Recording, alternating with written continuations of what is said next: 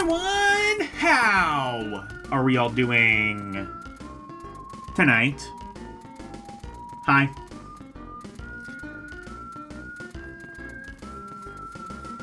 It is LDP time once again, and LDM time. L. Diener Magazine. How's everyone doing? Hello, Daniel Barry Sports Highlights. Hello, Karumi.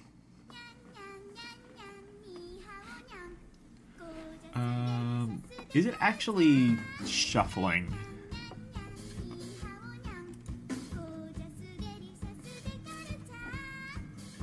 Now it is. Okay. I love how YouTube's shuffle feature on their playlist is like, okay, if you press shuffle inside the playlist while no video is playing, it will pick a random point in the like a random video in the playlist, but then it will just play linearly. I don't know if that's a word, linearly, but it'll just play like linearly from to the next video unless you press shuffle again, and even then it barely works. Isn't that a really cool feature that it does that? Anyway.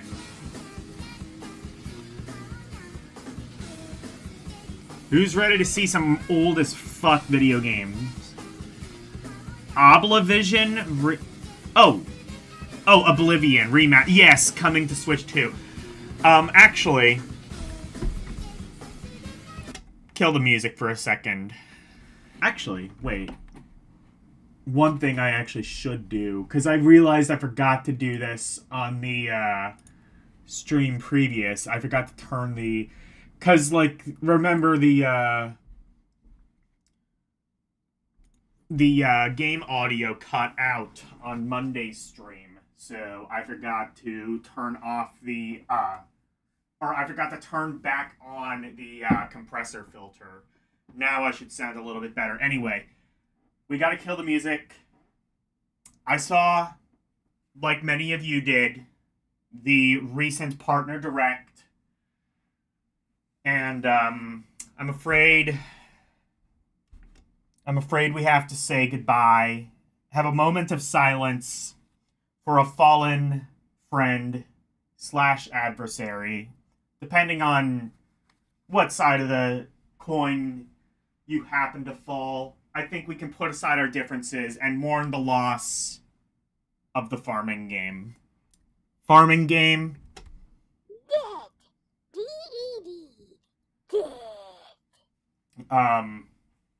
I am, we might have had our differences, the farm game and I, but we have to remember not just the bad times, but also the good times. I can't really think of any right now, but,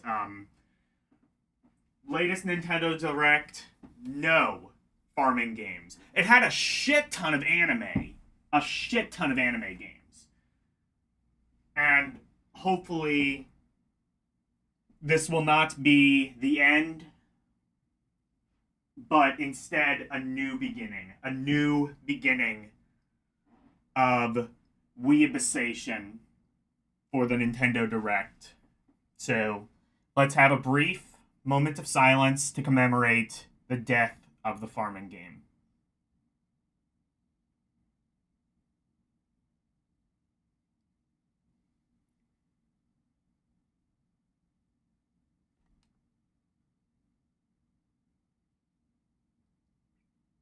Thank you. Alright, let's play some games. Or rather, let's continue our look at Electronic Games Magazine from winter of 1981. Back then, there wasn't any anime. There was anime. There wasn't really any anime games, at least in America. And there was nary a farm game in sight. Let me just do that. Actually,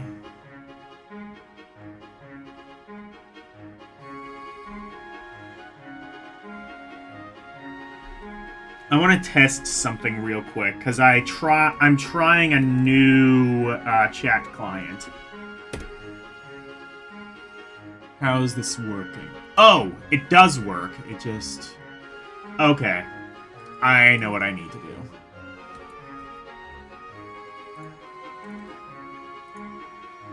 And it now,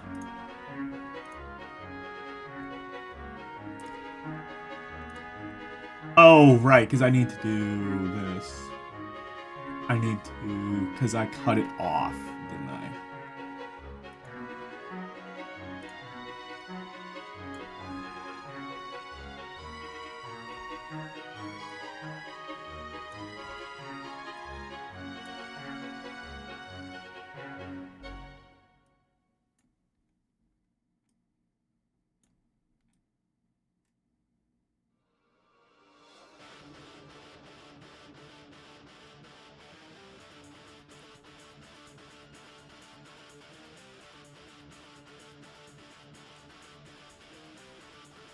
Okay, there we go. So, I should now... Oh, I think I make the...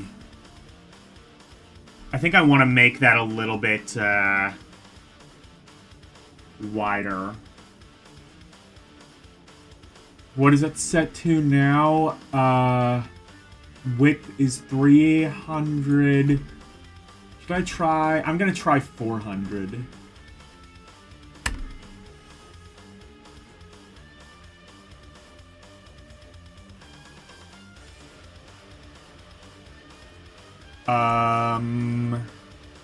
No, that's maybe a little bit too wide. Let's say 350. Of course, I must troubleshoot on the fly. There's a way to make this look sexier, by the way, and I will probably...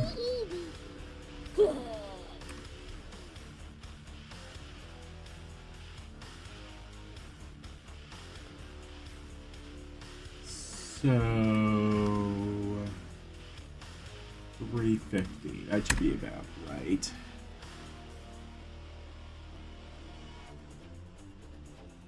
So, for the most part, this should look pretty similar, I think. But the major thing is that it is now a unified chat between YouTube and Twitch. So let me just go into Twitch just real quick, just so I can confirm this.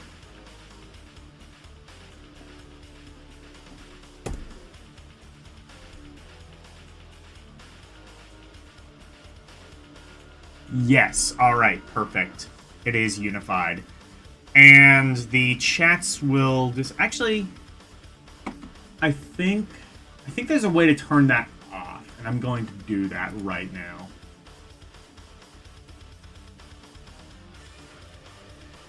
Oh, also... Vocalize new messages. Let's try it.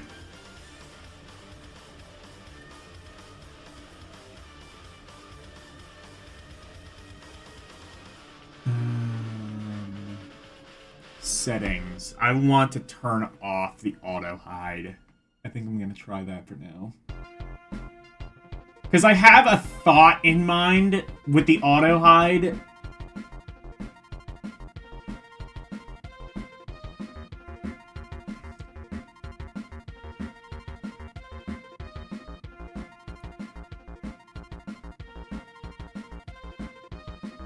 Widgets, I think it is. And then...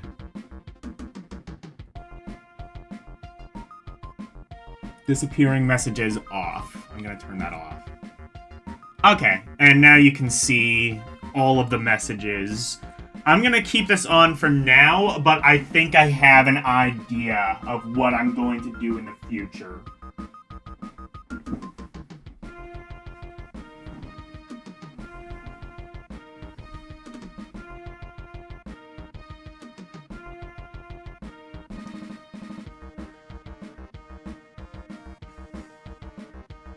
Go play Adventure Communism. It's a farming game. I don't think I want to play a communist-themed farming game. That sounds like the absolute most broken thing possible. Hello, Mike Wolf, and hello, Arus. Yes, we are all reeling from the death of the farming game. I don't... Listen, I talked a lot of crap. You know, we always take things for granted when we think they will never go away. But farming games are dead, D-E-D, dead, and I think that we should all come together and mourn the loss. Set our political differences aside. Anyway. Exactly, Mike Wolf. Anyway. We can only move on. We must now move on as best we can. And take a look at Electronic Games Magazine from April of 90... Or, I'm sorry, why did I say April? From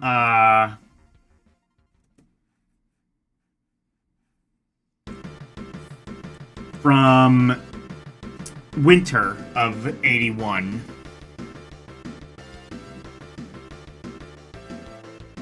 How is the audio for you guys? Is that too... How is the audio? Okay, no, it's a good volume. I'm gonna turn it down a little bit for me, but otherwise. Anyway, so what we've seen from what we've seen so far, I'm really enjoying this magazine. As I've said in the previous part, this is really kind of the first specifically video games dedicated magazine. Or, at very least, the first magazine, I'm pretty sure anyway. I'm getting like some conflicting things there, but as far as I can tell, this is the first video game, first magazine to specifically be dedicated to video games. So let's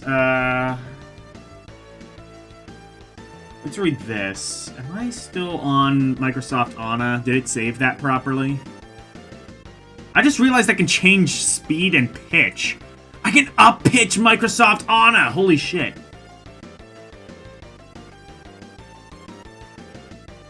There's somehow no voice. Selected. Let's change that.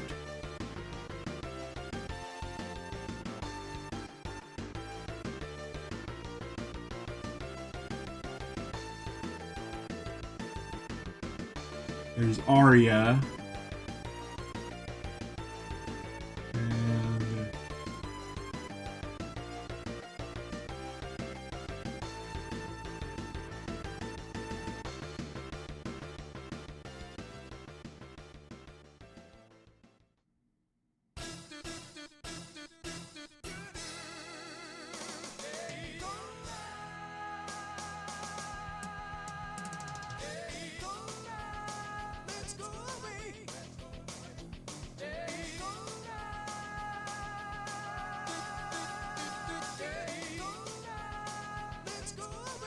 And I don't see Anna. Where is she?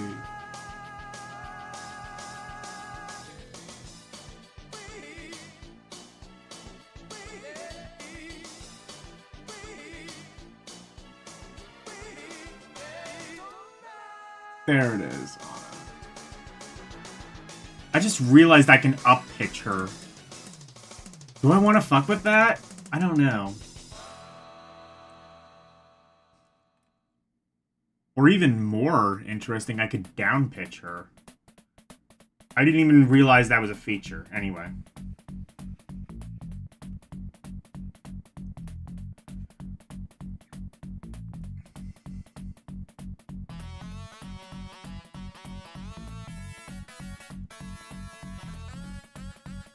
let's read this.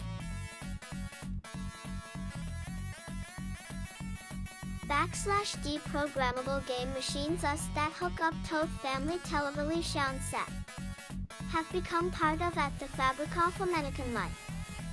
These set games are an entirely new form of recreation that virtually as amounts to a home entertainment revolution. No longer must we sit passively in front of television set _net.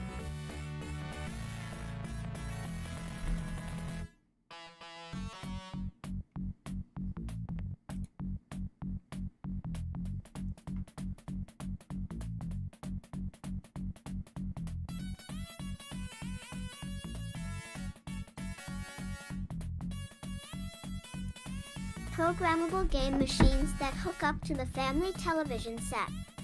Oh, the pitch doesn't actually do... Actually, now I'm remembering that, and that is a thing. These games are an entirely new form of recreation that virtually amounts to home entertainment revolution. No longer must we sit passively in front of the television set. Damn right, what the fuck do you think we are, cavemen?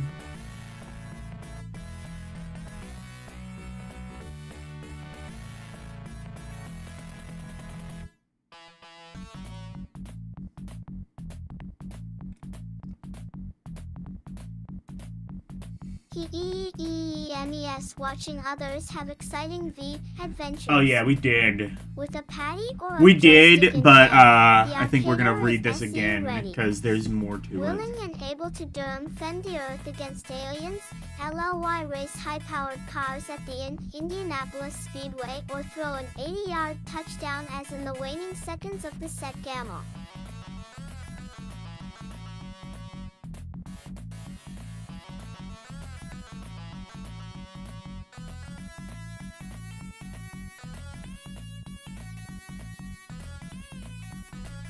The Arcade Awards video magazine established Hello, the Arcade LCX. Awards. Arkies, for Sean, recognize outstanding achievements in the field of electronic gaming. GG to The all the first set Arky of winners. Arkies was announced in GG's. February 1980 and covered all hardware and software produced prior to January 1st. 1980, the 1981 edition of the awards reflects AC accomplishments during the 12 months of the preceding year, a practice that will continue in the future. I don't think it really did. Arcade Awards, I don't think there were many more Electronic Arkies Games after magazine this. is assuming the role of co-sponsor. Following is a rundown on the winners. Imagine if that various kept software going on. We categories just for the kept calling it the 1980 Arkies, and 1981 and Jeff Arcade Cayley Awards, was there with his bag of 1980 Best Doritos. Pong variant, Video Olympics, Atari. Just about any game that can be played with ball and patty can be found on the early CISC. Volleyball will delight even those long jaded by video tennis. Best sports game, football, professional Even by arcade. 1981, there was A Pong gorgeous, fatigue. That's scrolling great. gridiron, 3-wide choice of plays, and Socko animation I mean, the game was almost a characterized decade still old among by the this best of point, all I would sports imagine. Simulations. \Best target game, Air Sea Battle, Atari. The first great video shooting gallery offers a wide range of weapons from AK guns to torpedoes. Many variants include the guided missile option. Best SF game, Cosmic Conflict, Odyssey. This tactical combat triumph Prutzwold Han Solo Sintoth Cockpit Alpha Space Fighter. Keep firing those space torpedoes because there's no shortage of attacking ships. Best solitaire game, Golf, Odyssey. Groundbreaking, innovative and still just as much fun as the day it was introduced. The animation of the on-screen golfer when he misses a shot is priceless. Most innovative There was an game, animation? Oh, yeah. Basketball, Adder. Designer Yeah, Al this isn't Miller the, foiled the video game this is the world with his Odyssey version of trapezoidal Golf. court. Which This looks provides very the depth similar of to fun needed Activision's to make Golf, this but an apparently is outstanding slightly one-and-only different. version of hoops. Like, it has some extra animations, which I don't really remember Atari's Golf having much of anything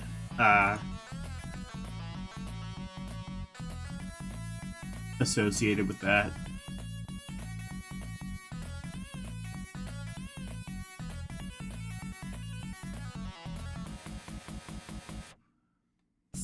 Video Gaming Today read about the time most arcaders are flipping through this first issue of Electronic Games. Some retailer is selling the 5 millionth programmable arcade system. Aw, shit. Since more than 2/3 of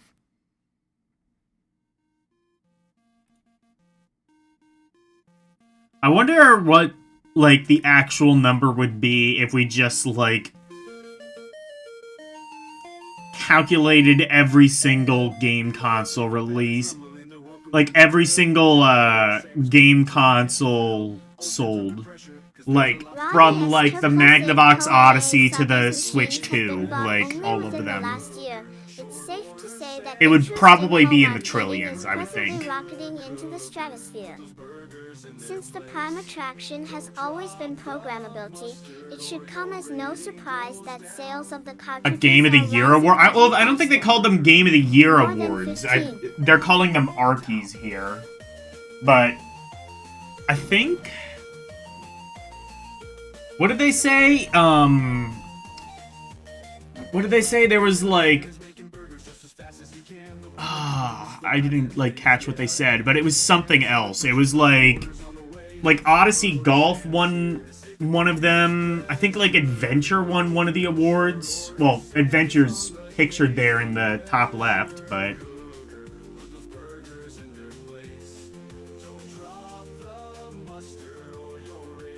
Goes down. Sometimes I just like to add fan songs, especially if they're, like, really good. Like, there's this and that one, like, fan song. Atari 2600. I used to add that, but then I got copyright claimed. I'm like, I played it enough. It's not worth it. People who did this seem to be pretty fine. So. Oh, it says Game of the Year, Superman in black and white. Oh, I see. The most exciting thing about programmable video gaming today is that there's no end to growth or technological progress in sight. More complex. I still maintain that game is just way too ambitious for the system it's on. I.e., it's impossible to actually figure out unless you have a manual, and even then, it's pretty difficult.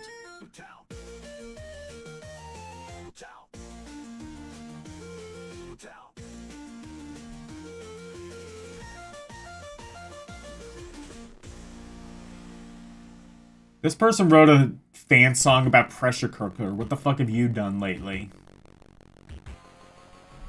Say grams utilizing increased memory, board game/video game hybrids, and exciting add-ons are all either hitting the stores now or will be there before the end of 1982. And it's almost impossible to believe some of the reports of games currently on the drawing boards of the major companies. Alright, so these are the ones from 1981. This is this year. The year the thing came out. Since more than 2/3 of Even Faster. More than 15 SI Game of the Year, Superman, Atari. Up and far and away the most important release of 1980. This solitaire masterpiece lets the gamer play Man of Steel to catch Luthor and his gang. Oh, wait, this is... So, it's the Game of the Year for 1981, but I think 1980 had its own Game of the Year? I don't know. Video tank battle as the Concorde does to a box kite. Full-bodied graphics put this simulation in a class by itself. Best Pong variant, Volleyball, Odyssey. A remarkably innovative simulation of true 12 volleyball play earned this one its Which one is award. that? There's even a special spiking feature for blowing open I guess they don't have a picture. Games best SF Unless... game, Oh, is that Battle, one in the bottom Hotel. left? Is that volleyball This for cartridge Odyssey? combines both tactical and strategic elements No, it with doesn't. out-of-this-world graphics. Oh no, that's The some sort of alien racing ship game. Dodge and fire right back. Best It looks like- audio-visual effects. Fishing Derby, Activision. Fishing Derby. Designer Dave Crane has no peer when it comes to designing games with top-flight animation, and this is certainly one of the most successful efforts. Best solitaire game, Skiing, Activision. There we go. Featherlight joystick control, Superb Oh, graphics wait, yeah. and No, that recent is sound effects combined to volleyball. create a I see game what they're so doing. realistic that some players That have game suffered looks like windburn on the Adventure in the top electronic left, slides. but no, I think it's actually Best supposed to be the sports game, Superman an game. ASL Soccer, Mattel. A scrolling Oh, it's playfield Video and the Olympics, ability to okay. pass to off-screen men give arcaders the Wait, chance to coach is it? 10-man squads in what many believe is the Could just be that, crowning like, jewel of Mattel's volleyball is sports just a game shared line. game between both of Best them. innovative game, Adventure, Atari. Fantasy Gaming made its video game debut with this title. 3 levels of difficulty provide a challenge for even the best gamers. Top and a left good is time Adventure. for Okay, I have anyone no with idea what the fuck heroic they're doing then. impulses. Because they have not mentioned Note, Adventure arcade or Video awards were Olympics at also any given point for on the this best page. coin-op electronic games. Space Invaders won in 1980 and, yes, Asteroids took the prize in 1981 asterisk. Oh, it says video. Okay. I don't know why they included that. I don't think they mentioned those games at any point in that paragraph. But yeah, there's Fishing Derby, which I swear I don't remember Fishing Derby. I mean, why would I remember a fishing game? But I don't remember that at all. It actually looks pretty decent. And then the skiing game. What did they say that was for? I don't know, but it looks fun enough. Oh, is that the Intel... No, I think it is the Intellivision... Wait, does it say? Let me zoom in. Enlarge. Enhance. Oh, it just says skiing. It doesn't say what console it's for. I think it might have... here.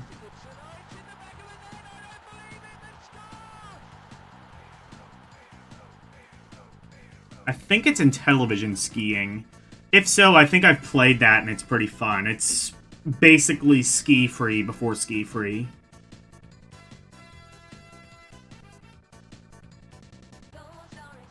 I think it was best solitary game. That's what they said.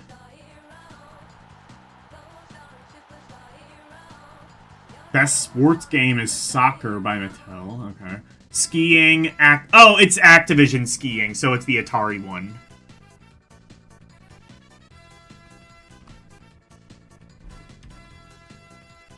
I don't particularly remember that one, but actually I think that one was also kind of in the ski-free. I think that was also, like, in the same sort of vein as, kind of ski-free, essentially, on 3.1. The, whatever, Microsoft Fun Pack, I think it was The called. VCS system opened the Stantopone, the most popular programmable video game machine in America by accident. What the console lacks in glittery space-age styling, it more than makes up for with rugged construct ion and logical design. There's no question that the VCS is built to withstand the rigors of passionate play. The Atari 5200, on the other hand, well... Hopefully he didn't sell a 2600, because, oh boy.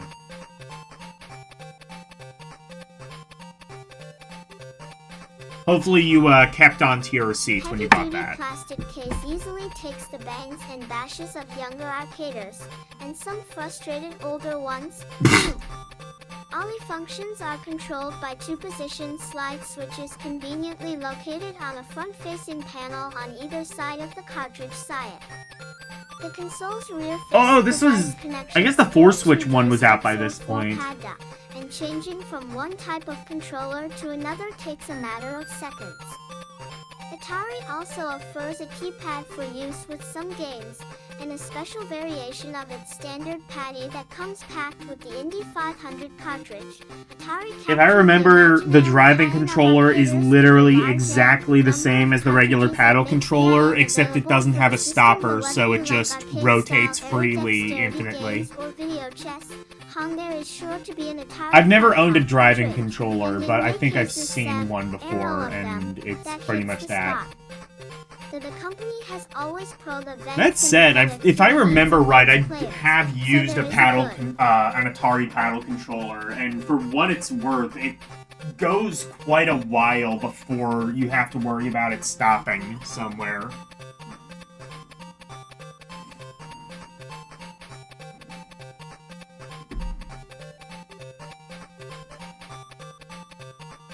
kind of interesting, though, that it is that way, because, like, I mean, like, you're driving with a steering wheel. The steering wheel doesn't just, like, rotate infinitely. I'm pretty sure it has, like, a stop point, but... I mean, I don't know why I'm speaking on that front. I've never driven a car. Selection of solitaire games as well as head-to-head I was correct on the contests. driving controller. Okay. The Sunnyvale, California. Giant also tries to provide a lot of flexibility within each cartridge.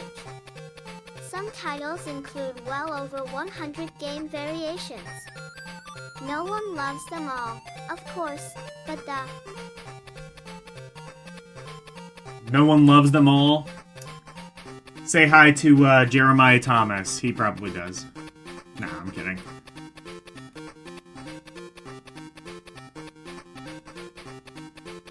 This man plays Raiders of the Lost Ark on 2600 recreationally. He is a force to be reckoned with. To fit their preferred style of play. Owners of the VCS system also frequently benefit from Atari's involvement in the field of coin-operated electronic am. True.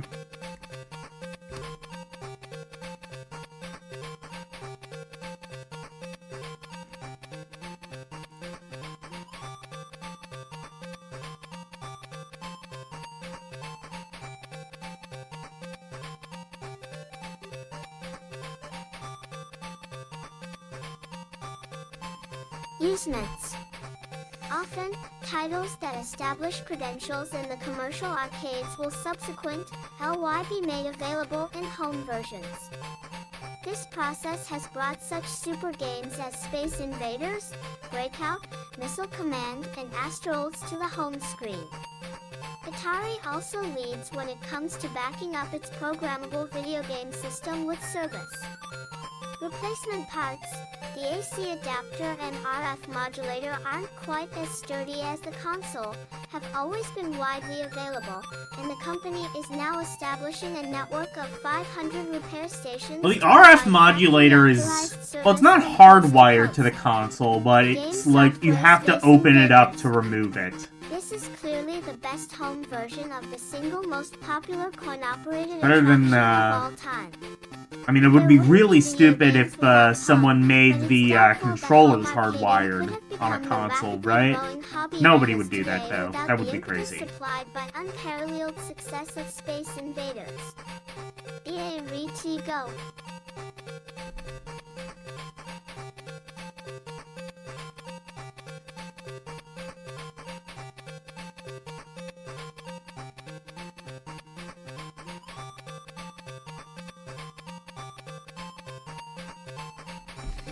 Tino's outer space attackers, never stunty, they've marched down the playfield and pulverized the defenders' 3 guns.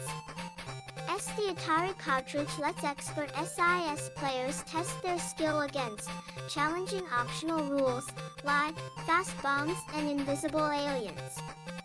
Although Space Invaders T makes an ideal solitaire game for one of those rainy Saturday one afternoons, it can also be played T by 2 arcaders alternating rounds. /3 Superman. As the Man of Steel, 3 the gamer must capture Luthor and his 4 henchmen, cart them off to the Metropolis jail. One by one and rebuild the city's bridge in the shortest possible time. The on-screen hero has super strength, the power of fight and supervision to make the mission easier, but look out for that kryptonite bombs. They can rob Superman of his special powers which, in this game at 2 least, only touching Lois Lane can restore 3. This solitaire game requires a good memory, sharp planning, and some hand-eye coordination to play successfully. Although Superman is a race eye against the clock, blinding reflexes aren't nearly as important in RY Senate. Also, you gotta admire, like, the really primitive way they had to capture screenshots. Like, I mean, like, GamePro and EGM and stuff, they were already kind of primitive. You'd have to, like, use a VCR and stuff. Like, VCR, I mean, VCRs existed in 1981, but they weren't, like, super widespread, and even if they were, like, how would you get the footage off of a tape and onto, like, a print magazine? I don't think, like, specialized tech really existed then.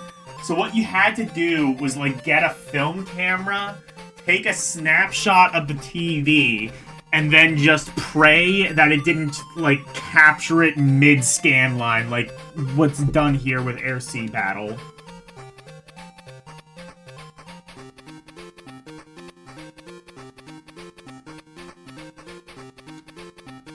And we were grateful, goddammit.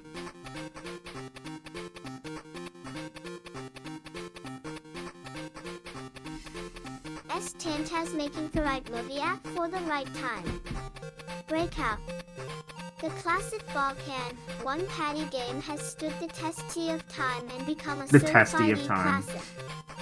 The Atari VCS version is equipped with enough various tie-ins to satisfy even the most jaded blaster of multicolored white brick walls. For those who Atari haven't Breakout got is the really patience good, but to Super nibble away Breakout at would the come barrier out, like, one not day in time long will want to after that. I think it investigate was... great. I think Super Breakout might have even been released by winter 81, so not really sure why they went with the original. There's kind of really no reason to go back to it now that Super Breakout is available. More or less just the same game, but with better graphics and more game modes. But that feat takes why most players some time to accomplish. ID Missile Command. Yet another commercial arcade classic has made Atari Missile Command works a lot better than you would expect it would. Instead of Converting a trackball game to a joystick, it should not have worked as well as it did, and yet nature found a way. And really crafty game devs. There's that too. But also nature.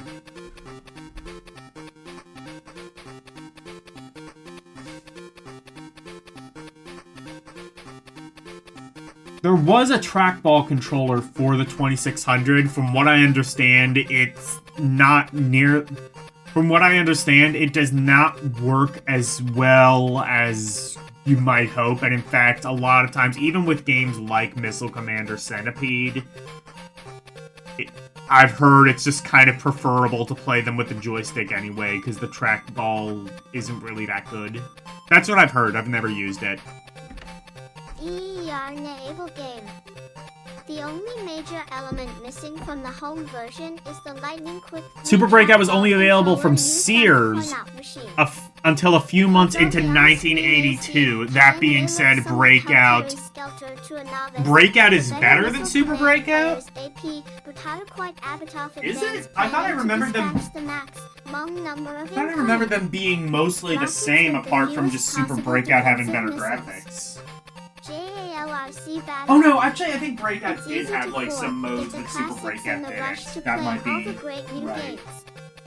In this case that would be a grievous mistake, since this remains one of the finest cartridges in the library. Best of a solid batch of games included in this type is Torpedo.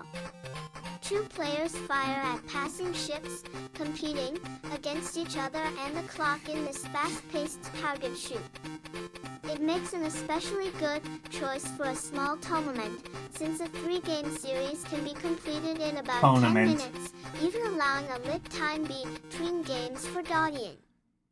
Many players will also enjoy the shooting gallery variations T and the anti-aircraft games, also J, included in ALRC Battle. Asterisk. I wonder if there were tournaments for Air-Sea Battle. I wouldn't mind seeing that. The CX-22 2 variations and the CX-80 are both trackballs that work with the 2600. No 2600 games were ever written back then to use true trackball control. I didn't know there were 2 trackball controllers. I just know of... Like, there was the one... Like, Classic Game Room did a review of it years ago. it had like this like yellow ball, and it was like kind of a. I mean, it seemed like a solid enough trackball. I think he said it was kind of cheap feeling, but having never picked one up myself, I can't confirm that. I believe him though. And there was like the one with the 5200 that was fucking massive, and actually I think was like true trackball support. I think the 5200 did support that. So I mean, if you wanted to play Centipede and like get like the actual arcade experience back in the day, that might be a reason to pick up the 5200. You could play Centipede with a trackball controller with true analog movement, and you didn't have to use the 5200 controller.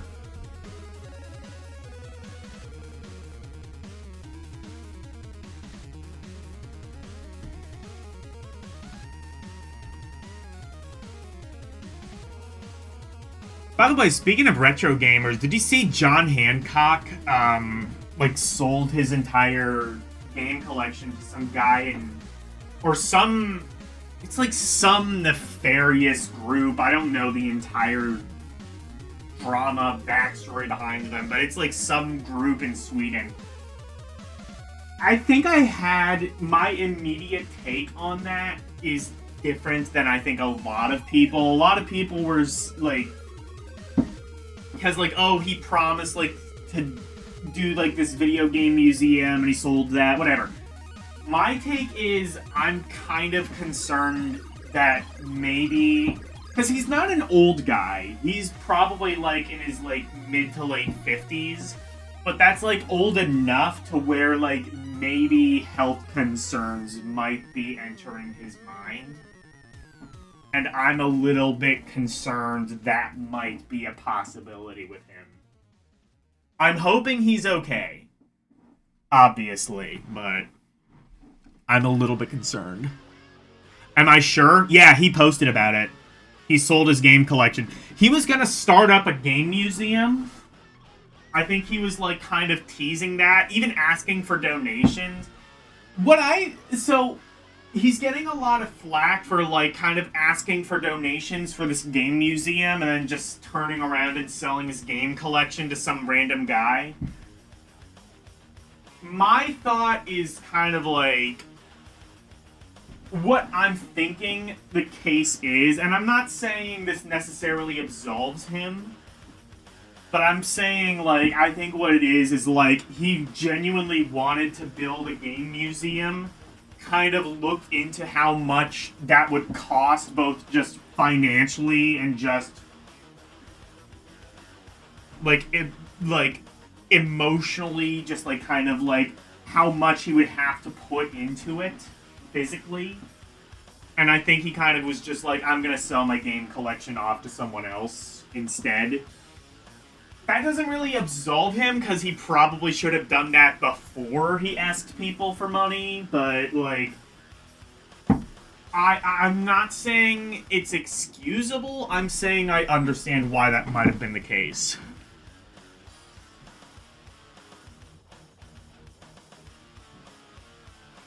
I'm also maybe not the most reliable narrator of this, if this is the first time you're hearing about it, but, like, you can look into the situation if it tickles your fancy. Tennis Dom does the obvious game, for one thing, preferring to develop concepts never before tried in the video game field. The result is a string of unorthodox and excellent cartridges, including such novelty hits as Fishing Derby and Freeway. Streamlined graphics spiced with cartoon-style animation also differentiate Activision products from games produced by other firms. Game software Fishing Derby. This one knows no age barrier, because even those without super reflexes can have a whale of a good. Yeah, if you donate to a YouTuber, you can't get mad when they do whatever they want with it. And that's the other thing, too. Like, if you're donating your games, like, Like, you know, like, first of all, don't donate a rare game. Like, that's stupid. Why the hell would you do that? Like, that's like if I gave, like, that's like if I was like, okay, Jeremiah, I'm giving you this priceless gold bar worth like $100,000. I give you that bar and you smash it with a hammer. That's stupid of you to do, but I can't then get mad at you for doing it. Like, it's your bar now.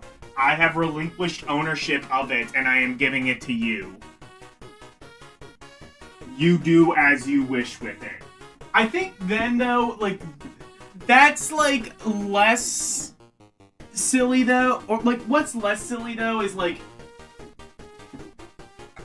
I think, like, the thing that's, like, drawing more controversy is, like, he was not just asking for video games, but he was asking for money for this museum. I don't remember what the exact amount is, but, like, he was asking for money for this museum, and it's just, like, if I'm giving you money under the impression that it is going towards a thing, and then it does not go towards that thing, I think at that point, I'm maybe a little bit inclined to get mad at you. Like, if I give you money and you say you're going to build a museum with it, and you don't do that. But then again, I guess it is kind of like the same deal. Like that happens all the time. Like, Kickstarters, they ask for a certain amount of money for a thing, and then that money turns out to go to something completely different.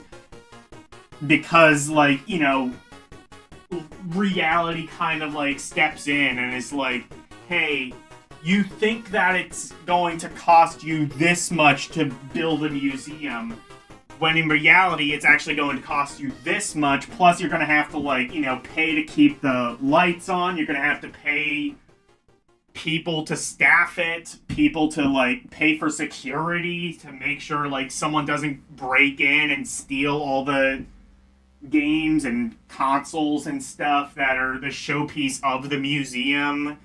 Pay for insurance in case someone actually is successful in breaking in, or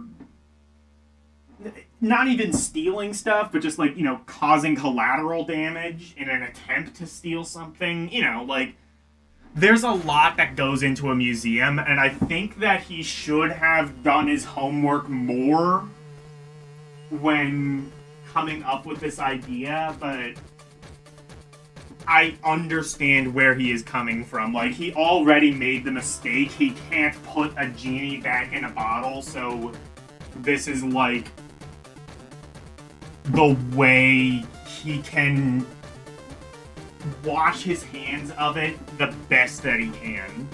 Again, he already made a mistake, and I'm not saying he's absolved of that, but there's no way to really undo the mistake, so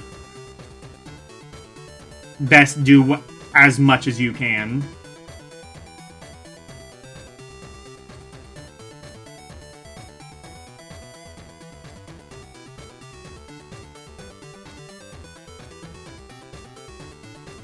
Time.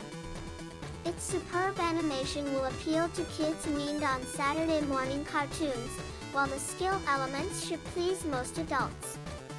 Fishermen sit on docks located at the left and right edges of the playfield and attempt to hook the finny targets that swim back and forth in the water below. And just when gamers think it's safe to or go back in the water, beyond, T-Op Screamshark makes a Mealofin in angler's perspective catch. ATSC/D-boxing. Calling all electronic /G Rocky Balboas. The joystick's HG direct and screen puges around TA ring viewed from the Scent.D overhead perspective. Electronic Rocky Balboa. That needs to be the plot of Rocky 7. Just like Rocky's consciousness put inside of a robot, a la like the $6 Million Man. Or Section 1 $6 Million Man RoboCop. That's Only probably the vessel better. can get SS Basically, just do Failed to RoboCop, love but with AX, Rocky. the idea Rocco of Cop. steering a Do chicken that. GOD across the road as a video game That's how you feature put asses in seats. It's more than just a good idea, though. Freeway is a solid one, or two-player game featuring the kind of non-stop action Renault Arcader slump. Tennis. This cartridge proves once again that a game doesn't have to be complicated to be enjoyable. In this Actually, wasn't joystick there a Rocky contest, movie where he the fought a place where the robot? ball Maybe hits. that's the closest we can get. That's the closest society will allow to my dream that I've just now discovered I wanted. Yeah, boxing the racket determines the direction of the shot, with the angle depending on the level of difficulty in use. The outstanding graphics touch here is that the shadow of the ball is plainly visibly on screen, traversing the grass court as the sphere is volleyed back and forth. Atari Laser Boxing blast. is a really fun game, though. Tired of defending against the hard-charging hordes of space invaders? This is the game that lets arcaders move over to the offense against the creatures from space. Players control a Rhine saucer that makes attack runs against enemy ground-based gun positions. Turmobotan the aliens is fair play. Indeed.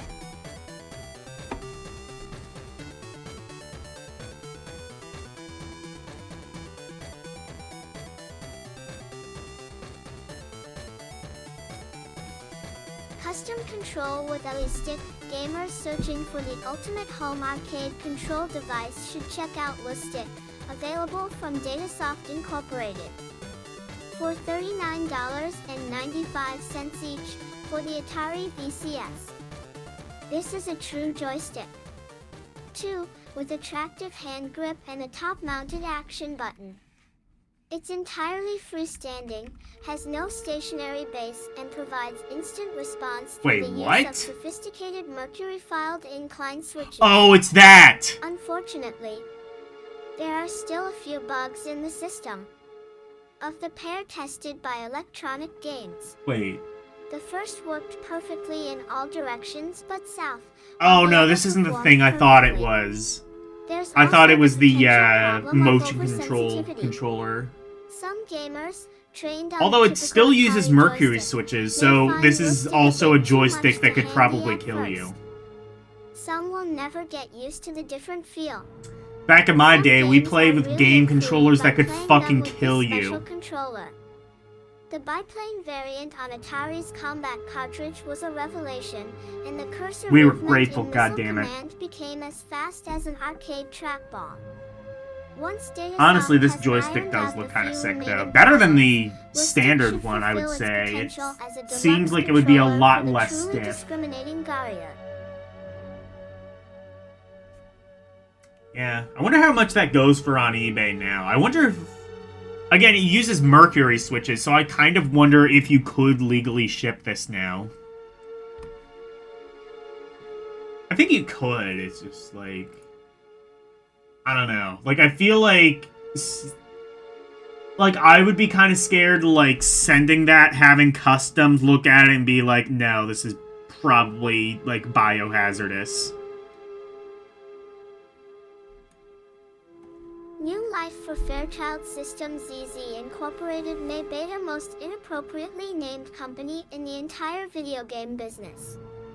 Certainly, what the firm is doing for owners of the Channel F system previously manufactured by Fairchild Electronics is worth its weight in diamonds. Oh yeah, that's called Given the time Xeron, for the or 1980 Zircon. gift-giving season, That's Zircon right, there took were the Channel F F systems. out of Mahals and started That is a trying to great service name for a company, press on the customer Zircon. list bequeathed to it by Fairchild. Not only is Zircon marketing the revised hardware developed just before the system was shelved by the original owner, but the company is willing to help existing owners upgrade by offering a special deal. The new unit costs only $69.95 with a trade-in Channel F. The system itself has held up very nicely despite the passage of years and the advent of new technology. The controllers, which combine paddle and joystick in a single device, work well and allow designers I would great like to try the latitude Channel with their game F. designs. Zircon is rapidly getting the What are these going for on eBay? Probably a pretty penny. I'm gonna look while I'm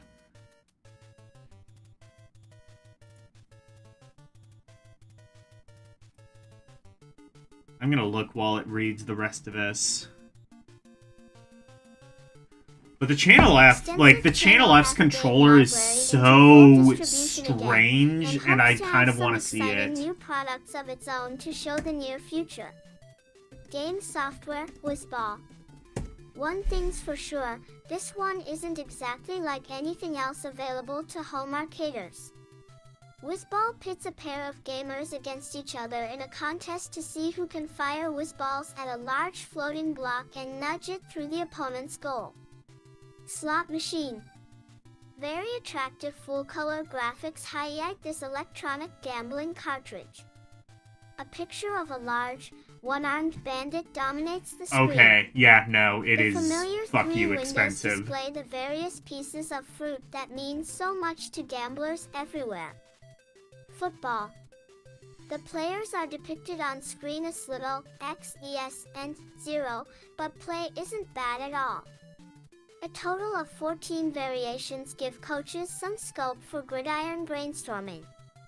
Graphically, football most closely resembles an animated blackboard on which diagrammed plays magically unfold. Asterisk. Yeah, these are the prices I'm seeing for the Channel F right now. $99 for parts not working. $749 CIB. $199 for parts only. So $200 and it doesn't even work. $299 untested.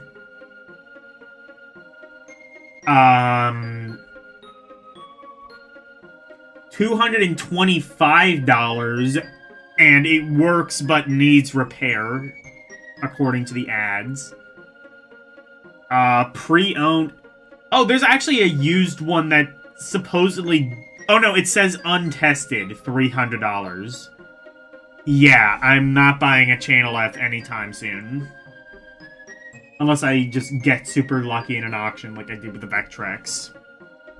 As I expected, it is fuck you expensive.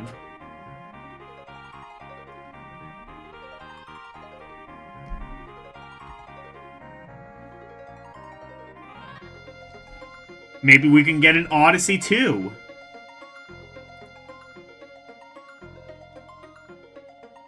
Odyssey 2 could also... I don't know. I think with Odyssey 2, emulation does enough justice to it where I don't really need to worry about buying one. Odyssey has taken several years to bounce back from the kind of problems that all too frequently beset true innovators. The company's original Odyssey game, marketed under the Meganovox imprint, introduced the idea of programmable video games to the world and did much to spark enthusiasm for home arcades in this country.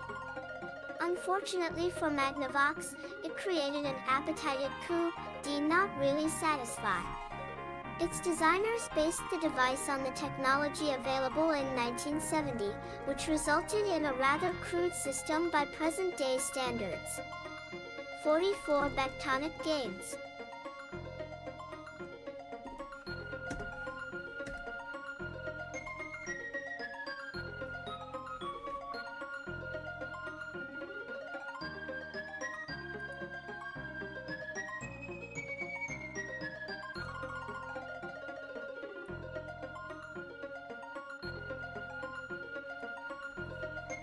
It didn't take long for competitors to realize that the folks over at Odyssey had discovered a billion-dollar concept. They were quick to enter the market with systems of their own. These entries profited mightily from Odyssey's experience and breakthroughs in computer science. The latecomers quickly captured the lion's share of the home arcade market, leaving Odyssey floundering in their wake. But not for long. Rather than charge into the fray blindly, The company worked long and hard to develop 3 machines equal or superior to anything available to home all. Looking at the Odyssey 2, that one is actually a little bit more manageable. I'm seeing like $110 for one with a couple of games. That's actually not a terrible price. I mean, especially as compared to a lot of game consoles around this time. I think other people might have, like, the same thought as I do, is like, emulation for this is good enough, and more importantly, the controller isn't, like, weirdly specialized enough to necessitate buying the console, so we just kind of won't. Catters. They have succeeded. Like, emulation for The this is good console has enough. fewer You don't game really function need to buy the switches console. than some other systems, primarily because it doesn't really need them. The keyboard provides all the buttons arcaders and Odyssey's designers will probably ever need. Odyssey's controllers are permanently attached to the console unit. They're of the joystick type, which means that some games that might otherwise be handled with paddles are adapted to stick instead. Odyssey boasts the second largest game library in the home arcade field. Really? And it's growing at too rapid rate. Odyssey has made 2 major efforts to widen its game offerings and fill in some of the gaps in its line, such as the former scarcity of solitaire contests.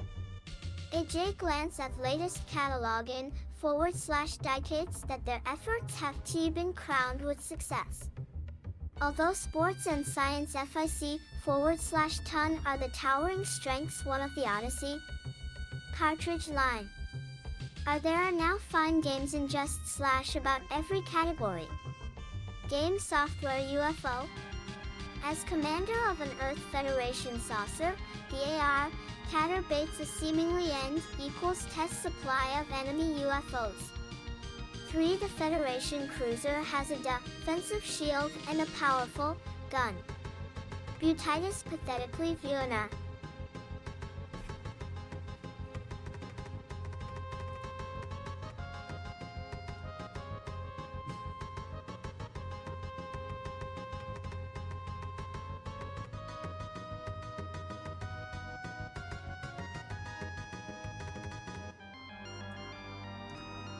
Able whenever its systems shut down for recharging. Simple bad luck scrags even outer space aces from tomato time, but accurate steering and pinpoint marksmanship being the highest scores. The action never lets up, and it takes a top-flight player to last more than a few minutes. Fans of on-screen explosions are sure to love the way things blow up in UFO, since there are at least 3 different types of configurations. Baseball. Fans of hard I might have to look do no like further than this a outstanding cartridge. I might have to do an alphacade This for is an Odyssey 2 absolutely one of these classic days. two-player sports simulation. It balances all the I don't know how many key elements of the good national games there pastime, are for this hitting, system, pitching, i.e. fielding, games you and couldn't running, just really to create get on the thoroughly other enjoyable competing contesting consoles at the with no time, single but aspect of the sport there are overly some. There's dominant. like Killer Some of the Bees is a really features fun include game, pitch there's selection, Casey Munchkin. movable outfielders, and stretching hits for extra bases. This home video game is almost the equal of the best coin-op baseball machines, and it's way ahead of the run-of-the-mill ones. Best of all, those light electronic players will never interrupt your fun by calling a strike in the mid-die of a crucial series. War of Nerves. Apart from the inevitable tank versus tank shootouts, video war games are few and far between. War of Nerves is a happy exception to the rule. This is one of the most entertaining electronic war games available, packed with enough strategic possibilities to keep armchair generals happy through hundreds of on-screen battles. Each participant directs an army of robot soldiers, which move semi-independently across a playfield enlivened by various terrain features. The fortunes of war generally seesaw from one side to the other several times during the course of each military engagement, viewing excitement to sky-high levels. Since this cartridge's brand of action is radically different from most other video games, it makes a refreshing change of pace. Okay. I'll tell you what I've never used an actual Odyssey 2, but I have seen one in person and, like, kind of felt one. There was one at a game store when I was living in, like, Western PA. I went to, I forget the name, it was, like, I don't remember what it was called. But I went to a game store and they had an Odyssey up, and I will say two things about the Odyssey 2. Two things about the 2. One, the joystick is like 48 billion times better than the 2600 one. I don't know if it's actually analog. If it was, I can't think of many games that actually utilized analog on the joystick. But more so, it just had a lot more travel than the Atari joysticks that most people are familiar with from around this time. Had a lot more travel. And it had like a square enclosure, so you didn't really need to... Like, it was a joystick, but, and it wasn't like a micro-switch joystick. I'm pretty sure it was like... It was either like true analog or it was using contacts, but it at least had kind of the illusion of more travel than a 2600 one. And it was in like this, as you can see, like this square enclosure. This must be like a redesign or something, because I swear the one that I saw was black. I guess they must have like redesigned the console at some point, or I don't know if this is the original design or the redesign or what, but the other thing though, the keyboard, it may not be apparent just looking at it, but that keyboard, literally just a sticker. And in fact, there is literally no travel. I was expecting at least kind of like a chiclet keyboard, sort of like the ZX Spectrum or something like one of those really old 8-bit PCs from around the time. No. Like, you would have to like shine a light on it to even see what you are pressing. There's literally no travel on it whatsoever, or really any kind of tactile feedback. It's basically the equivalent of, like, tapping, like, a piece of glass, like a mobile phone. It is a computer with... it is a keyboard with literally no tactile feedback whatsoever.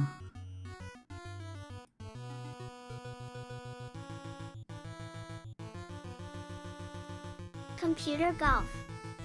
Dual playouts distinguish this sports simulation, which pits would-be Jack Nicklaus's against a pleasingly varied 9-hole course.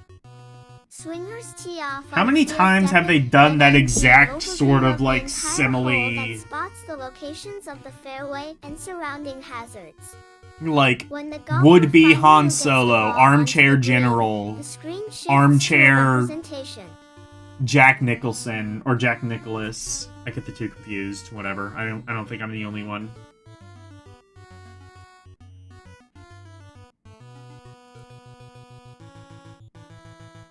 Armchair electronic Rocky Balboa. That's actually my favorite one. Why of the area surrounding the pin KTS for the putting phase of the Fardby game. Gamers line up their EG. 5 shots using the joystick to tie in Euro. Choose the direction of the ball's IC path and pressing the action of TIR button to regulate the force bore of hind each stroke. Computer Play 1G Golf created quite a stir of ad-mag LLY moderation when it first That actually appeared. does look pretty good for the time. It's kind of like an evolution of Atari Golf, and should hopefully make the game a little bit less obtuse. I never really had a problem with Atari Golf. I was able to kind of figure it out pretty quickly, but I understand why it takes a little while to kind of get used to the awkward perspective for some people. And they just kind of write it off as bad. It's not bad. It's just a little bit strange to get used to. Quest 4 Rings. This is BCRE far the newest of the 5 This games one looks sick. This is why I would buy a console, is to play this. Game Libra MC SRE, and it may just be the best Mian of the entire bunch. In this lobby, board game / video game hybrid, go our players team up to search for 10 roll plus magic rings which the leader of Mu won.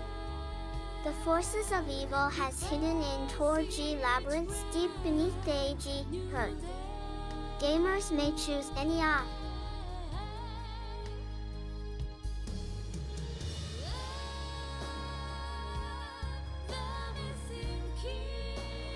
Where is this song from?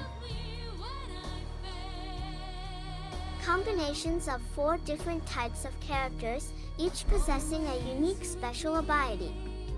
Monsters also come in several menacing flavors, ranging from lowly orcs to fire-breathing Menacing dragons. flavor, my favorite. Like the non-electronic role-playing games. Players must cooperate to achieve a victory rather than competing against each other as in most other games. Oh, Destrega. Asterisk. Okay. Oh, yeah. Yeah, I did play Destrega. That's a good game.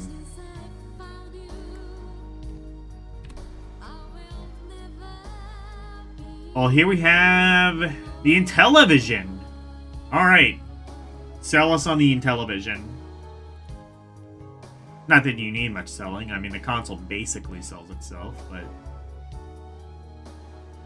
all you need to do is just say B-17 Bomber, and everybody's already sold.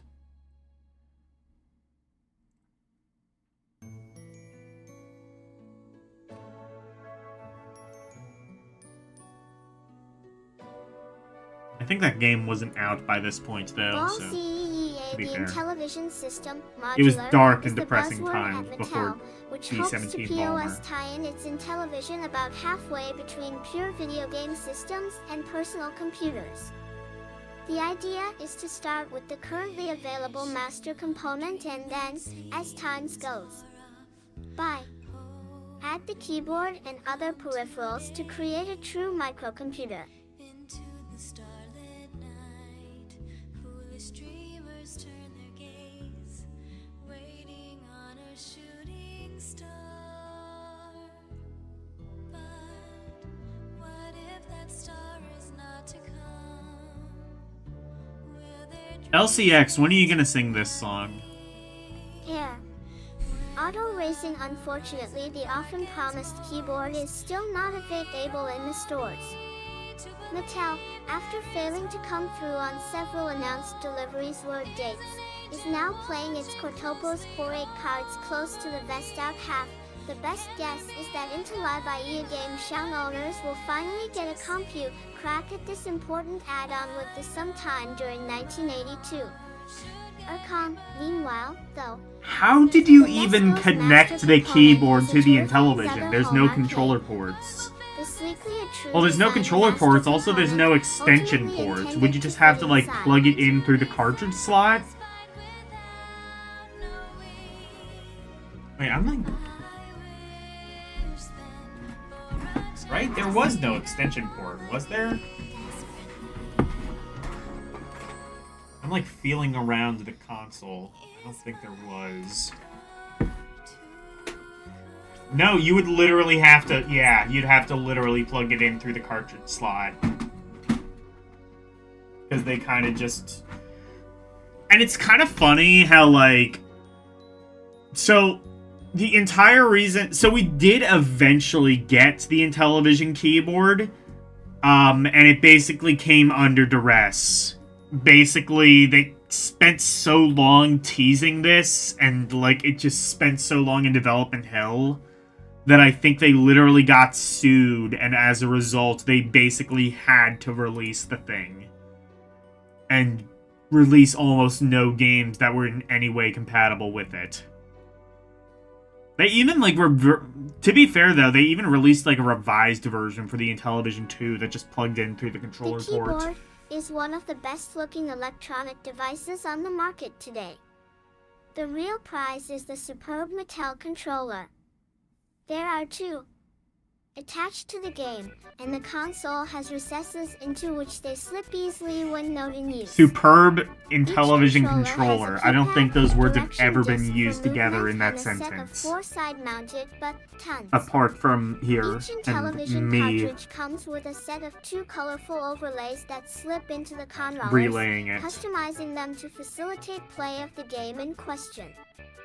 Mattel designers have been quick to take advantage of this superior control system by designing games which allow an unusually large amount of player input. Intellivision probably has the best graphics of any programmable video game system. True. In fact, few computers priced under $5,000 can match the color and detail of the typical Intellivision playfield. Game software and ASL Soccer. By having the screen scroll up and down the field to follow the action, Mattel's designers really opened up the game tremendously. Although only 3 booters from each team are on screen at any one time, this feature allows coaches to run set plays, pass the ball the length of the field, and set up lightning-like scoring drives. The 3/4 view of the field, as opposed to the more common overhead perspective, makes the game both visually more realistic and a lot more fun to play. NHL hockey. No half measures here. Not only are there penalties for rules infractions, but violators have a realistically high chance of getting away with on-the-ice mayhem when the referee's back is toward.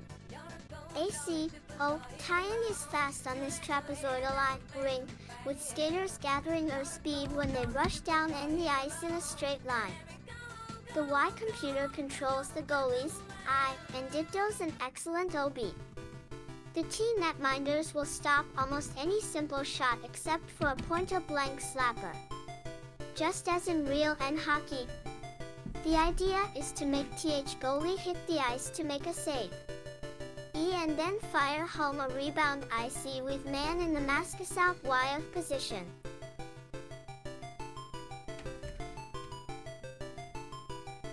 Okay, what system is this? Is this...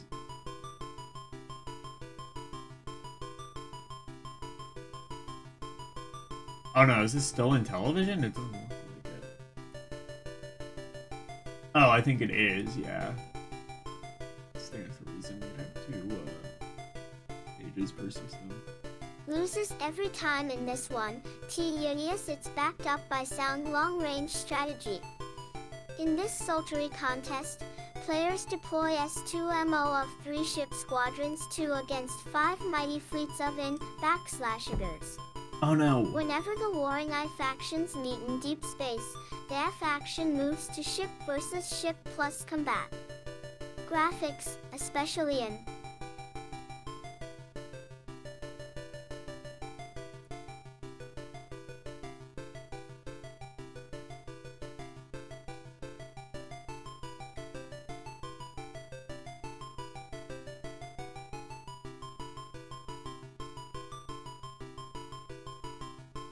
the combat phase are quite noteworthy.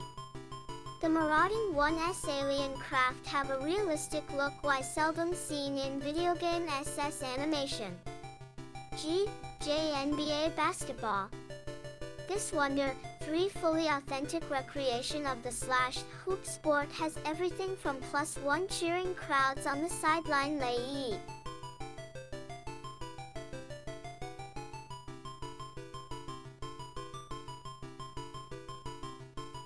equals to passing and shot blocking. J. The computer handles all players, not directly under the gamer's E-control, and sometimes it pulls off some terrific plays in clutch situations. Auto racing. Mattel is certainly not the first company to produce a motorsports game, but on at a glance.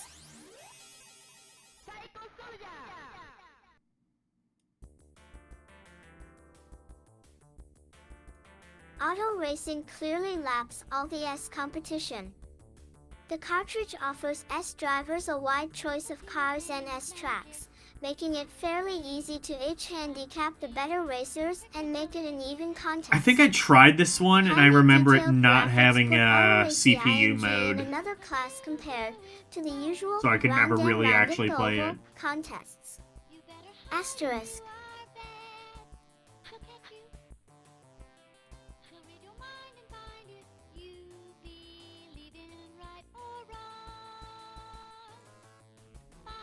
Describing Astrovision plans revival. Oh yeah, the Has Astrovision. gladdened the hearts of the many fans of the professional arcade with the announcement that it intends to revive and develop the system pioneered by Bally. It hopes to succeed where the original manufacturer failed, and many see considerable cause for optimism. For one thing, the professional arcade is still one of the most advanced and powerful programmable video games ever produced. In fact, the concept of a modular hardware system that could be upgraded a complete home computer may simply have been ahead of its time. Astrovision is keeping quiet about its plans at this time, so it's difficult to know whether the new ownership will put the entire Bally game catalog back into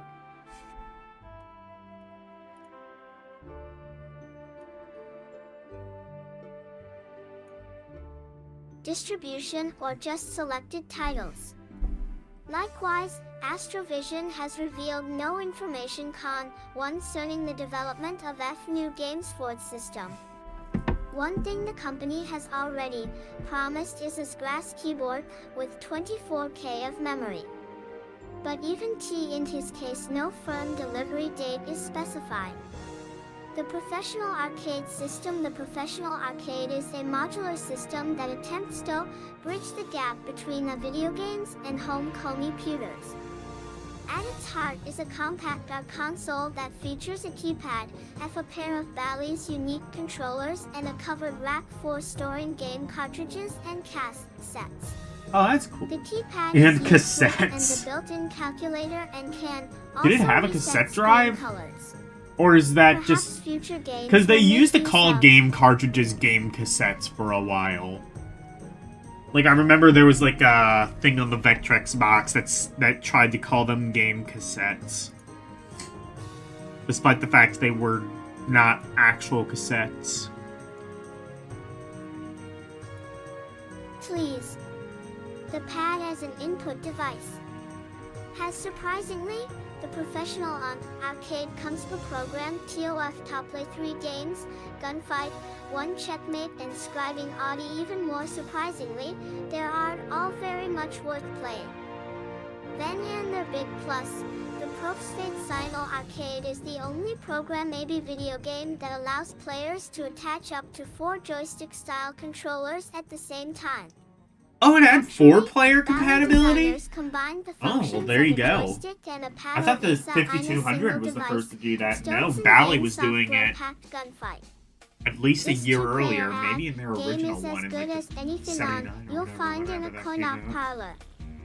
For players move on screen buckcast arrows using the joystick, aim with the paddy and fire by compressing the trigger. Each gun-out slinger gets 6 shots. After which of airload cycle begins. Early on, they kind of realized like 4-player compatibility was gonna be a selling point, and then they forgot that, and then they remembered it again. Checkmate. Up to 4 players simultaneously steer their symbols across the screen, creating serpentine lines. The object is to be the last one to crash into a line or one of the playfield So boundaries it's scribing. surround or Not snake. really a game, but most arcaders will probably have at least some interest in what may well be the best drawing program available for a programmable video game. Using the keypad and the controller, it is possible to alter the color, brightness, and hue, and create some electrifying visual effects. Seawolf/Missile. This cartridge contains 2 highly playable games. Seawolf, a visual Highly stunner, playable? Is casts that what they 2 said? players as submarine commanders, while Missile has arcaders trying to bring down airborne targets with horizontally mobile guns. TTEON Games number 1.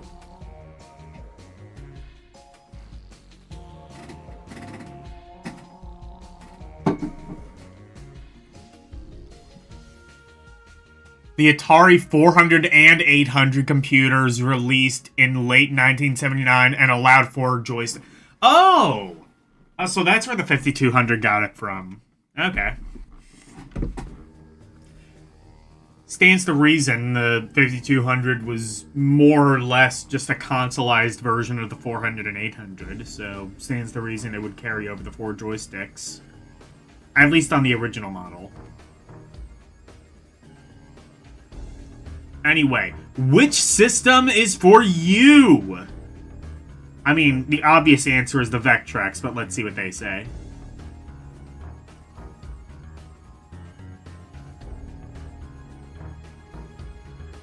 Ism's word, which video game is best? That must be the most frequently asked question in the hobby of LX. Sadly, the Vectrex wouldn't come out until the following year, so, I mean, I don't know. Just wait for the Vectrex to come out. Obviously, it's the best option. Mark from Classic Game Room would have my back. Unfortunately, it's a riddle that truly has no definitive answer. The plain 8-Bit fact is that Asteroids no has single 4 programmable players video game is simultaneous for play. How would that everyone. work? The home arcade field is blessed with several excellent systems. Certainly all those mentioned in the player's guide can provide years of gaming pleasure. A better question to ask is, which is the best system for me? Would it be like That one is co-op no essentially? cinch to Like answer they would, either, but or gives would you be able to at least hit a each point's other? In which perspective case, that would to just get buyers in the like right direction. way Yes, too which chaotic, I system would is think. best depends entirely on what Like you'd have to dodge the asteroids and the other ships if they could blow each other up.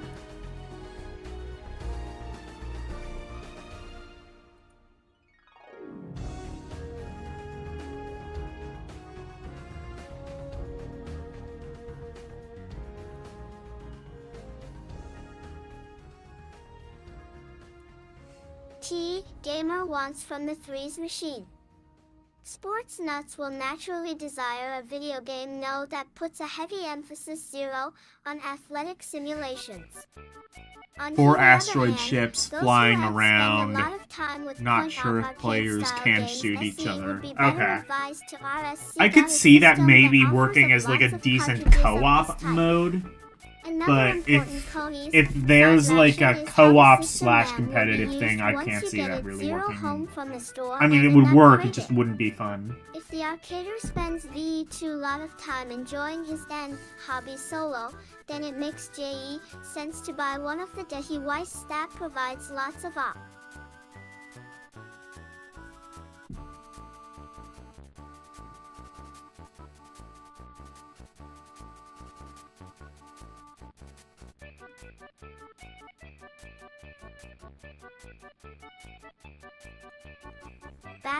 /report Unity for solitaire play.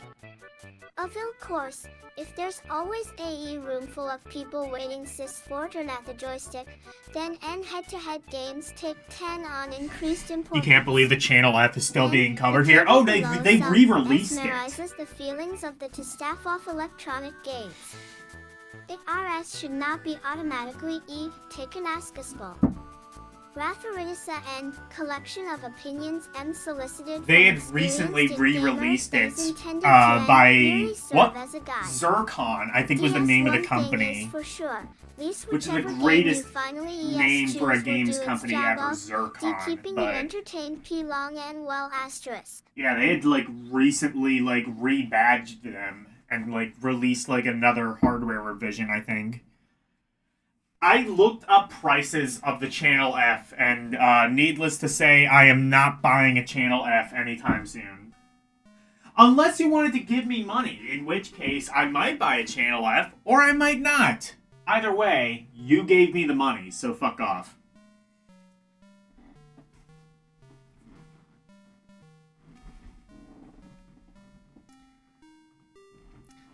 Seriously though, like it's like $300 for one that doesn't entirely work. That's how expensive they are. Odyssey 2 was a little bit better. You thought Zircon only released it overseas? As far as I can tell, I think they did it over here. I'm not a... I don't know. Well, they were advertising it here. Like if you go back, where was that?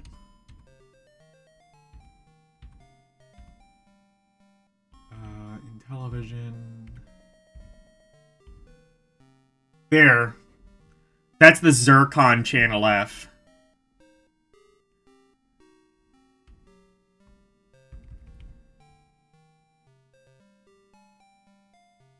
Yeah, the Odyssey 2 is a little bit more reasonable. I'm seeing like $100, like $100 to $150 on eBay. Plus, it comes with a couple of games. Plus, they're saying it works without having to worry about anything.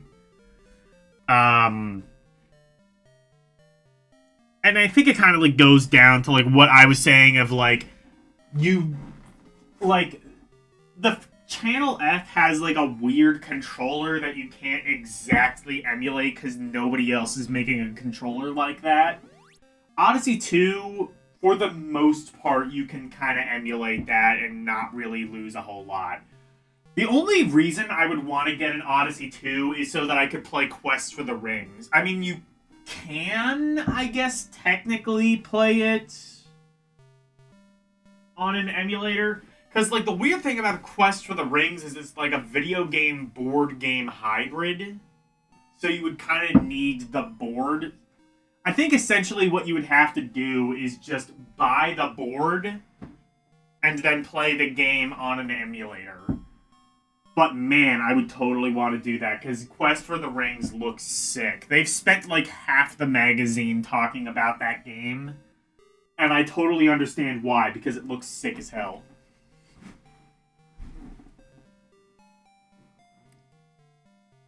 Might as well throw in some RCA Studio 2 and APF MP1000 coverage. I don't even know what the MP1000 is. I thought I knew all you really needed to know about, like, old consoles. And then you throw in the APF MP1000. Even the Astrovision I'm only vaguely familiar with. That one does look pretty sick, though, the Astrovision. G. Ian Muen T. Worst thing about Quest for the Rings is its gift-edged price, which is considerably higher than for any other video game cartridge on the market. The best thing about this fantasy adventure for 1 to 3 players is that it is worth every single dollar of the asking price. Quest for the Rings shines forth as a landmark in the history of electronic arcading. It's almost as much of an advance over existing video games as they are an improvement over original Pong. For the first time, designers have blended elements of the board game and video game.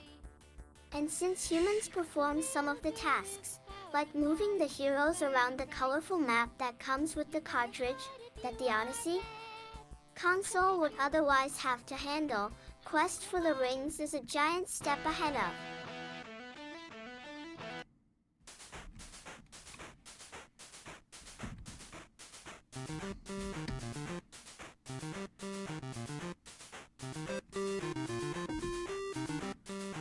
Yeah, Astrovision or Astrocade.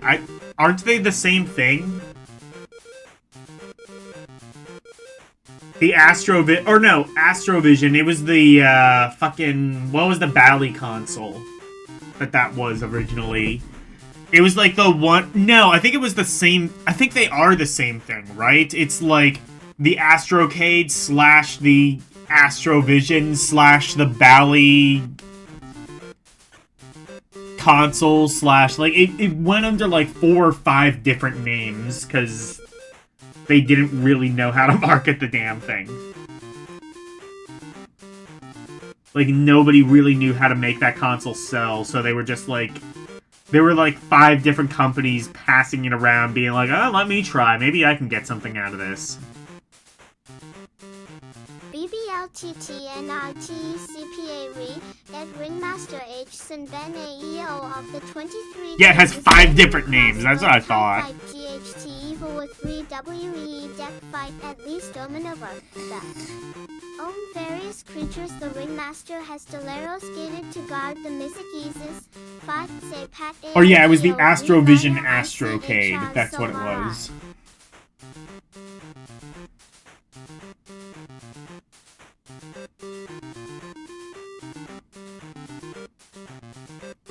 Well, you'd think the 3DO lineage is confusing, having like 5 different companies manage the console. Imagine if they all gave it different names. Like, one was the 3DO, and one was the 3DX, and one was like the super fun time play thing, and it was just like... Do you understand why the game market kind of bottomed out around this time? Do you kind of understand now? Like, if I were a consumer in 1982, I'd just be like, fuck video games. I would probably think that around this time, too. You're gonna market the same console to me under 5 different fucking names? FARMTWGB0. The Rings offers so many strategic and tactical choices and involves so many variables that even finicky arcaders will happily play and play again. 3. This game gives new meaning to the word programmable. Before the action even starts, one player assumes the role of Ringmaster and hides the precious baubles. The setup procedure is fairly simple. Each ring is symbolized by one of the small round wooden tokens which fit neatly under the larger ones that represent the castles. At the same time, the Ringmaster positions the tokens for the heavy-duty monsters generally under the T-castles where the rings are buried. The 5's castle counters are 2-sided, with the reverse indicating which type of labyrinth lies beneath the stout stone battlements. Hello, Nintendo.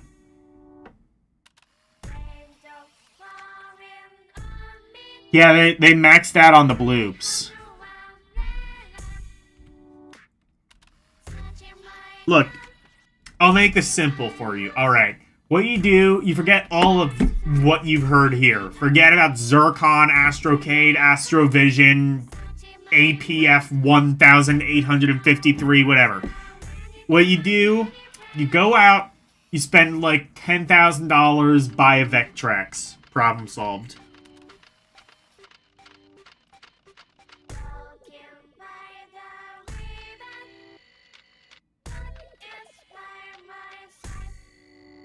And a copy of Vib Ribbon, which should be on Vectrex. The fact that someone hasn't made a... Seriously, like, Vib Ribbon already kind of has, like, the Vector design. Why hasn't someone done, like, a Vectrex-style demake of Vib Ribbon? We live in a fallen world. There are 4 Hello, distinct Wolfpack. types of heroes, each with special advantages. The warrior wields a magic sword, the wizard casts spells, the phantom That's 1,000 slips times flaky more than cat you through paid for walls of yours. solid Well, rock, you know and what? the chameleon uses a mystic cloak to become invisible and undetectable to the monsters. Honestly, the The human Vectrex was players really may expensive choose even any for the of the time. 4 It was heroes. something like... I don't remember how much, Combinations but I are mean, possible, considering it but had its gamers own must screen, take it couldn't care have to been select cheap. champions that can work together as an efficient team. In Quest, players must cooperate to achieve the common goal of collecting the 10 rings. The third player continues to function as the ringmaster throughout the game. Occasional L1 This game using looks mental really powers sick, to though. possess one of the I might have to duelers and buy- cause the teammates to battle I might each have to other. buy this just for If the there are board only and the 2 pieces so arcaders I can play available this for a game. session of quest, the ringmaster Is there a single-player abandons that option? role after setting up the game and I might have to becomes a look. hero. Naturally, the other hero has full Being a charge board of game, I'm directing guessing the team not. around the map. The Legions of Evil include quite an awesome assortment of nasties. Orcs and fire wraiths are found in every dungeon visited. The former are diminutive, but no desk rule ogres, while the latter are the enslaved souls of past victims that can kill 50 Vectronic games.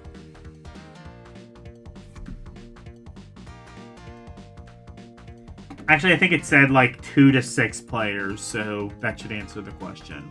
No, I don't think there is a single-player version. Or a single-player mode. EW1ISD3E1 The Living with a Mere Touch. The IE Ringmaster's magic also makes both 2 Colones types of monsters closely resemble the ape parents of the They are heroes. multiplayer only? Aw, that sucks. Creatures have characteristically shambling walks. The Waymere can easily dispatch one as such foes with the But enchanted again, blade. board T, games, the I wizard's kind of spell will understand keep that. them at bay. FR2. I mean, not that board games need to be CS, the multiplayer, it's just so-called most of them nightmare are. Monsters 2-1 are an entirely different matter. The Spy, L1 Draft Tarantulas, is a spidery behemoth of T outer evil. It loves to eat living flesh, which 5+ it believes will extend its sound lifespan. The T2 Spy Draft moves somewhat slowly from R, side to side, but it will pounce on a nun, wary adventurer from above in a splits, 2F con sword and spell cause it to back off T temporarily, but the Spy Draft cannot be sent, permanently killed. Doomwinged Bloodthirsts are bestial 1 vampires who impale victims on their enormous fangs and drink their blood. One they back off, flutter Shame and though, this fall one looks. when This hit sort of by looks like a Sword or Quest, spell, except but they scrutable by submit one humans. to the attack unharmed. JT, what would a fantasy adventure be without fire-breathing dragons? Quest I has 3 of them. Scortha. Although, to be fair, it also kind of looks like it's just ripping off other... Like, that screenshot at the top left is just Missile Command. You can't lie to me and say otherwise.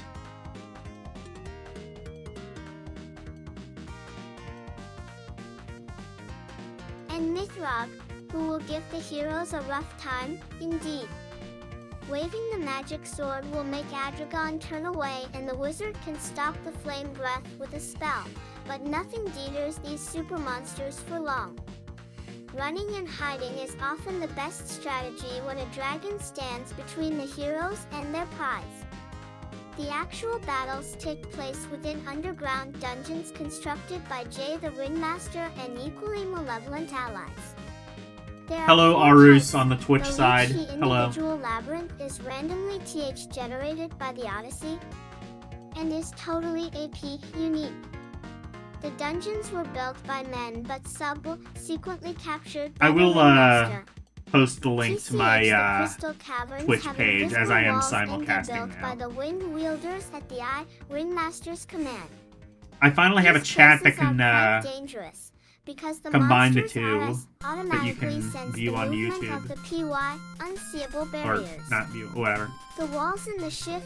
If you wanna have follow deep me on falls Twitch, through which every few seconds, which definitely I frustrates recommend, heroes because, who tends to get you can their have, hands like- on the ring. It has like infernal better infernos are quality towers of like lava kept molten notifications. by Definitely, I'm the gonna Ringmaster's expand sorcery. the Switch The side ephemeral more and Thessians more as are it grows. particularly tough on the Phantom, So- off since these elusive heroes will be incinerated if they try to pass through the red-hot walls. Tile befitting its overall excellence, Quest Rear for the Rings is also distinguished by OD. Magnificent animation. During the first by few games, more than one arcader will be tempted to surrender to the monsters just to watch them cavort across the B screen. Est Quest for the Rings. We didn't have the term for Is gamers, so we just quite called them simplified that the most arcaders. innovatively Or designed gamesmen. video. Was Was it in television that was like... There was like the Intellivision ad. It was like the perfect game system for the gamesmen out there. Something like that. Like gamer didn't exist, so we just called them gamesmen. Honestly, I think I like that term better. Let's just start calling gamers gamesmen.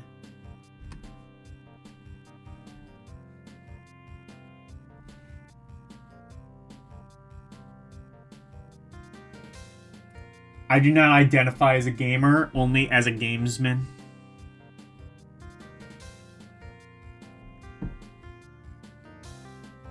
You will respect me and my pronouns.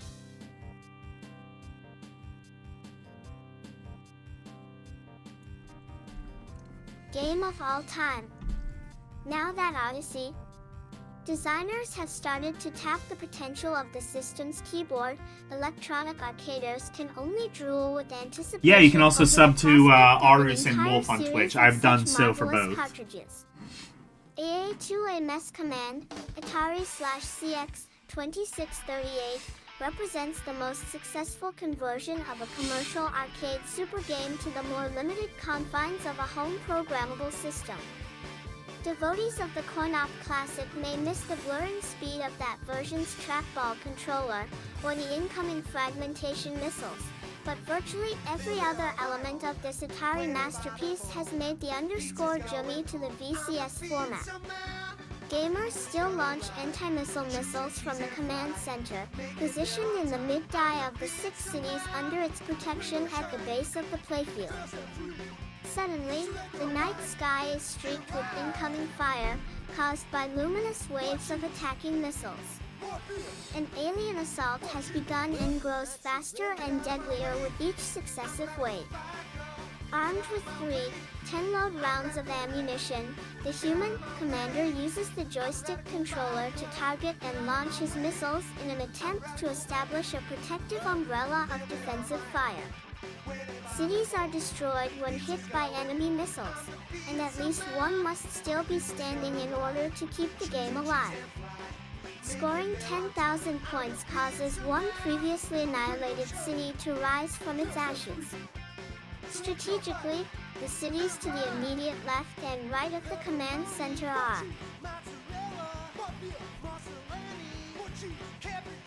Fuck cheese! Fuck yeah!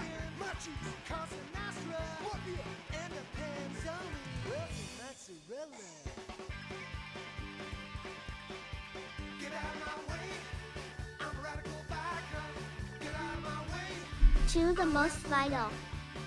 Since players must also defend the center, maintaining these 2 cities becomes absolutely vital. When end targeting, the trick is to aim not where the F incoming missile is, but where it will be when the F missile detonates. Arcaders must aim so that the defensive missile will explode along the same trajectory its target is following, only slightly ahead of it.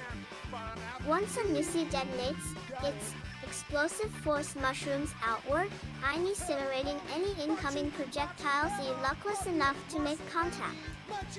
F-Missile Command is a realistic space S war game, with a scenario designed to heighten the effect. Unlike, say, Spacel Invaders, in which the alien invasion is highly symbolic, it takes little imagination to picture yourself actually within the IME-perilled command center, frantically launching missiles and grimly awaiting the next assault. And Atari has graced this exciting cartridge with truly striking cover art and some real innovation in terms of play variation and G-packaging.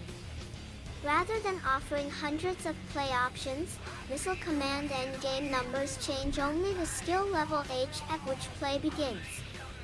Game 1 starts off with the very slow first wave, which has n little point value. Subsequent games get 0 going with the second, third, or even 13th wave, where the action is F much faster and the missiles are worth n much more. Game number 17, however, is something special. It's a super simple version for beginners that should be perfect for younger arcaders, or adults who can't stand making fools of themselves in front of the kids. The instruction booklet not 1ly explains the game, but even offers play.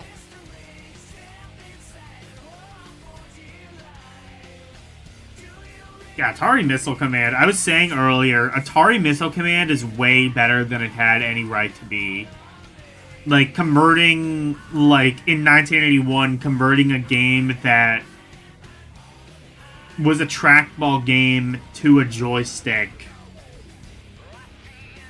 should have not been nearly, shouldn't have worked nearly as well. Hello, Renee. To game design that has vaulted Activision into the video game big time almost overnight. In Kaboom, appropriate sound effects are combined with streamlined graphics and fluid animation on a par with the Saturday morning cartoon shows. Even a novice can learn this one in about 4 seconds, and preschoolers and grizzled video game veterans will be equally delighted by it. A masked malefactor, who lugs around an inexhaustible supply of ammunition, races back and forth across the top of the playfield, lighting fuses and tossing bombs. The on-screen character drops the explosives in waves. He throws more bombs in each succeeding wave, and his speed keeps increasing until he's lobbing a fusillade of 13 bombs per second. Thankfully, Kaboom provides an automatic pause so that players can catch their breath between rounds. The player uses a paddle to move a stack of 3 water buckets, which are piled one above the next in a vertical column. Really? I didn't know that had... Oh, actually, I think I did. The idea Yeah, is that's to right. prevent I don't any think, bombs from hitting that's outside right, because one I of the think, buckets. like, Breakout One and gets through, it detonates this every game, other I think, like, explosive they didn't... device in view I see on what they a mean by wild chain automatic reaction. pause. Like, you could... The game takes away a bucket Nothing after happens each unless miss, you press a but button. Scoring 1,000 points. Electronic Games 51.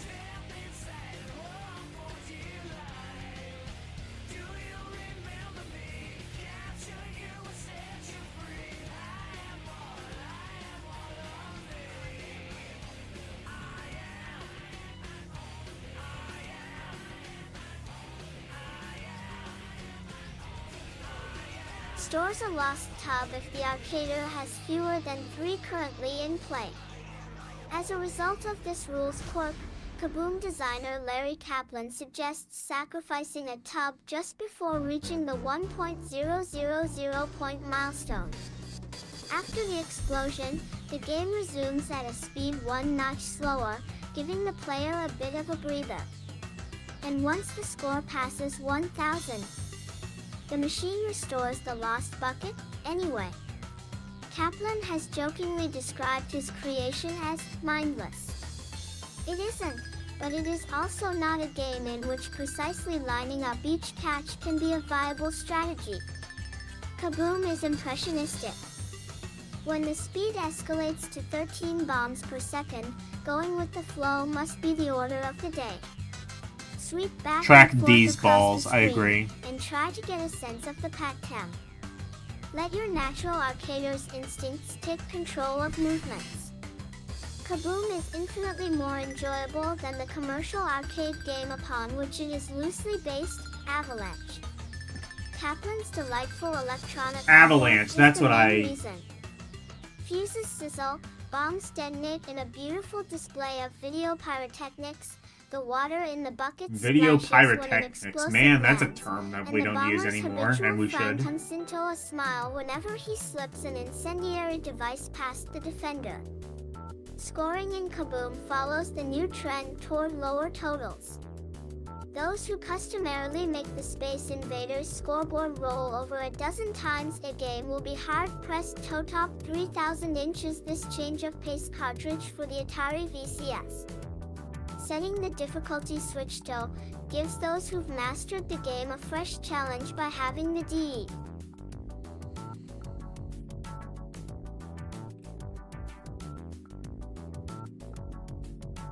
I don't remember if we... I think it's this column is the one we haven't done yet. AAGI, J, visual impact of the game. Yeah. This, Combo 1 Ed with the limited view of the road, PRC, Dutses a more intensively involving RAJING experience. 3 audio trimmings aren't neglected either. Gamers drive their cars to th accompaniment of the roar of the engine and the squeal of the brakes. Oh, wait. There are 5 different... No, I think it is this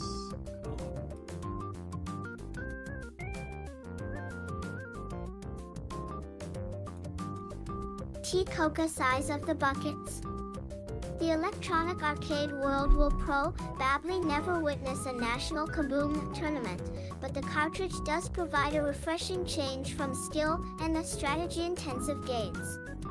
When you're tired of blasting asteroids or invading aliens, it's really quite a treat to enter the Kaboom universe for a little game of catch a racing. In Television/1113, will 3 pleasantly surprise arcaders who don't usually like race games. And those who generally do like Electronic Motor 5 sports cartridges will undoubtedly greet this new entry like manna from heaven. J graphics set auto racing head and shoulders above every other cartridge in a similar vein. The playfield displays an overhead view of whichever of the 5 available tracks is in use. sold through mail order as the Bally Home Library computer. Man, that is a 70s ass name. I do not think any packaging ever said this, as I think the name changed before any production began, but not 100% sure. That's great. Released in 78 as the Bally Professional Arcade. I'm still not... I know you can emulate that on the Mister. I'm not 100% sure if there's any way to do that on... Maybe you can run it through MAME. There might be like a way, like a core that works with MAME, but fuck if I know how to make MAME work. I think you can run the home arcade through MAME. The only way I know for sure you can do it is if you have a Mister.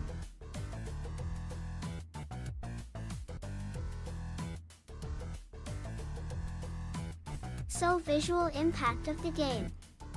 This, combined with the limited view of the road, produces a more intensively involving racing experience. Audio trimmings aren't neglected either. Gamers drive their cars to the accompaniment of the roar of the engine and the squeal of the brakes. There are 5 different colored autos that offer a choice of 4 combinations of top speed, acceleration, and cornering ability. The tan and blue cars are exactly alike, so that drivers of equal skill can race identical cars head-to-head. Although 2 can play at the same time, auto racing is even more fun as a solo competition against the clock. In the 2-player version, the computer must stop the action whenever one car gets a sizable lead over the other. In 1981, it became the Bally computer system after the company Astrovision took over. And the Intellivision automatically restarts both vehicles at the last previous checkpoint passed. This breaks up the flow of the action somewhat. Zipping through 5 laps in the solitaire version may prove more satisfying to many arcaders.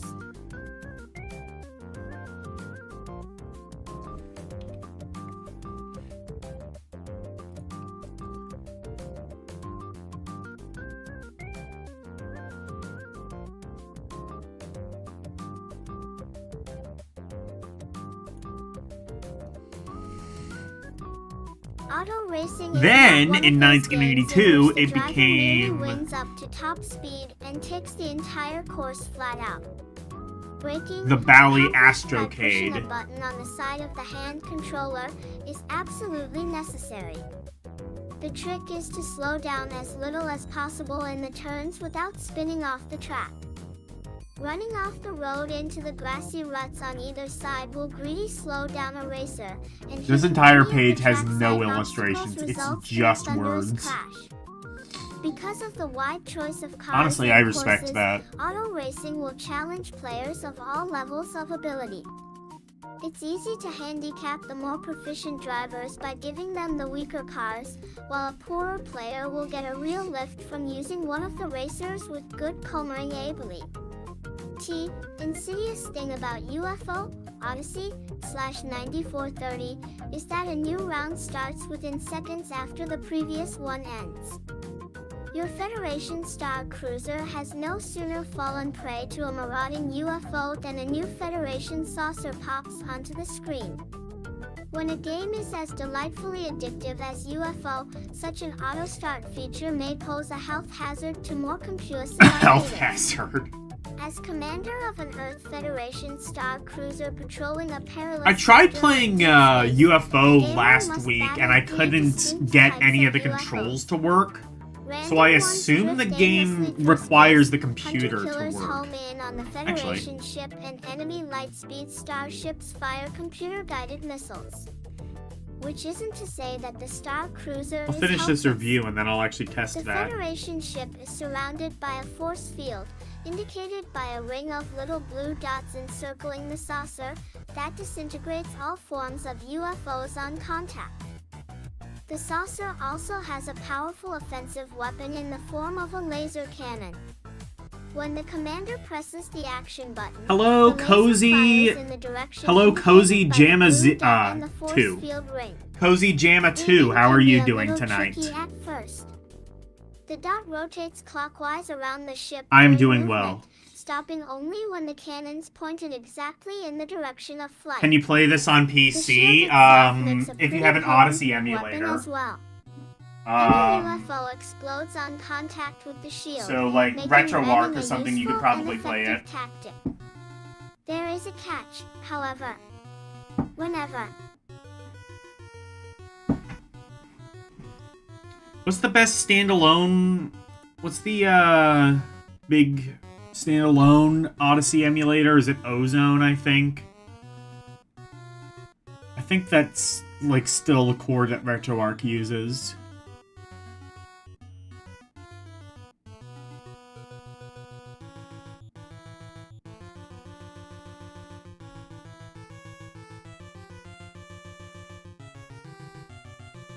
the Star Cruiser employs its force field or hits a UFO with the cannon, the system Cozy shuts down Lana, for okay. recharging.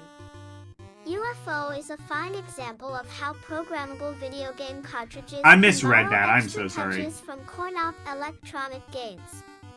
UFO features, for the first time in any one video game, an on-screen readout of the high game in the play session underway. There's even a spot to put the top scorer's name, easily typed in on the Odyssey keyboard. If you like explosions, you love Thunderful UFO. Plan. Oh, There are Thunderful at least Planet 3 of different Lana. ones, plus an occasional Game. I'm strange hybrid not the a- machine I'm not concocts to familiar take with care it, of but extraordinary occurrences, I'm guessing like that's where 200 they got killers, the a name. lightspeed starship, and the Federation saucer colliding at the same time. Another fine use of graphics involves the homing UFOs. The majority of hunter-killers are created right on the playfield as a result of collisions between two random UFOs or the interaction of a random UFO and one of the missiles fired by the lightspeed starship. Since random UFOs are worth only 1 point, hunter-killers count for 3 and the lightspeed banana boats are worth 10. A lot of the strategy concerns chasing the more valuable targets while dodging the rest to avoid unnecessary recharging periods. The 10-pointers are particularly important. The lightspeed starships are lethal when approached from above or below, but they do have an Achilles heel.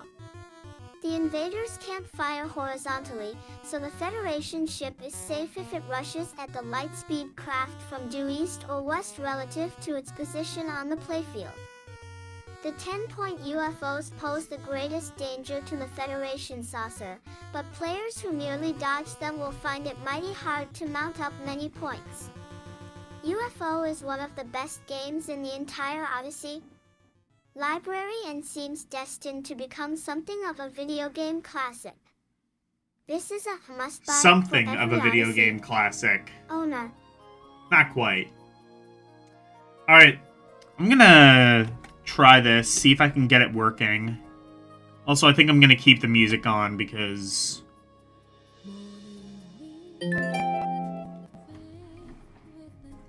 I'm gonna take a guess and say this isn't gonna have its own in-game music. Yeah, I don't think I can control anything. I think I need the keyboard to...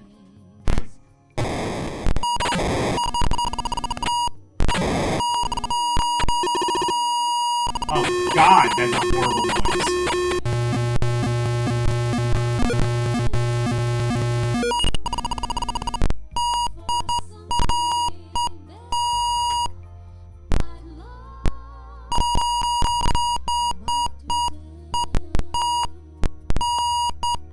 Well, every key I make just makes a horrifying, like... Oh. Oh no, wait, no, I'm just typing in the high score. What the hell am I doing?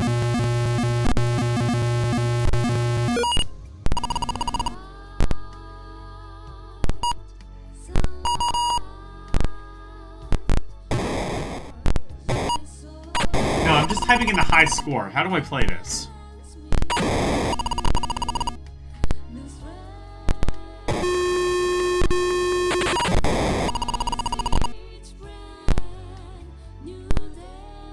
Unless, do I have to... Is it one of those... Is it like the Commodore 64 where just some games will be inexplicably mapped to the second controller port? Emulated hardware. Odyssey 2, European... What are the options? Video Pack G7000, Video Pack Plus... What is the Video Pack Plus? I don't know. But...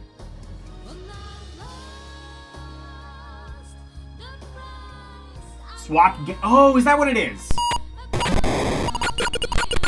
That's what it is. Okay. Okay, that's what it is. It's plugged into the second controller port. There were a lot of Commodore 64 games that did it that way. I didn't expect... Like, console games, that's where God pays attention. You can't do that.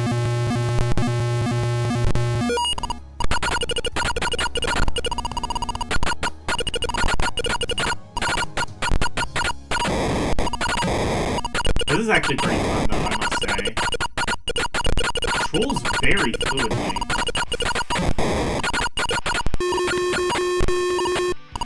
I kind of hate these noises, though.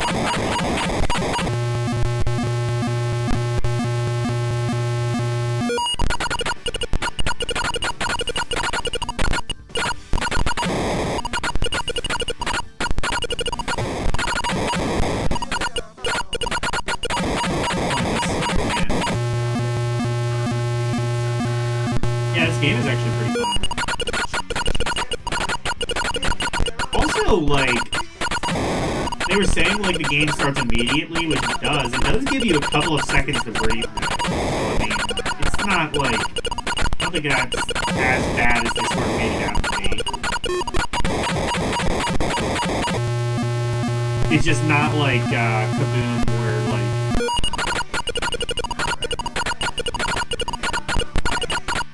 it has, like, an actual, like, built-in pause feature. This game's kind of fun, though. I might have to play it, like, on my own time. This is like, what if asteroids were good? Oh, I'm sorry, did I say that out loud? I didn't mean to. I didn't mean to say that. I'm not really sure how I feel about this kind of weird rotary style of, like, directing the shot. Kind of just takes a really long time to do that.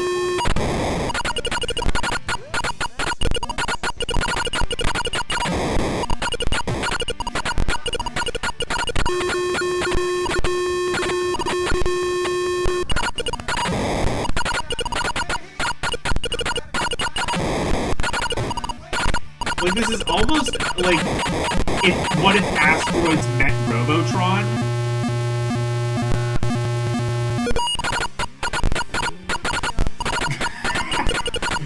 Little Beach No Beta 8-bit version. You know what? You're not entirely wrong. I don't know how I feel about this. Alright, I'm done.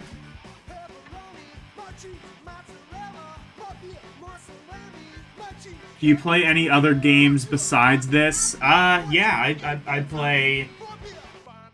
Well, my main bread and butter, I would say, is like JRPGs. I've been playing Lunar, the Silver Star Story complete on PlayStation. I do that on Tuesdays. So if that's something you're interested in, join me on Tuesday.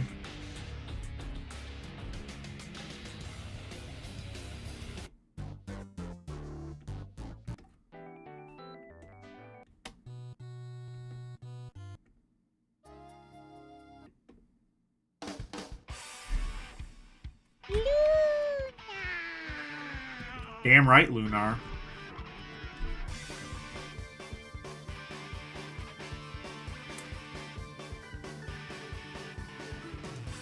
I love how YouTube can't even get a shuffle mode working properly.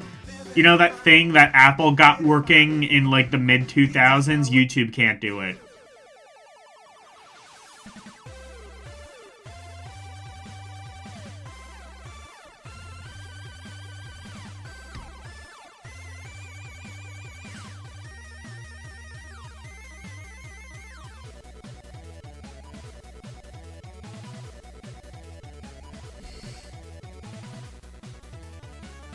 You love horror and simulator games. Alright.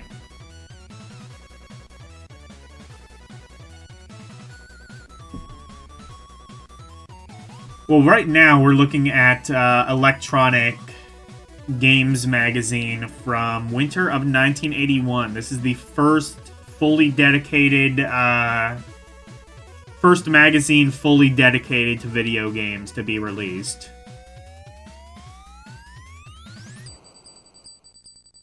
On a video game Verizon of tennis, Activision/AG007, and most gamers will think of a Pong-like program, 2 paddles, a square ball, and the traditional line down the center of the screen. That's what makes Alan Miller's game design for Activision's version of Video Wimbledon a leading can. Oh yeah, Activision Tennis. That's a pretty decent tennis game for the time. Door did 8-4, game most likely to blow 10 your mind. Miller, who brought the Trapezoidal Pro 3D court to programmable in video games, elaborates upon his initial... I love how there's not even a title. It's just like, oh, we're moving on to the next review now. The shadow moves along the ground as the ball flies through the air. The computer takes shots not automatically, determined solely by the... This is before titles were invented. That strikes the ball. Hit by the ball with the racket's left side, right FO. Edge or center and it goes halfway. The NES action button is used solely to serve Mac, the ING Tennis, a game of pure position. Share something with me? What are you going to share? Controller moves one of enter, 2 realistically rendered, on screen the players, and the playfield's 3-name signal effect permits total freedom of movement on the court. Oh, even with this realistically this new chat program actually does like dim the background a little bit, so there is a little bit of opacity control. In case you missed it, it is well styles worth a look. Highly recommended.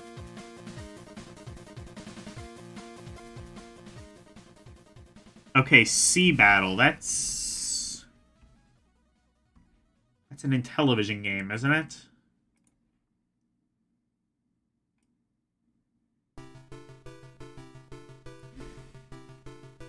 ASC Battle, Atari/CX2602, one of the earliest cartridges offered for the VCS, became an instant classic when it was released and still a remarkably fine video game today.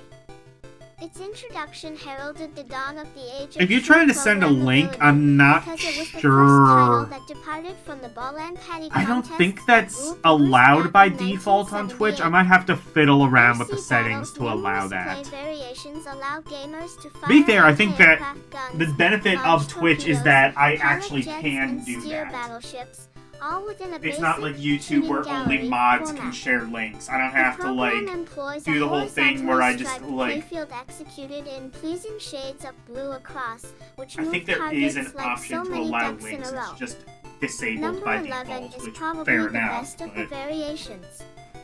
Two submarine captains compete against I also each want to other, look and the see clock if to see who can non-partners wreak the most can havoc in the raid. shipping lanes by peppering Because I might passing ships like with send guided YouTube torpedoes. viewers off in It's one the direction ability and to Twitch steer the viewers off in missiles that another. make this such an enjoyable contest. Shots must be considered as part of a series and orchestrated as a smooth flowing, Basically, you're a professional continuous artist with barrage. 4.5 Blowing a years ship out of the of water experience is worth and living would in love itself, to unless the customize commander is something left in for good me. position I'm to not shoot at the particularly next target. interested. Air Sea Battle may And the be fun one part of the is electronic games 53. You make VTuber art models. Thank you for the offer. I mean, I already have somebody who makes models for me. I don't really see any need to turn to anyone else, but thank you for the offer.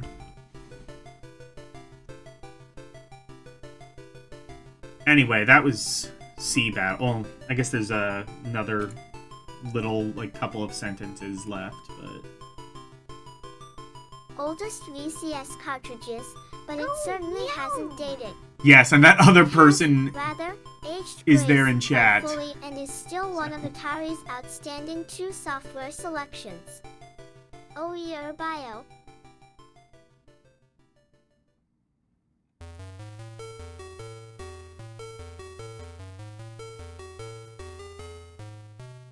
ODWL, Breeze, Aero CX2622, has proven popular in every possible electronic game format from mini handhelds to coin-op arcade machines.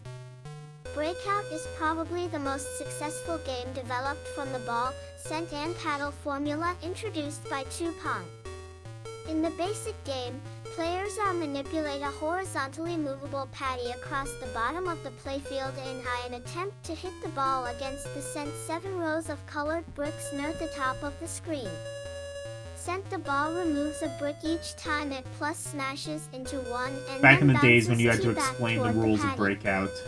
Simple enough mechanics, to be sure, but not necessarily an easy feat to accomplish over and over again. 5 balls constitute a calm, replete game. The prime strategy is to concentrate fire by causing the ball to ricochet off the appropriate segment of the patty till you produce the desired angle of flight. Keep FOETRXAKDU attack CPs.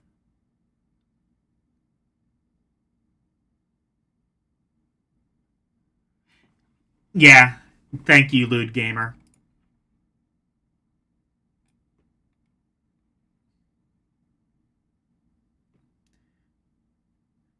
You appreciate the offer, but For SNH, yeah, like if you're blasting just away like at one coming section in of here wall, to preferably like at the solicit, I mean, extreme I respect the left or right of hustle, the but playfield, until the ball has cleared Yeah. a path toward empty space behind the wall.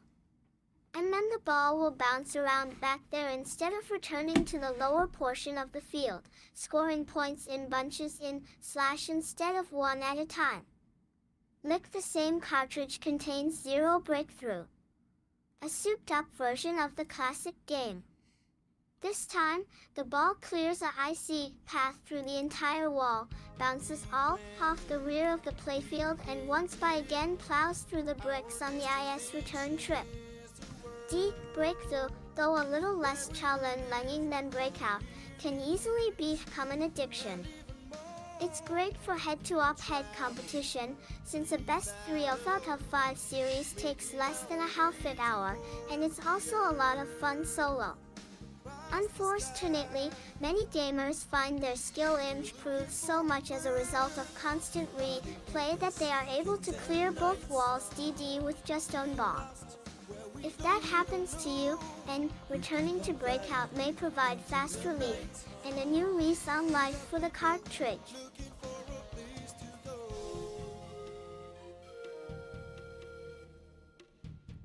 Alright. So yeah, go play Breakout or something. Anyway, what's this?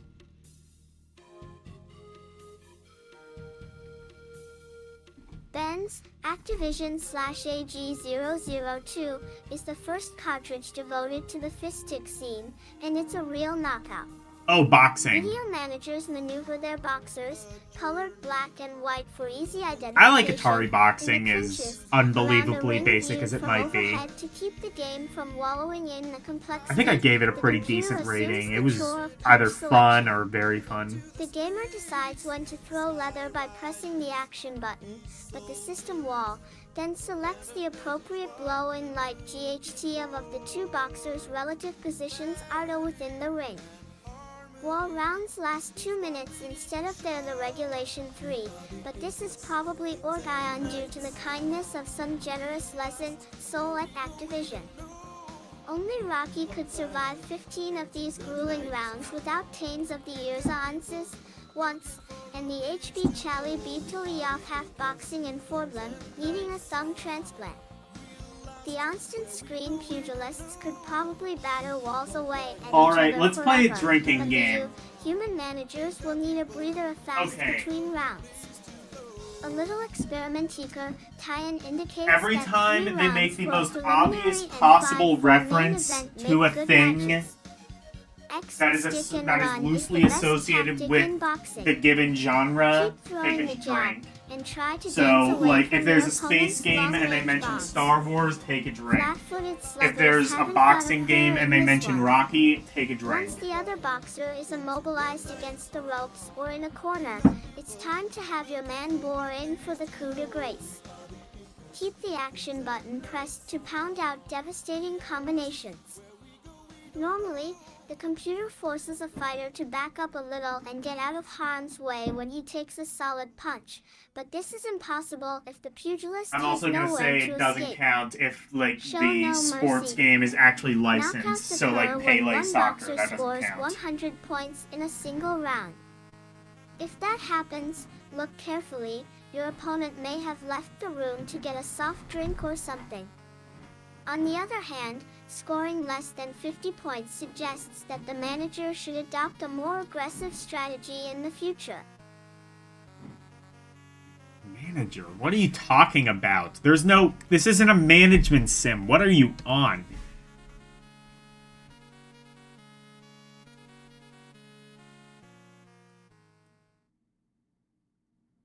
Alright, what's this game?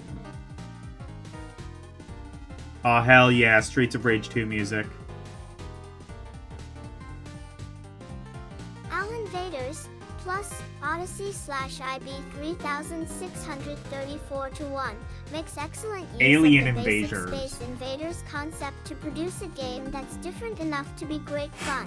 Also, I love The gamer how, like, employs the everything is joystick in to move a bold. horizontally mobile laser cannon, It's like some and its conspiracy robot theorists venom just, back like, and forth scrawl, across the like, bottom of the 9/11, underline, Poised highlight, overhead is bold, a line of italic. 8 evil robots, each operating a gun and protected by an impenetrable shield. The defender has some protection, too, in the form of 3 huge blocks that stop laser fire in either direction. So it just sounds like The Space aliens Invaders. also have a lethal leader in the form of the merciless Monstrot. It starts the game as a sort of unearthly cheerleader, scuttling back and forth behind the android legions. All too soon. However, it abandons this passive role and swoops low over the lone defender to drop loads of deadly bombs. The worst thing about the Monstrot is that it is as unkillable as it is merciless.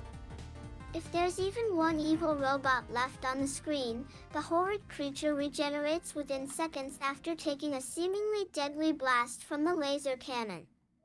When the Canonis hit by enemy fire, it leaves the robot operator completely unprotected against killing laser blasts from above. Moving the defender directly beneath one of the big square shields converts it into a new cannon. After the invaders destroy the fourth cannon, the little robot might as well surrender, because there is no way of returning fire at this point in the game. The Arcader wins a round in the ongoing war against the aliens by clearing the entire playfield of enemy robots. The computer scores a point every time the defender fails to accomplish this goal. When one side accumulates 10 victories, the war is over and trumpets salute the victor. Some Yeah, I'm gamers looking may at a look the screenshot thin right line now, of and it alien is hackers entirely and just conclude that Space alien Invaders. Puzzle is a pushover. This Not is at what the all. game looks like. It's actually a good deal more difficult to play than Space Invaders Oh. itself. Winning's a lot easier before the Monstroth starts mixing Well, in definitely with your air, ship is a so lot bigger than players Space must work Invaders. rapidly. Put the enemy's lasers out of commission first to create safe zones for the defender, and then go to work on dispatching the invading robots. Since the Monstroth has no direct effect on scoring, ignore it until it actually begins its low-altitude bombing runs. When the creature does activate, however, it must be dealt with.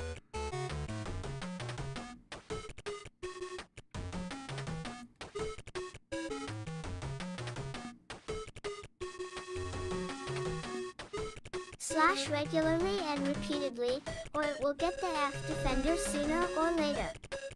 Not just a weak-kneed space in One Vaders ripoff, Alien Invaders, Plus is an exciting and entertaining video game in its own right.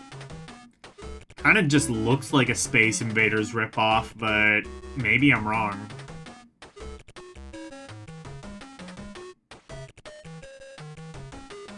Alright, what's this?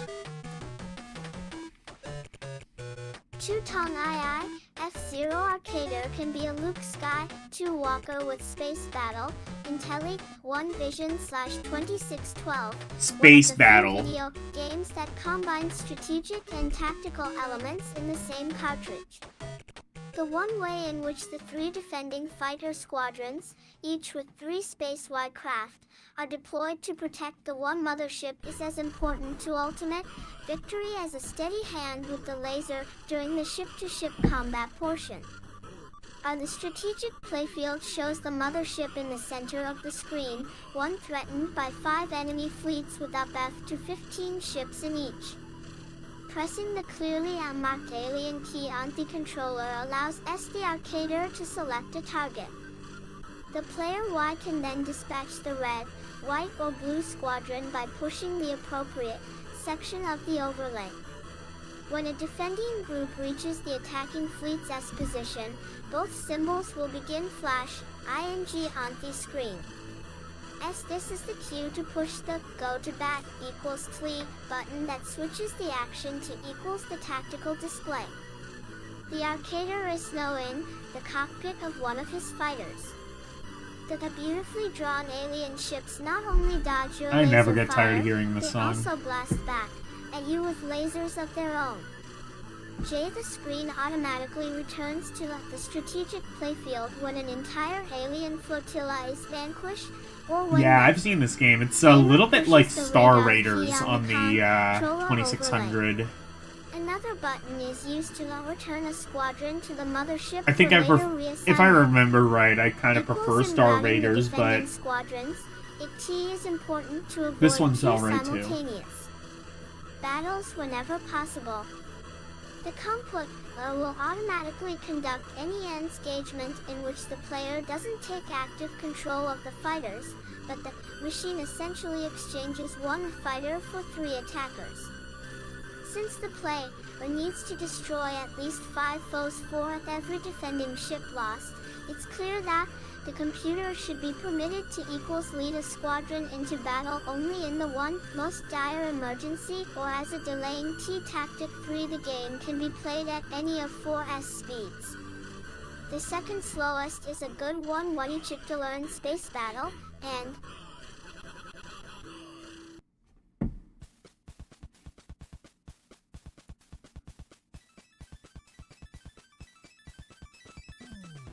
only the hottest space warriors will stand a chance against the invaders at the fastest play speeds. Most video gamers will find Space Battle a refreshing change from the more straightforward type of outer space shootout. The need to orchestrate the sequence of battles adds a thrilling dimension to what would be an exciting game in any case.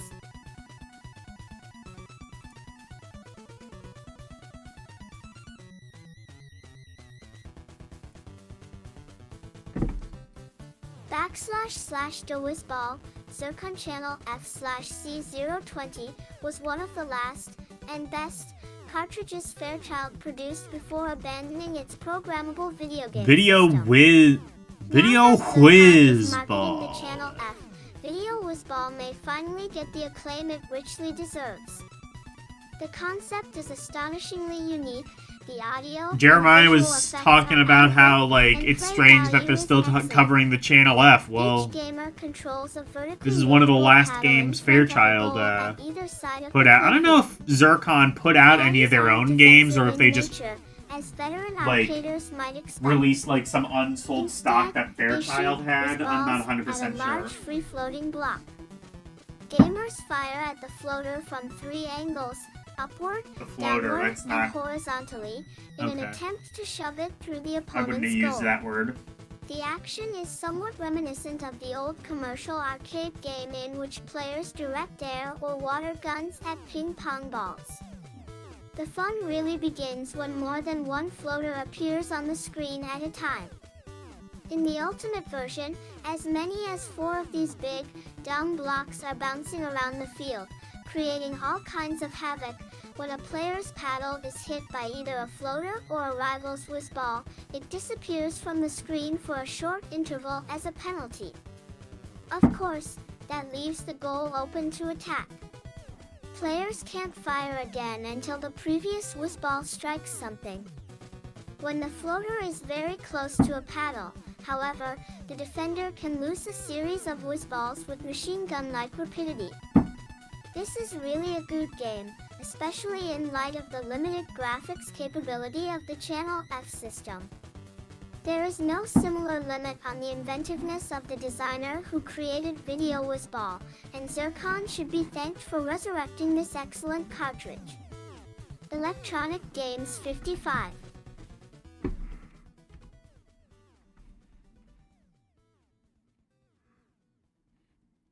Here's another ad for Video Magazine.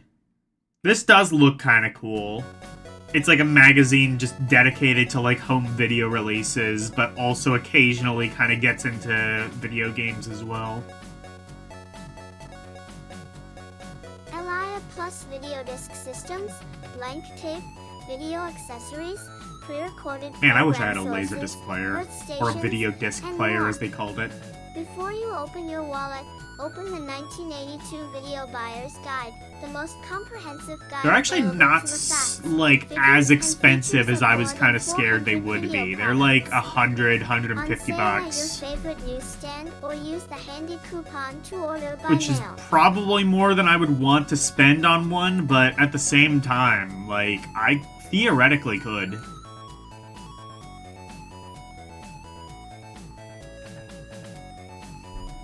EYRVYCA_. The chicken was an instant favorite with the otherwise bored Padres fans.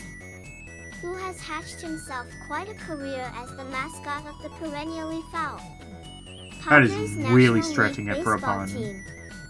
He has since gone on to national fame, appearing at all sorts of sporting events, on commercials, and even in network Sorry, TV specials. I'm a tough egg to In crack. short, he's become a Nah, household never mind, that face was even more per beat. labored.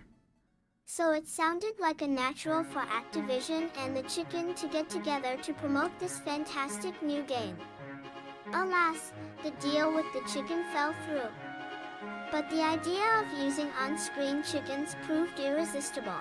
Oh, It's the this is a perfect audio-visual continuation. punchline to one of the This is the world's continuation oldest of the jokes. other thing. Why did the chicken cross the road?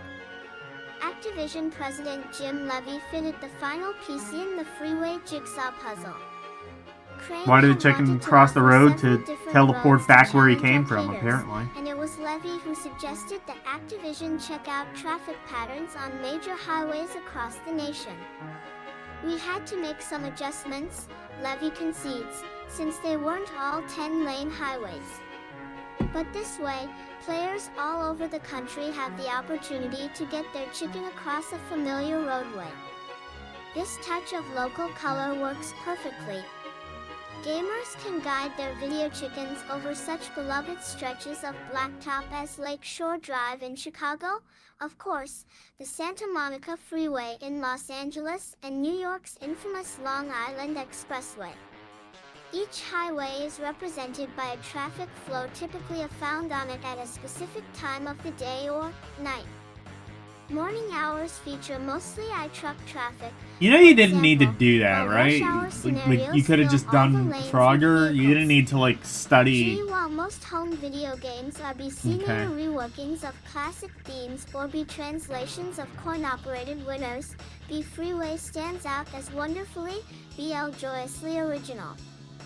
Nothing else is quite BI. It's a silly little Atari Which game. You didn't stands need to put in reason, this much effort. Because LB its inventor Dave Crane is also one of the LL True originals in the electronic game Del Sign field.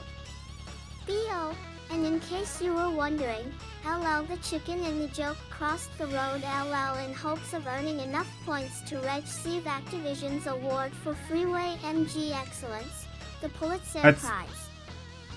That's not nearly as funny. Okay. All right. We're making fun of television. How dares.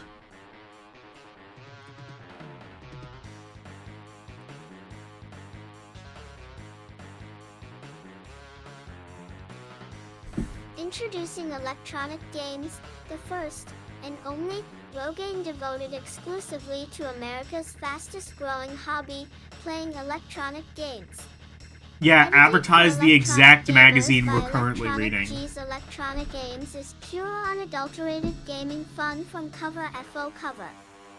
All the newest, best, most challenging games, from video games to play on your TV. Set at home to sports and board games, FO play in the palm of your hand. From coin-op arcade games to those incredible computer super games. Buoy Dead tours of the most exciting commercial arcades nationwide.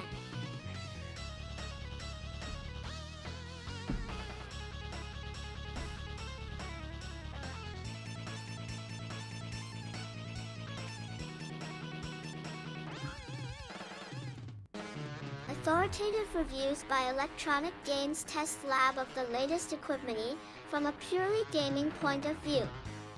Timely, infuriating articles. In the premiere issue, a full-color section on what to buy your favorite gamer this Christmas, and what to ask for. Yeah, we an literally investigation just of read those that, tough-to-beat chess-playing systems, hints on how pigskin partisans can fill the fun between football Sundays, and a fascinating look at the battle between asteroids and space invaders for coin-op supremacy. Gaming strategy. Coin-op One supremacy, of the is that... top electronic arcaders offers advice in a regular Is that column sanctioned on by how the to UN? improve Can we game have playing that? skills and annihilate your opponent.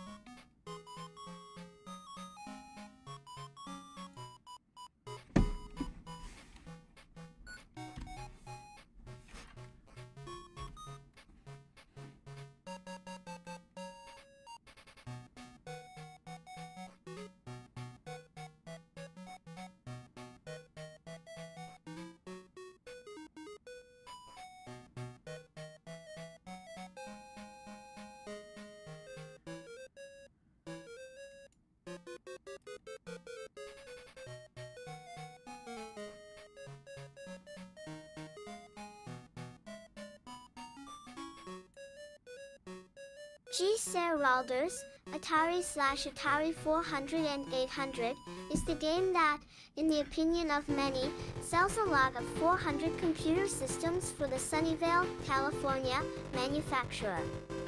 Not that other excellent software doesn't exist, but it is Star Star Raiders, Raiders yeah. which best That is a fun demonstrates the game. outstanding I've video never played game the and computer capabilities 400 of the version of it though. I've only ever played it on 6502-bit 2600, machine. which I've heard is a far more Star Raiders is a scaled down and brilliantly simplified conceived, state-of-the-art program that has port. established the standards prospective software marketer will be trying to surpass over the next year or so. It's similar TL to the Trek-style science fiction programs that are Computer a staple of computer Playland. gaming, Bebutitis far superior to all past efforts in his then field. ERT The Star Raiders experience begins with the selection of one of the four MIS, Copyright Science, Novice, Pilot, Warrior, or Commander, each a lit more difficult than copyright the preceding one. In the Novice mission, the Cylons don't fire back, Sophisisa RT good level at which to get the intricate send play mechanics down pat. Space Knights P will want to move up towed pilot mission T send as soon as possible to enjoy the full flavor D of the contest. AP after the Arcader engages the Shield's V.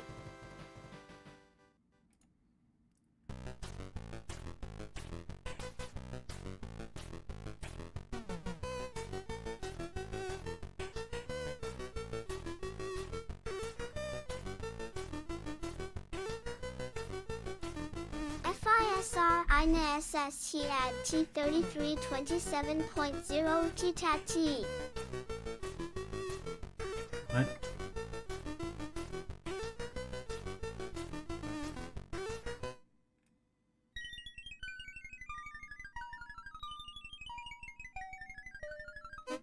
Afrak Komaramon Inasal V38 Taji TC. Yeah, that's not. Hold on.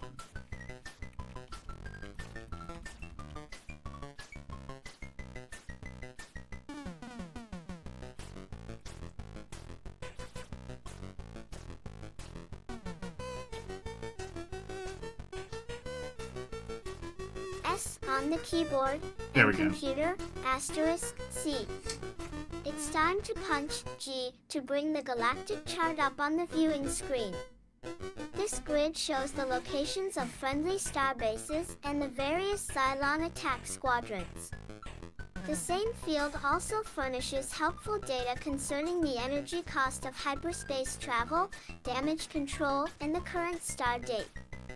To travel between sectors, the pilot uses the joystick to position the cursor over the desired destination on the galactic chart. Pushing F asterisk to switch to A.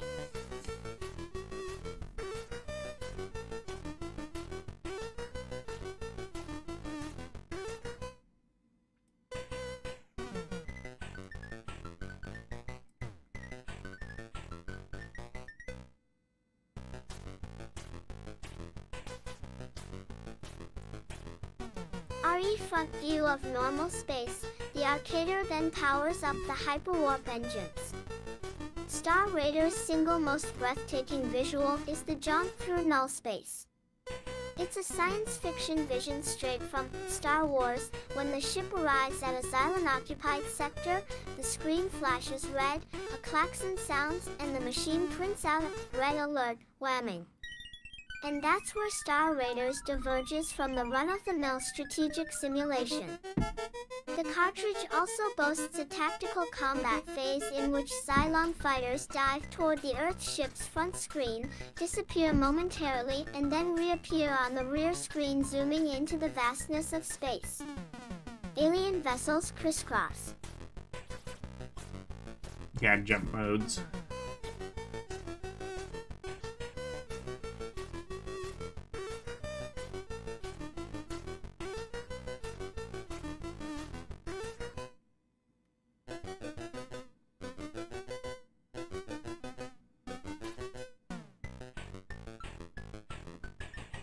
Shurin 81 tear in the distance, and then zoom toward E, the single defender for the kill. Cylon craft come in three varieties: Y-fighters, cruisers, and base stars. The latter K aren't as mobile as the other two types, S, but they have shields capable of turning ST back all but close-range attacks. and the OL-based stars are deadly at that distance. If the Arcader's ship sustains damage OT or is just low on energy, docking at a or friendly starbase will set things right. The docking sequence has a particularly nice bit-of animation in which the starbase sends out a small shuttle which floats over to the ship and readies it for relaunch. Even this description can't catalog all the fine details included in this outstanding Yeah, Star program. Raiders was a very There is complicated variable game for the impulse engine time. power for It's movement within a space kind of sector, like one of ion the... beam weaponry, I don't want to say subspace like one of the radio to first report on strategy battles games, taking but place in yeah, other I think parts one of the the first strategy galaxy, a games. sector scan display, I and guess like much, Star much Trek, more. like the In 1971 fact, Star Trek Raiders game. offers so but many this is one of the activities that earlier up to 3 ones. gamers can cooperate on a single adventure. And it's one of the Star earlier ST ones Trek that's fashion. comparatively Cruise video relatively game JHAs simple. can handle the joystick, steering and firing as needed. A computer-oriented player can take charge of the console and governing the ship's velocity and jump ing back and forth among the various TS displays. The third member of this hypothetical Star Raiders team gets to sit back in the command chair, offering strategy hints and coordinating things. And of course, it is perfectly possible to play /E50L0, too. And the best strategy for ending the Xylon P threat is to attempt to anticipate the IE enemy's computer-directed moves. Use SS the Galactic Chart for this, as a quip.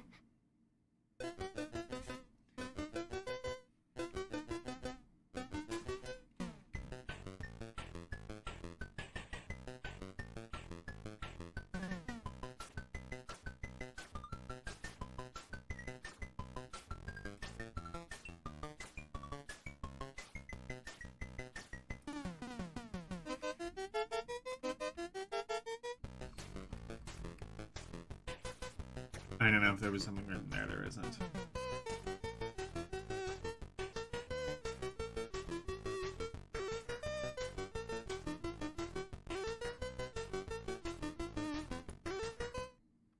Analysis will usually suggest which starbase is under the most immediate threat. While energy is there to use, it should also be conserved to a certain extent. Not only is energy consumption one of the factors the computer considers when arriving at your final rating, but efficiency in this regard will reduce the need for frequent pit stops at friendly starbases. On the other hand, all but the slightest Oh, I see. damage It's should be like repaired moving as to soon the as next... practical.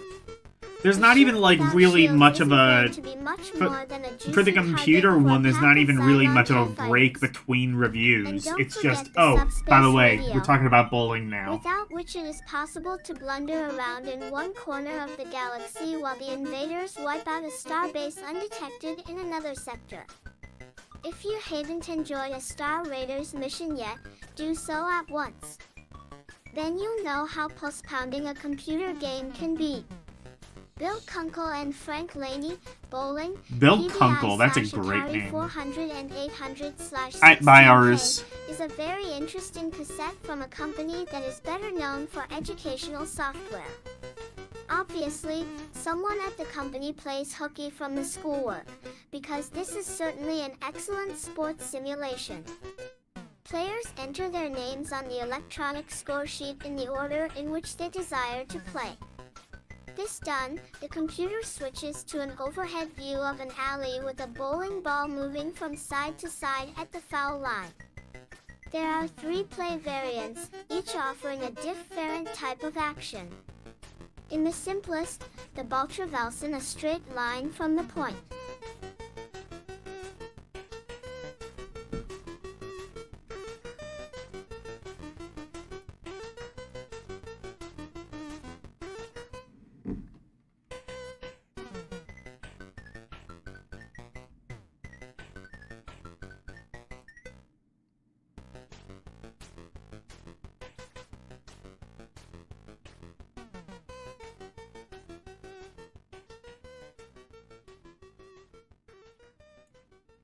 Ermin 52 BFUTEAEA 321555JI 160D154IOJ.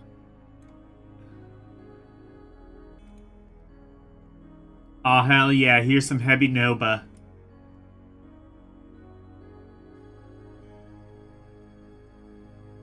Sega CD version of this game, as bad as it is, it's got jams. The second option allows Pin Blaster still hook the ball. The third one retains the hook, but this time the ball is invisible until it is actually heading down the alley.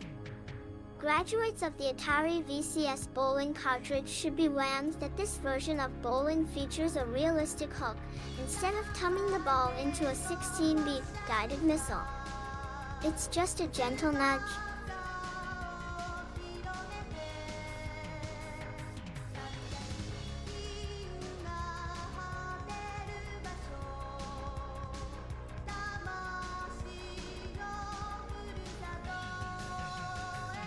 Pretty much as in real life. After each bowler completes a frame, the computer switches to the score sheet for a recap. This may well be bowling's best feature. This Many other mostly programs kind of looks offer like only the cumulative Atari scoring, bowling at game, most, but it a notation of maybe a little strikes bit more and advanced spares. because it's got like a separate This won't screen finish showing all the complete frames. scoring line, just the way you'd fill it in yourself. The color graphics are simple, yet quite effective in conveying the flavor of 10 pins on the home screen. Come to think of it, perhaps PDI intends bowling as a reward for electronic gamers who've already finished their computerized lesson. Bill Kunkel. That is a great name. Alright, what are these games?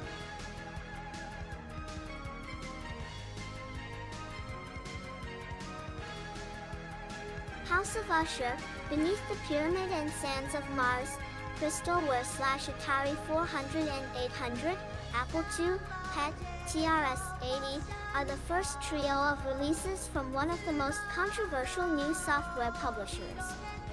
The company's ads promised lavish 3D graphics and an incredible gaming experience.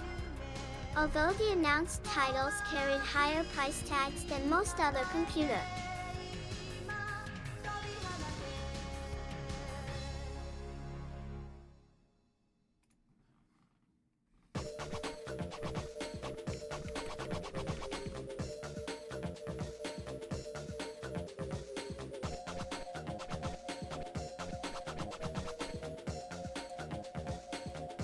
I'm just checking. Okay.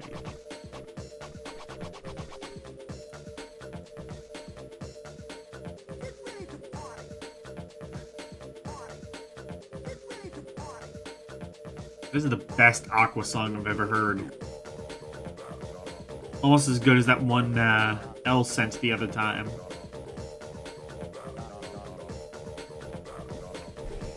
Tie-in games, anticipation ran high. Clearly, pinball arcaders were turned on by the air concepts that were turned off by the sin cost WN fans deluged computer stores with orders, but Crystalware seemed somewhat unprepared for its success.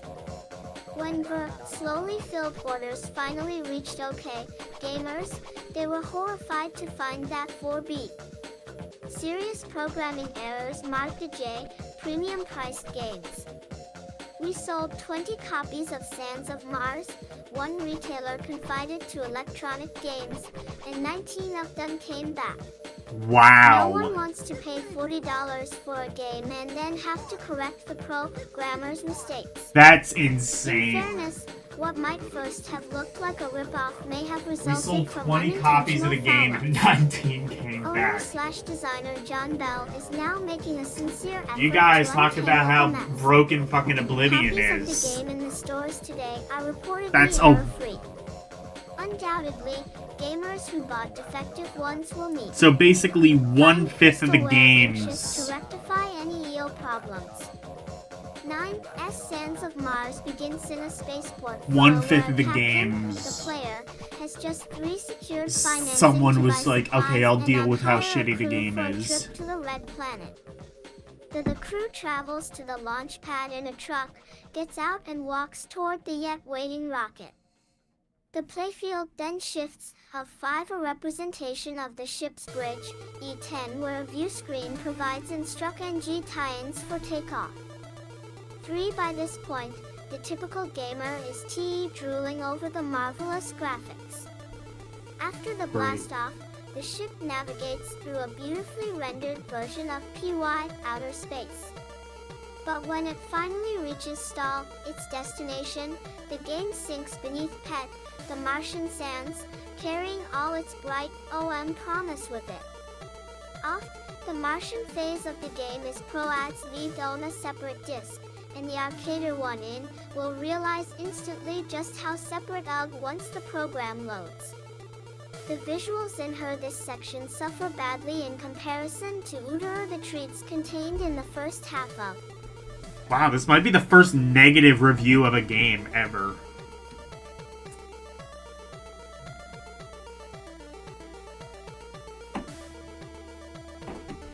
They couldn't even be asked to, like, show...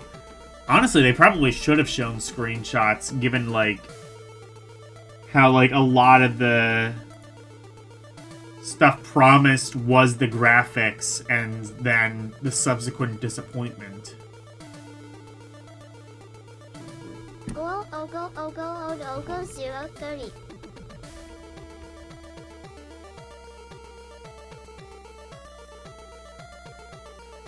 I gotta actually, like, scroll down to find where... Okay. Because I might have to look at this game. Because, like, they aren't gonna show any screenshots. I guess I have to look at the game and see how bad it really is. If I even can. It's... From what I... Well, if it's gonna, like, require multiple discs, I might not be able to show all of it, but we'll see. Sands of Mars. Once on Mars, the player solves the mystery and heads home bitterly disappointed. In the House of Usher, a graphically enhanced adventure, the electronic explorer has the run of a mysterious mansion populated by over 100 different monsters. The mystery to be solved during the course of a rambling tour of the 40-room chateau is explained in the instruction folder that comes with the game. Unfortunately, and utterly inexplicably, this crucial information is printed in French. What?! Slash an exotic Arabian bazaar is the start ing point for Beneath the Pyramid.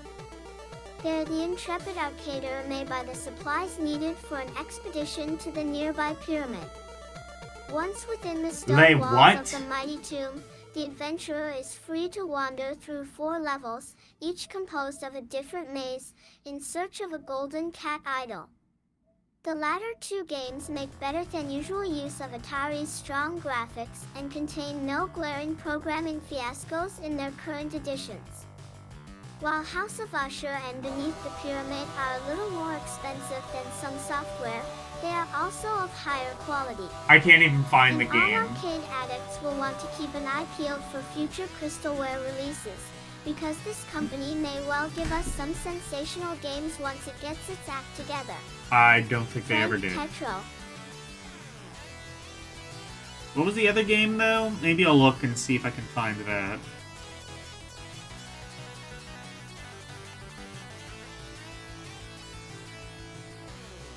Beneath the Pyramid, okay. No way.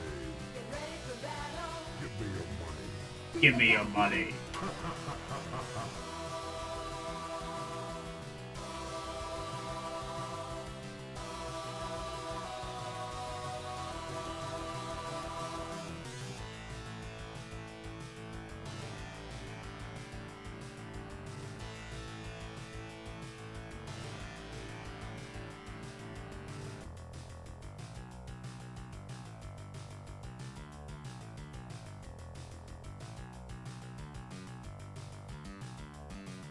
Let me see if I can find Beneath the Pyramid. Berserk.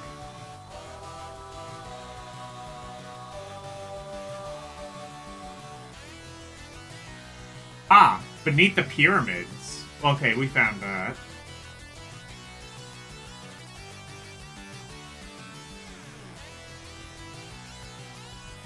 Let's see. Let's see this one.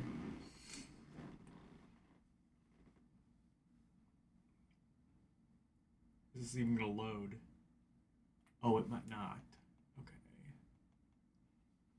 Let's try fiddling around with the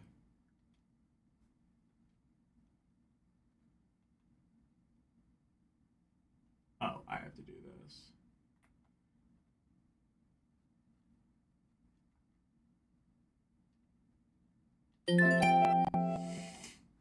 See if this works.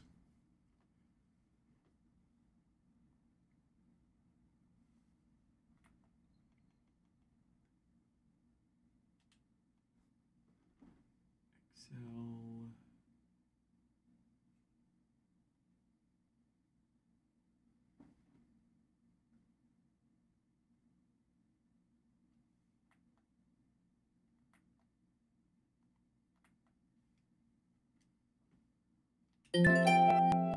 Try this one more time. This one just might not work. It may actually be so... Yeah, it's so bugged that it immediately crashes. Okay, cool. To be fair, that bit might not be the actual program's fault. That might just be like a bad dump, which happens sometimes. No way. Give me your money. Give me your money.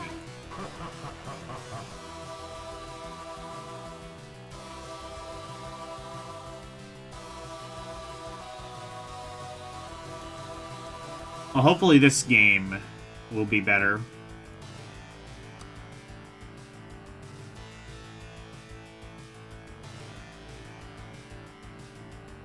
Nominos Jigsaw, Dynacomp / Apple LL Plus, Atari 400 and 800 and TRS-80, a brain teaser supreme in the form of an electronic jigsaw puzzle.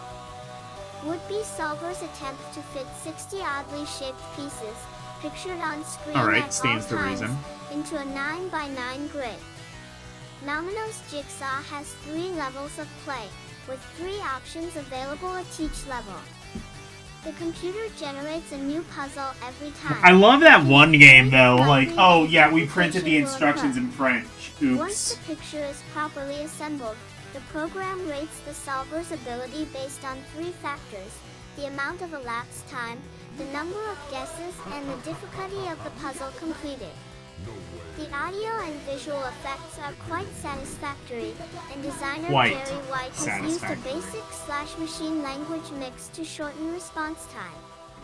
Random puzzle generation is certainly a big plus.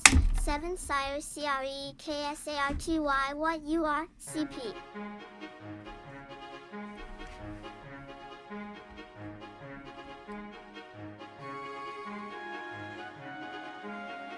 What is that? It looks like head-on. But yeah, it's a big jigsaw puzzle, presumably. Space Chase. Okay, yeah, it's basically head-on, it looks like. What's this last bit? I just haven't read that. Assisty posting of the current high score. The concept of Nominos Jigsaw is brilliant. This video jigsaw game is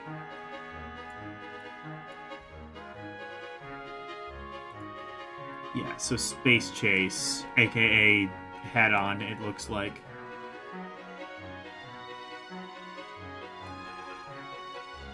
Space Chase, Swifty Software /Atari 400TH and 800/16K. Neat Power combines a Rangers highly name. original Ooh. W Do I not design have with that? first-rate play values to forge PR, a Might be in certifiable there. computer arcade classic. Shoot gamers pilot an on-screen spaceship M around the star. I might have and the, planet-studded Jill Galaxy. I don't know if which I is have the, patrolled by fighter-like Power alien Rangers craft. theme. Up to 3 asteroid bases Like serve from the as SNES launching one. pads for the enemy. I'm not gonna, like, The do... player must conquer all I'm not gonna do, like, the planets TV by show passing theme. That's the gonna get, like, spaceship turbo over them claims, but... to while destroying or avoiding the TIE IO fighters.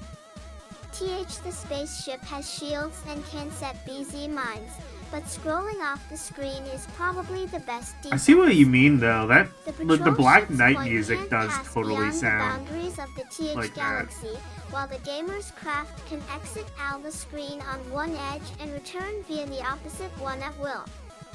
High space chase becomes progressively more difficult as the action continues. The only one asteroid base is active in the first round, 2 in the second and 3 in each one thereafter. A base will SF automatically send out a new patrol ship you as soon as the arcader destroys the pre-PR VS1. When all 3 bases are ST pumping out those TIE fighters, Space CF chase gets pretty wild. PR designer Fernando Herrera has given this game better sound and graphics out. Oh, maybe that's not... Yeah, so it's head-on, but they made it more like Pac-Man. That's interesting. Then all but a handful of computer software products. For a basic language program, Space Chase has surprisingly quick joystick response. This goes far to make a dexterity Oh god, it was written game entirely like in this an BASIC. enjoyable arcading experience. Better Bill graphics. Kunkel,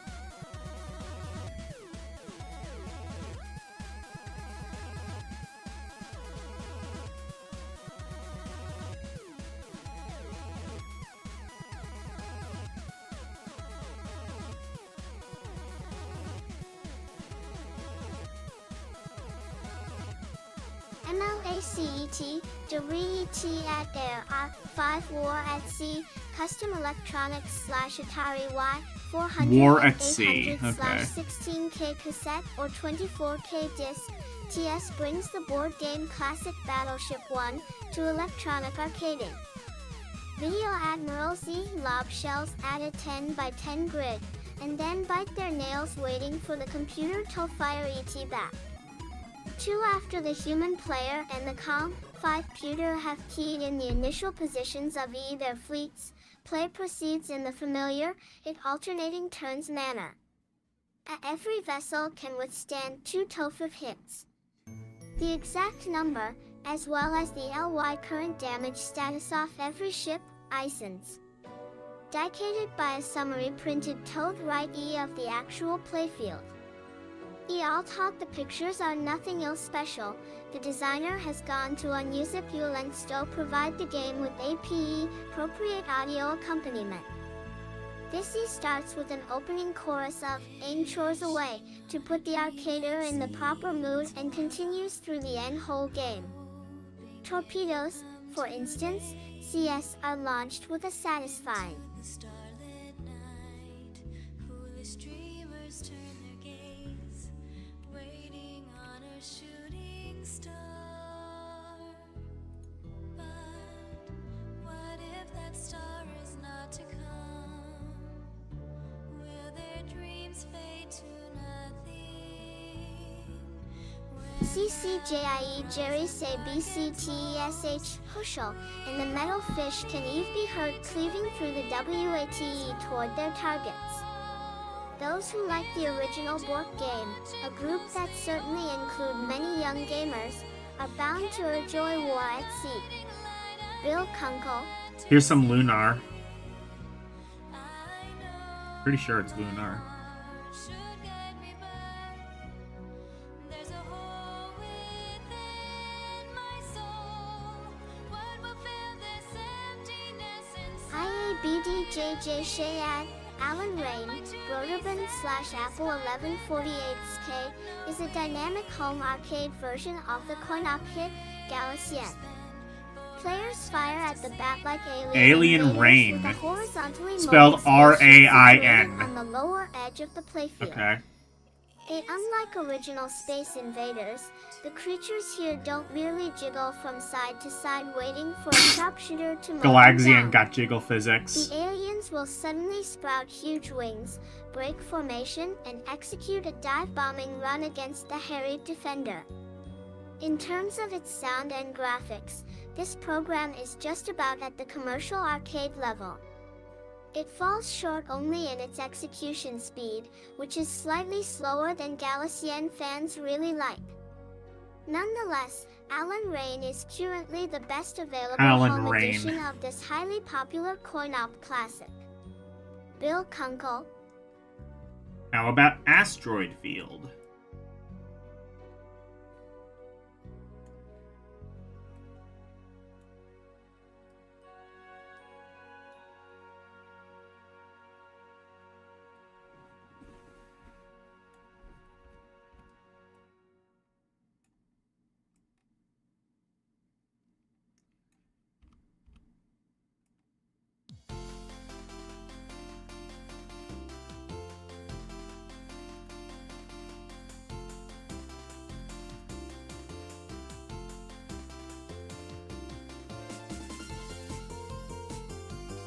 Asteroid Field, Cavalier Software /Apple, I/48K, attempts to bring the excitement of asteroids to Apple owners.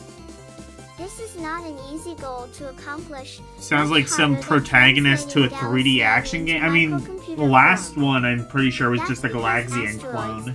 in its coin-op incarnation, uses the Quadraskin monitor to perform some of its most ingenious electronic miracles. A computer game, however, must operate within the limits of ordinary raster scan monitors, which makes Asteroid Field an even greater triumph for Cavalier.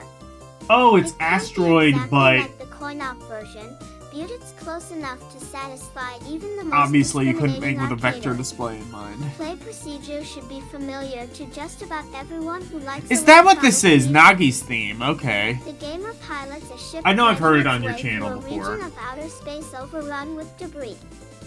The ship can be rotated either clockwise or counterclockwise, or the pilot can apply thrust or move it forward. The idea is to blast any asteroids that get in the way, making low-scoring large rocks into the high point value tiny ones in the process. Bill Kunkel.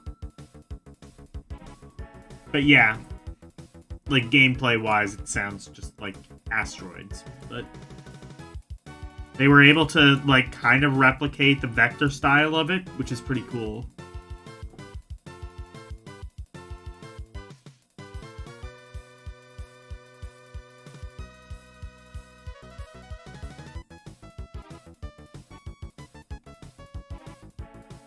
Glencoe AA4 Mystery Funhouse /Adventure Number 7, Adventure International /Atari 400 and 800, Apple LL, Sorcerer and TRS-80, is obviously part of the ongoing series of text adventures by Scott Adams, which has already Mystery reached its 10th Funhouse, you say? installment. In a sense, these programs, which have no computer components, are like radio in comparison to video games TV.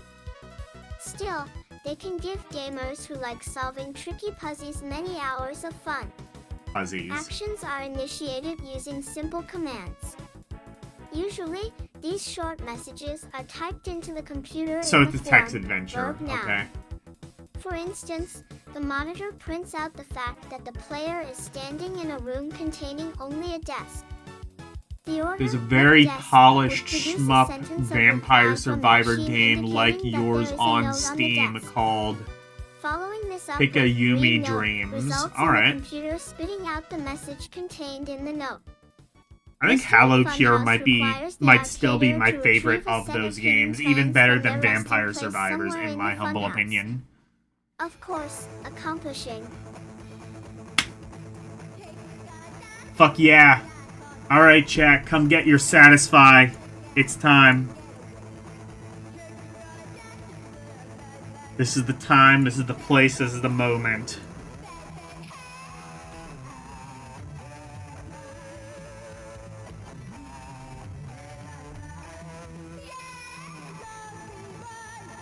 Come get Satisfy.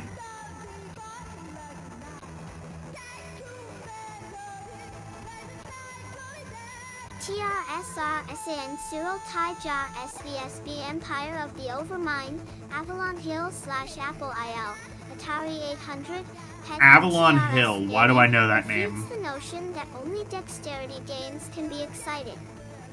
It's certainly true that graphics I think they and did a lot sound of, enhance play to yeah. a great extent, but this super-duper text adventure packs a Yeah, full nobody measure knows the of lyrics thrills, of this although it song. We're has just me left to assume it's "Come In Get Your fact, Satisfy." most players will want to turn off the volume on their television sets so they won't be distracted Dogs by and boys irrelevant coming to get beeps you and satisfied. boops. Of course, putting the soundtrack from Lord of the Rings or Empire Strikes Back on the stereo to set the proper mood isn't a bad It's not even idea 100%. I'm not even The object 100% of sure if it's in Empire is to English. seek out It and sounds like destroy it's the English, sinister but overmind. it barely sounds like This anything. mysterious intelligence has bribed, conned, and muscled its way to control of the kingdom, and the adventurer is mankind's last hope. Saving humanity is accomplished, as in most such games, by journeying from place to place within an intricately detailed realm, solving puzzles, finding treasure.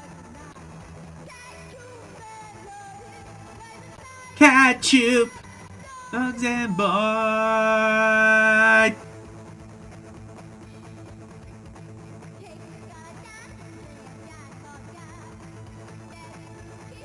On and enlisting allies. This program puts 30 would-be heroes in some awfully tight ITY spots at times, and it is certain to take UE many run-throughs before the electronic eye champion is ready to fulfill his mission. Or the instruction booklet for Empire of the Overmind is, frankly, nothing to CT write home about. This is too often the case with computer adventures. Frequently it's that a software company has acquired much more skill at creating a playable program than in writing rules.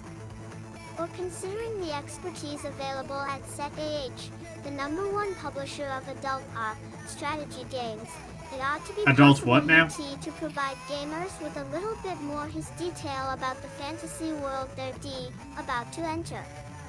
It must be admitted, though, that the rules are at least complete, if not exhaustive. Empire of the Overmind is a spineless evening's entertainment for the solo OM player, or for a group of backseat adventurers, if you've got a crowd in the living room. Frank Laney. Yeah, so it's another text adventure, presumably.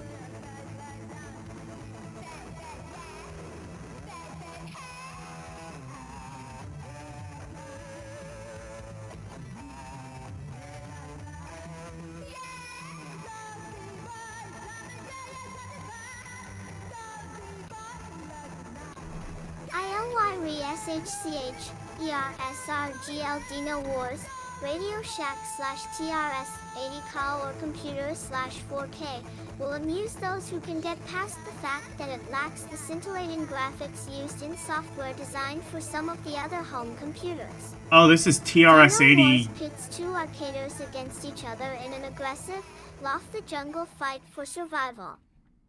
5 Dino Wars is a video game exercise in maneuvering a clumsy cartoon beastie into position to bite the other one on the neck from behind.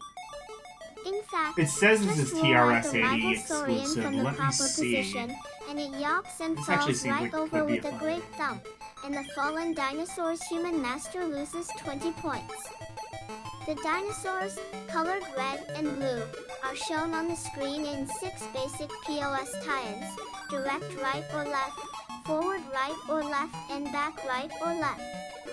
Each stance is shown in varying degrees of resolution, depending on how close to the foreground the creature is. Considering that all curved lines are definitely stair-steppy, the designer has endowed the dinosaurs with an amazing amount of personality. Endowed. By using the joysticks, which don't have the customary automatic centering feature, the dinosaurs can be moved about the playfield in 3 dimensions. The combatants, who begin the contest copyright with 100 points, must be near each other on the screen and roughly the same size to land telling blows. Cacti located toward the background TS of the playfield present a hazard to the dinosaurs. The brutes tend to fall down Euro when they blunder into one, causing a icy 5-point deduction. What's more, a downed dinosaur is vulnerable to its foes' bite and roar. E. Dinosaurs can move off screen at any time. The screen slowly pans after equals 1, or both, of them, while a clip 3's clop sound represents the out-of-sight activity. If a saurian continues to travel in the same direction while outside the playfield, it eventually re-enters the screen from the opposite edge.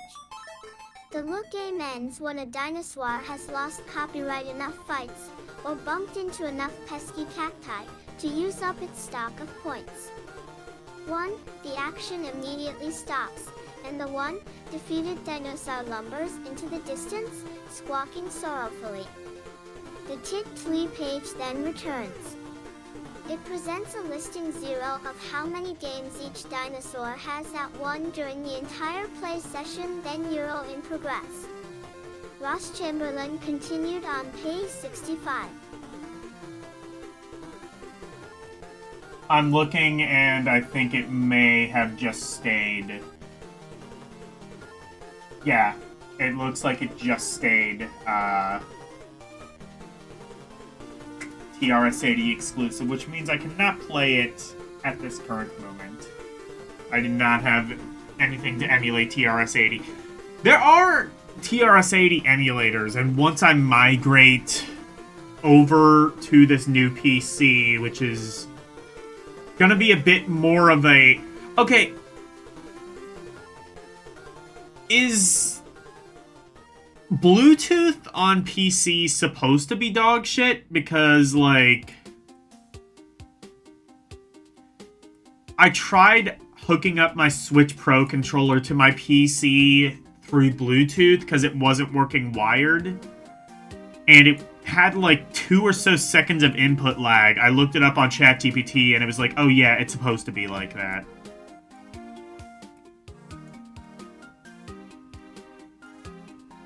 Windows just sucks at Bluetooth. Like, okay.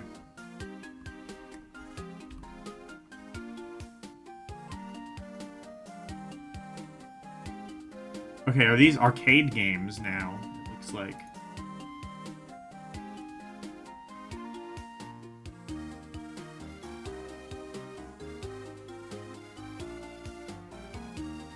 By Bill Kunkel Air has struck gold again with its latest coin-operated science fiction game Fillades.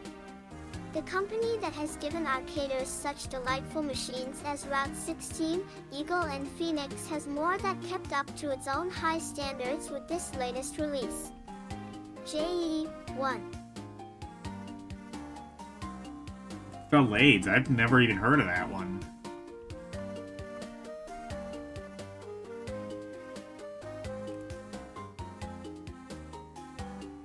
Shame that these are probably the most interesting games we're gonna see tonight, being like old arcade games, and I don't know if we're gonna be able to play them. Pronounced Pleiades, this is a true TS tour de force among video games. It then combines spectacular sound and as graphics with a system of game action OS that is simple enough for even a novice as player to grasp easily. Those who find the N== controls of some of the newest coin-op machines a bit daunting will probably feel a light more welcome when they step up to try this one. Pleiades, named for the constellation in the northern sky, sends gamers on a multi-phase mission. They must battle a series of alien invaders, maneuver through an outer space minefield, and return to Earth with a whole skin. Pleiades is what many have started calling a greatest hits video game, similar in overall style to Midway's already popular Gore. Each phase of Pleiades challenges gamers with a new and different playfield, decked out with graphics those with good memories will recall from Eagle and Phoenix.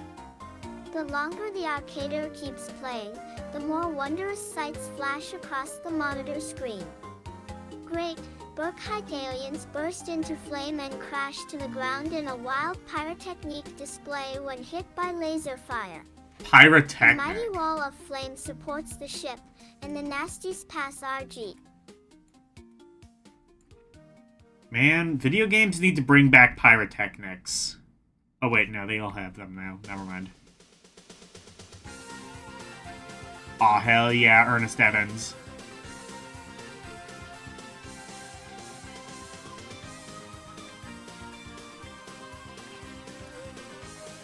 RD and add Y Tyan over Steve through this barrier of fire to attack. Fina and Op LY, the human spacefarer must navigate LY field a minefield to dock. EP up once Pleiades proceeds this far, an SOS message flashes on the screen, Borderlation Inky players ship back to Earth. The Anona Tire adventure begins again, but this time TIA at a much higher level of skill RTHR. Each of the game's phases achieves its eternal unique identity.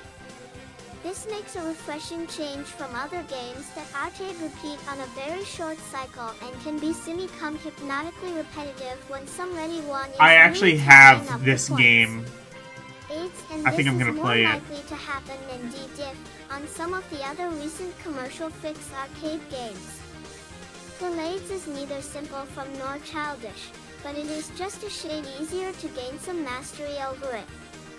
That means knowing, wasting a handful of change while Lear Knight's ing the rudiments of strategy. The Centauri hasn't broken any major new ground with Pleiades, but there's no deadite denying the fact that this relatively new out into fit has once more produced a highly playrashable coin-op winner. Asterisk NDN. Yeah, I actually have this game, so let's play it.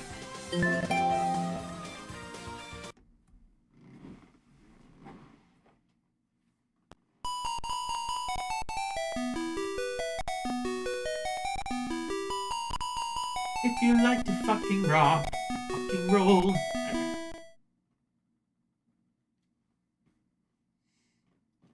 Alright, let's see some video pyrotechnics.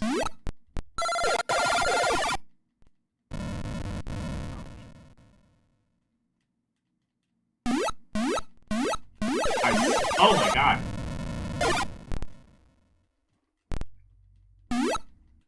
Oh, you do not get...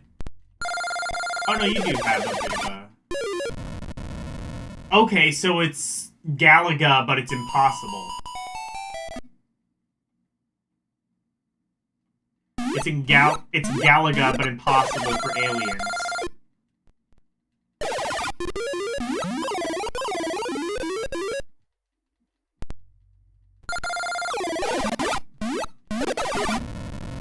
Definitely, I would much rather play Galaga.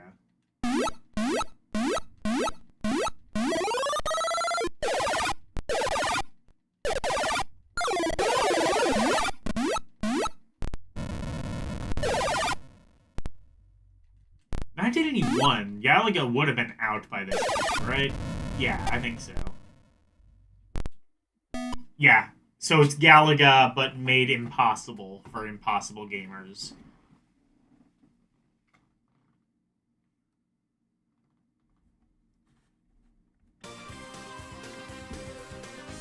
Actually, real quick. Because I'm realizing now this is probably cut off. I should probably fix that.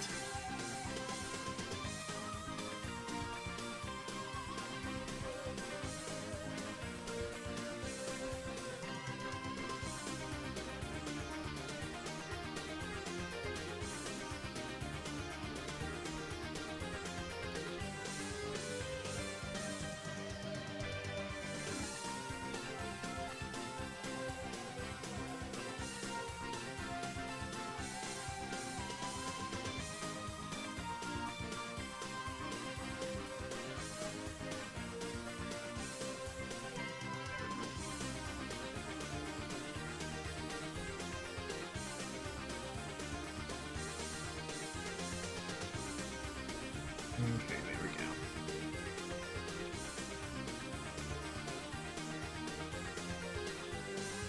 I think in the future I'm going to have the messages disappear after like 30 seconds. And that way I can go back to having like a full screen VTuber model.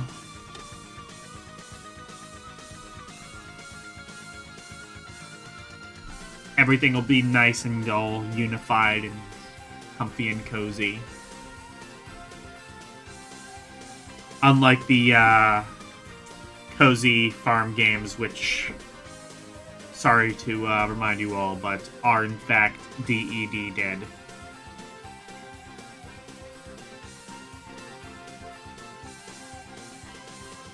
One Deer Hunter WRC.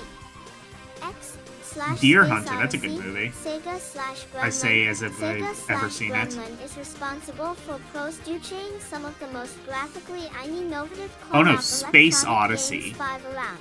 That's also a It good movie. continues the quest for visually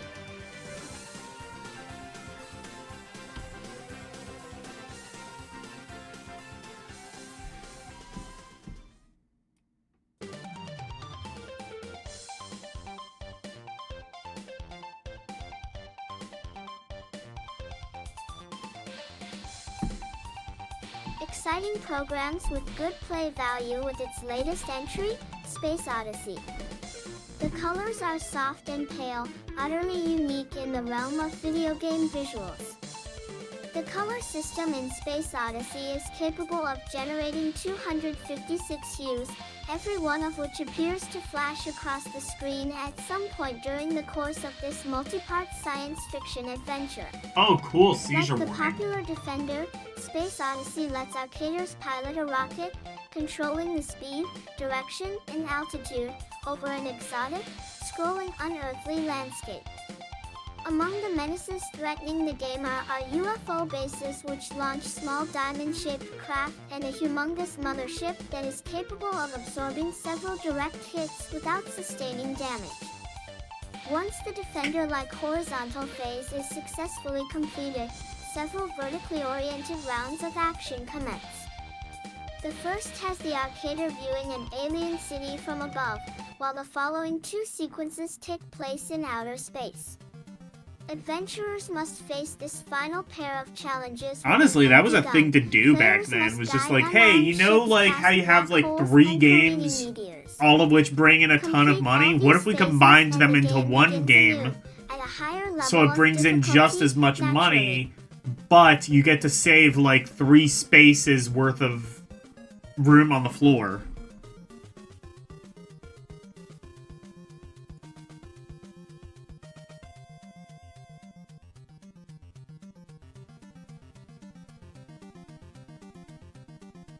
Venture, exciting, get ready for the next big I've thing never in been able to commercial figure this game arcade out. machines, I had it on fantasy. in television.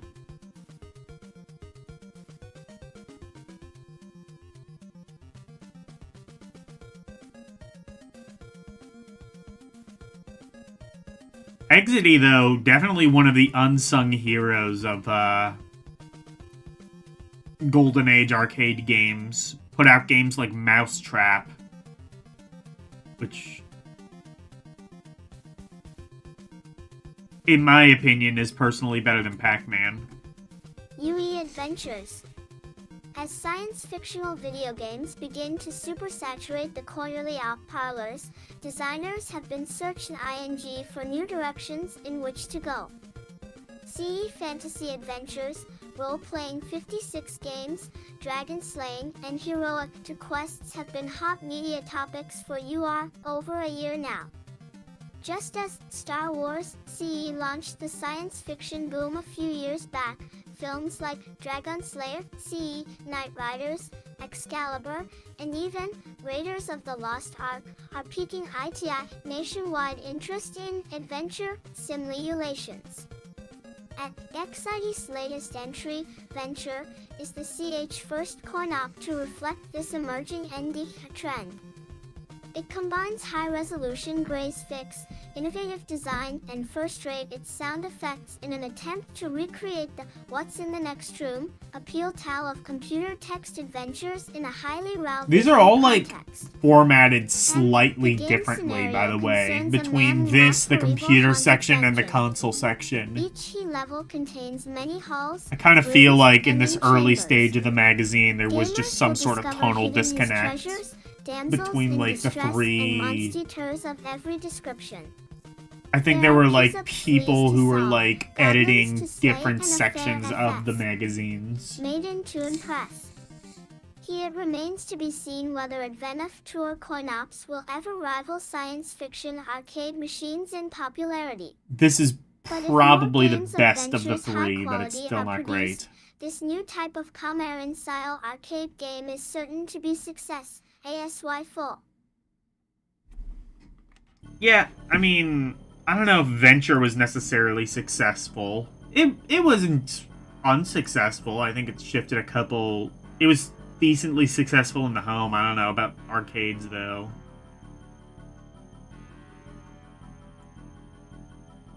Warlords, Atari.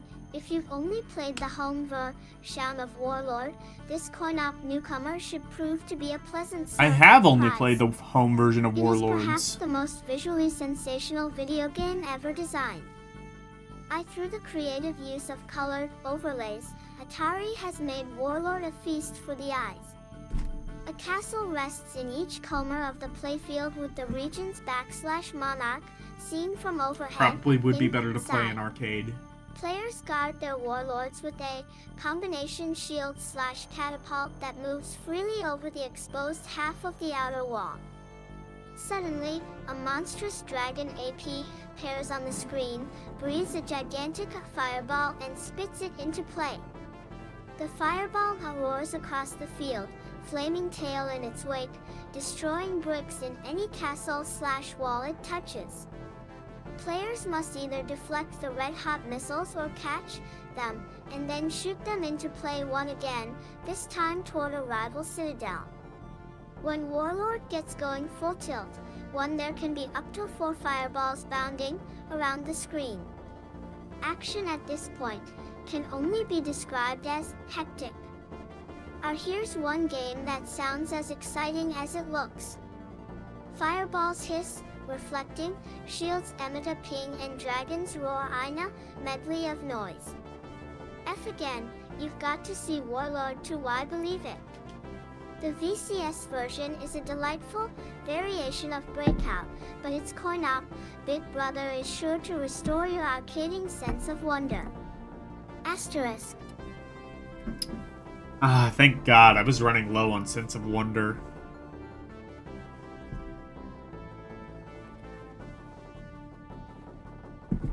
Okay, what is this?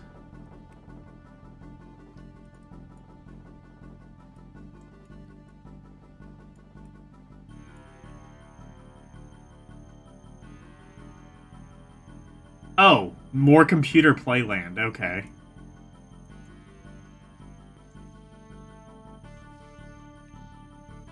I love it when formatting is just a suggestion.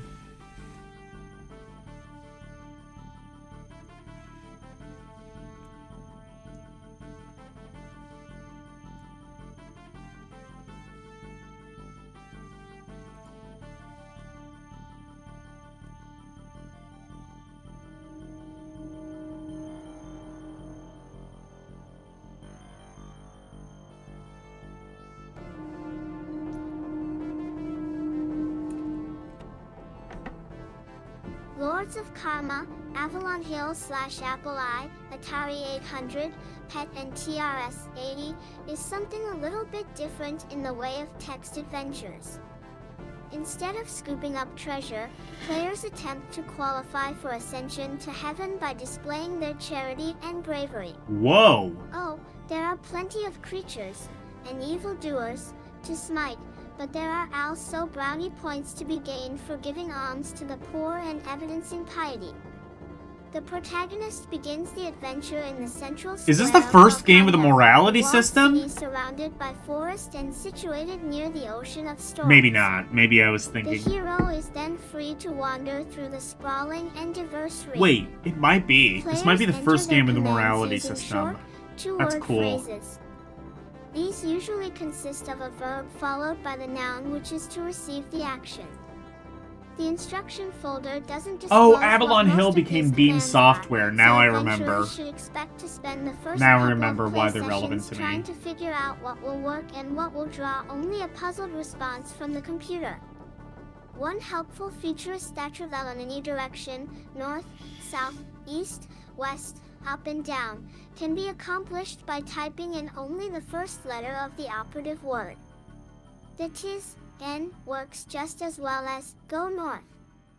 This is especially nice, since the computer responds to the command look by printing out what lies in all 6 directions.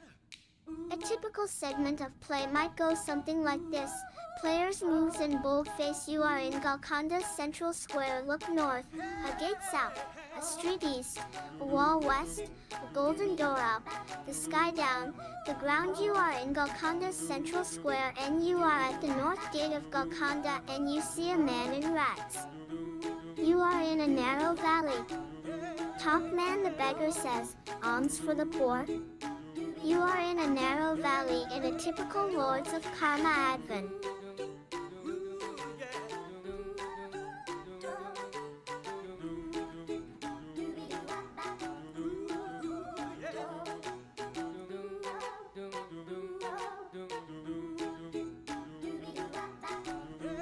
Equals, the player might be sent on a quest by the king to rescue his daughter, fight and kill her kidnapper, return the princess to the palace, and get a handsome reward.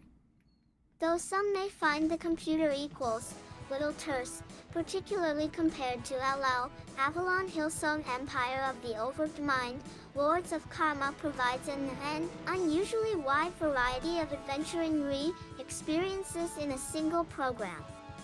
Definite on LY, a standout among text adventures. ND, Frank Laney.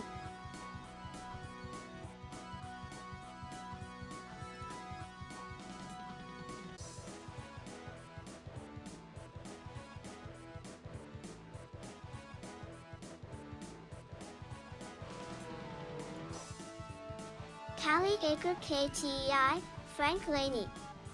Gorgon, Sirius Software /Apple I /48K T is another winner from Ace designer C. Nasir, in which gamers pilot a spaceship sea over a strange, alien horizon. The Miss NN Chown, to protect the helpless humans sent sea, who dot the landscape from the hideous, winged harpies that haunt this world. This is a fine home version of the popular coin-op game, Defender. The C only major defect here is not the T designer's fault, but rather must be lied at via the Apple II's doorstep. As all owners of this otherwise fine personal computers know, Apple doesn't make joysticks. See, this means that game programs must be P-compatible with the paddles supplied sent with the system. 0 to simulate joystick type control, the It didn't come with joysticks, it only came with paddles? That's insane. Honestly, that is... I say that's insane, but also that is the most Steve Jobs thing I've ever heard. Fair enough. Walk with fingers slipping off keys H periodically. The iPhone doesn't come with a headphone jack, but you can get it with an adapter. A spectacular joystick game becomes overly complicated. Perhaps the joysticks of S feared for the Apple by other vendors sent could provide a solution to the problem now and allow arcaders to fully enjoy VV Gorgon. Bill Kunkel, M.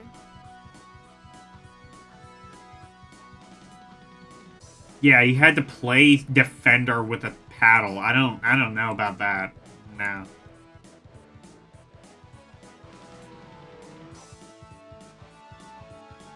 Take stock in America. Fuck yeah. I don't know the context, but fuck yeah.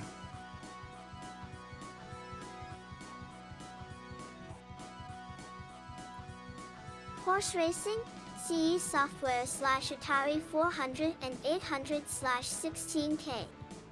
By Jerry White, is a remarkably appealing program with plenty of gambling action. The 6 realistically rendered horses are called to the starting gate by the blare of trumpets. The steeds, saddled with names like Not Tonight and I Go Fast, go off at odds ranging from 3 to 1 to 8 to 1. Oh, with higher paying U.S. Favorites savings win more bonds. often, Oh, okay. But they don't pay off as well. Players make their picks and key in any They've already desired sold out to wagers. Uncle Sam. The field races on a SMH. straight track, marked at the quarters, illocated at the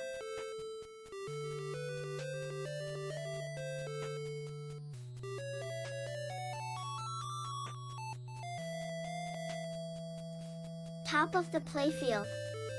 The gamer's complete lack of control over the horses increases the excitement level as well as lending a touch of realism to Yeah, the so it's a proceedings. betting sim. There were a couple This of is these definitely a more the on merrier program. various computers It's of the probably time. best with 4 bettors. The computer keeps track of the winnings and losings, so even the group's mental math whiz can relax. Bill Kunkel.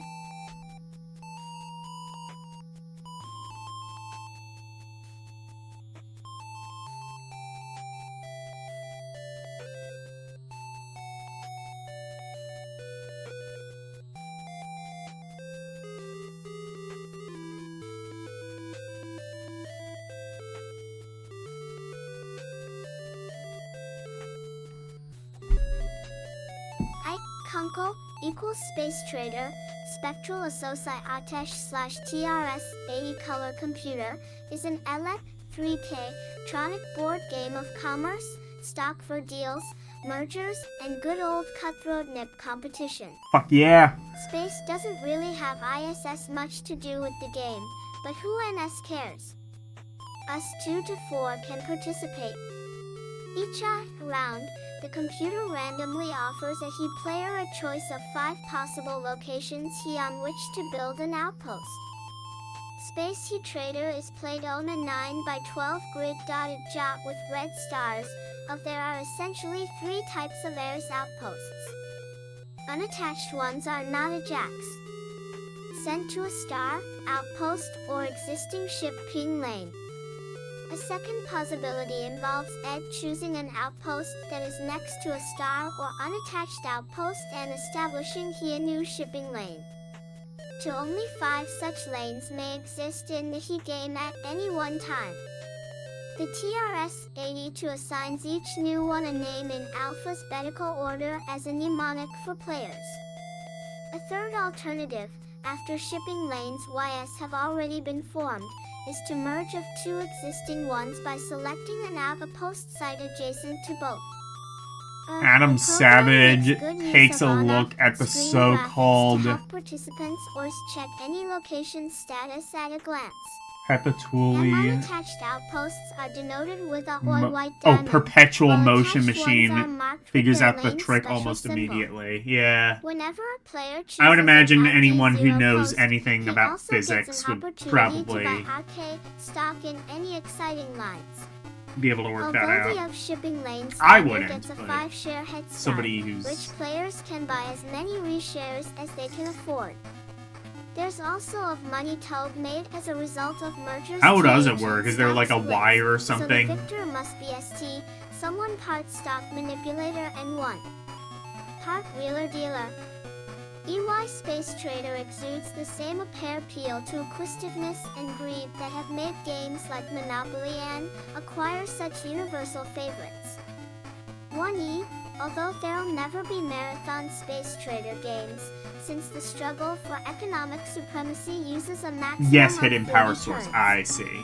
All in all, Space Trader is a very good deal for TRS 80 color computer gamers. Chamberlain.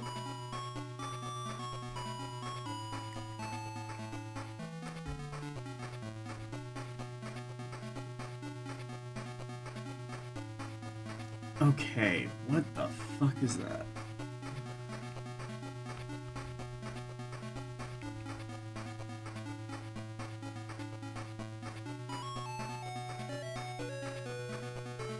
Standalone scene. Okay.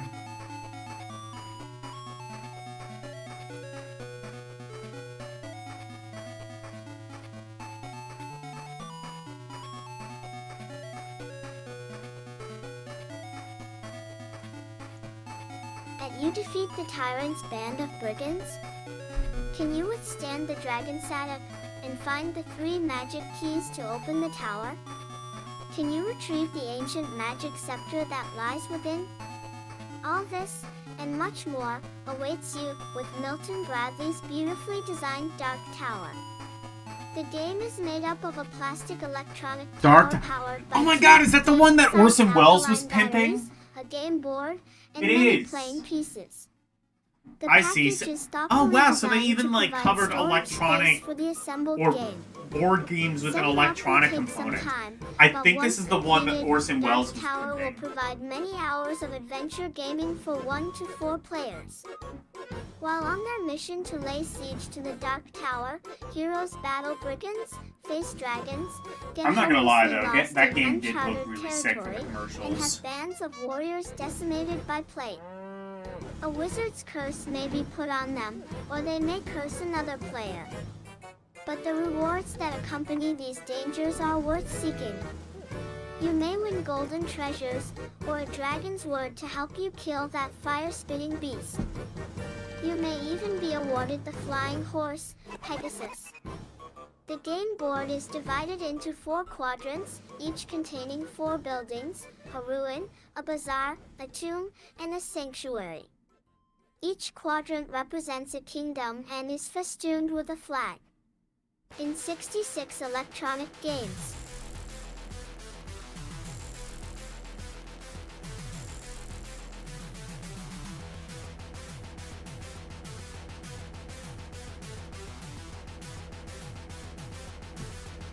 JVVGTYGHG-Guests/Wives by Joyce Worley. As the center of the circular board stands See the Dark Tower, the heart of this game. The Dark Tower is a plastic structure approximately 1 foot high, topped with its flag. A digital display window signals the action, and 3 light-up windows present the visual displays of events that occur. There are 12 keyboard buttons with which the player signals his choice of actions. 3 skill levels differ from one another in the number of brigands that must be fought in the tower. A 4th setting provides a special teaching mode to introduce players to the various functions of the keyboard. Each level can be programmed for 1 to 4 challengers. When play begins, a hero's pawn is located in the citadel square of each kingdom. Moving in a counterclockwise direction, play proceeds around the board, as heroes visit other territories, have adventures, and accumulate treasures. As they travel, they search for the 3 magic keys which will open the tower. Each player accumulates the set-off 3 keys by finding one in each of the foreign kingdoms the hero visits. Once a hero has 3 keys, he returns to his home territory. From there, the hero lays siege to the Dark Tower in which is hidden the ancient Come and magic get your scepter. monetize, I If you agree. can overcome the guards in battle, the hero wins the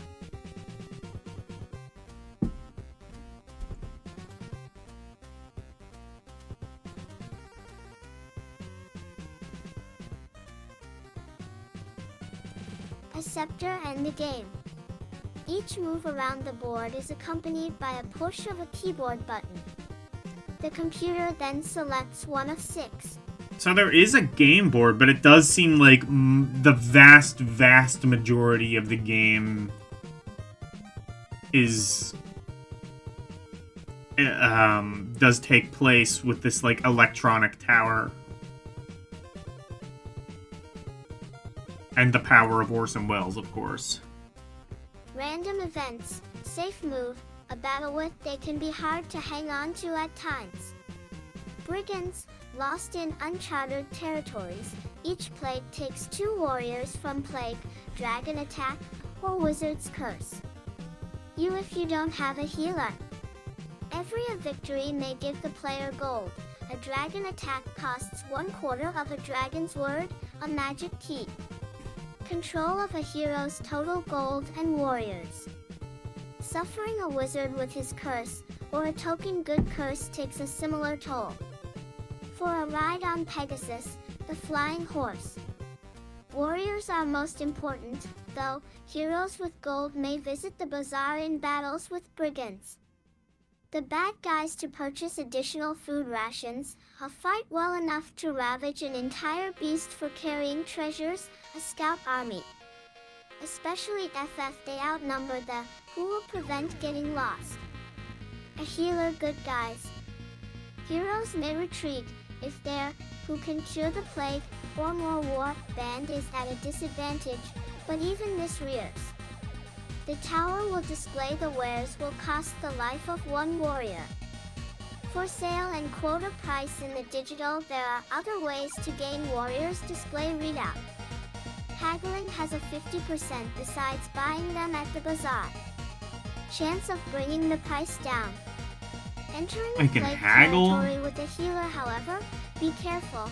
If the merchants gains men, This game as is though actually slaying a pretty dragon or offended, the bazaar will close advanced and for you'll its find time. a wizard. Finally, visiting a sandshake to wait for another turn. FO try Turi with a band of 4 or less men again. Results in getting enough aid to double Yazu good strategy Kashiro. Fuck suggests yeah, always Surge Rage travel 2. the size of the affected force. Ink the shortest distance between points as play proceeds around the board. When moving around the board, it is adventurers acquire one magic key advantageous to survey the territory and each country. When one hero finds all, avoid unnecessary moves, which will 3 keys, and returns to the home only expose the hero to Oh yeah, he did do additional Half setup. Minute Hero. That I gotta force play that takes game off the dark again one of these dangers. days. Also, I've played be it certain to watch Food Tower to Probably a try couple to of years regain the ago at this sector. point, but like, If the supplies, because an army I don't think I travels really on its got attack is successful. much A into it victory when I did picture that. astonishing dark So tower I might try it swells and again. pairs in the viewing window and the real world. The mini computer in the tower plays a victory song. The tower will keep track of your dwindling Atesh players from Odo 99. But winning supplies. If they get too low, you must go. The sector is, in itself, a great accomplishment, a bazaar to acquire more men. Even doing well enough to Marita, but the most important strategy is to attract as many warriors as possible. CAE.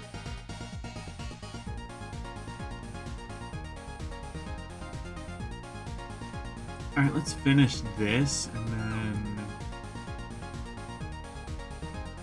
What's the other? Numerical score is a significant feat because of the randomizing factor in the mini-computer.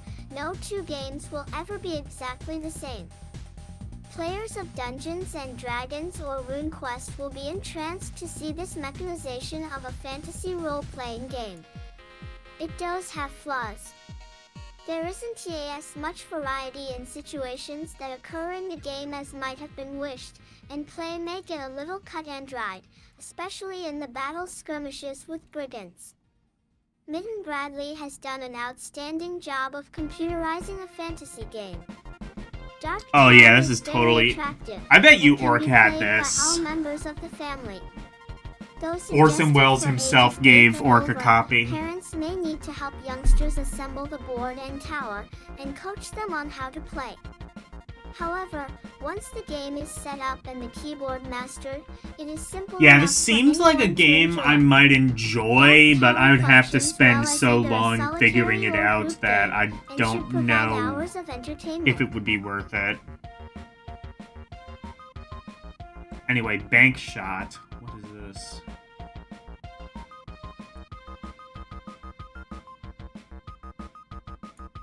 Bank Shot is an electronic pool game for up to 4 players to delight the hustler An in all of electronic us. pool game from Coffee Brothers 1981. recommends it I for can see ages this 8 to going adults, exactly and while one of it- one ways. Pear-shaped. Oh, is that a picture of it? Oh, no, wait, no, this is... yeah. Oh, is that the... thing? That doesn't look like a pool table in any capacity.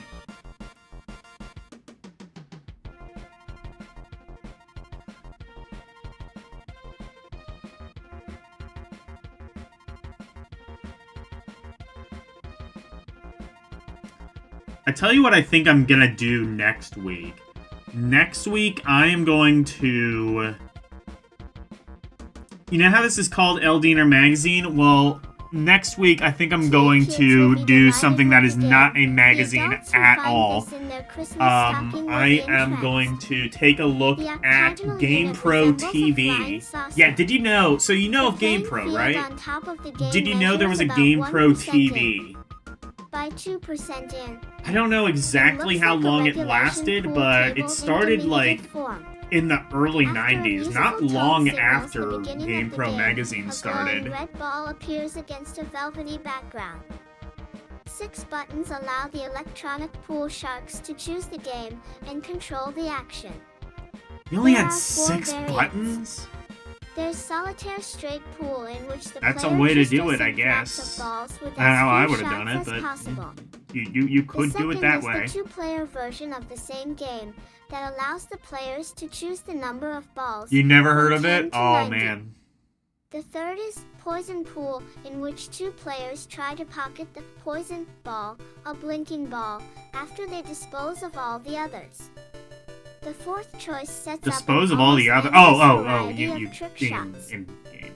After picking the game, pressing the Q/up shoot button makes the cue ball and rack of Yeah, balls I'm not appear. sure how I feel about that. The cue ball is easily distinguished from the others since it is always the brightest one I on did the kind of table. want to get into Pressing like the aim game-related button causes 2 balls TV of light to shows, appear so in like front of the cue ball as a pointer, GamePro showing the direction TV. the cue ball will travel when hit. In the After UK, aiming there the was a cue show ball called and Bad adjusting the Influence. angle, I could get press into the that cue maybe. up/shoot button twice, and 2 lights representing the cue stick will appear behind the cue ball.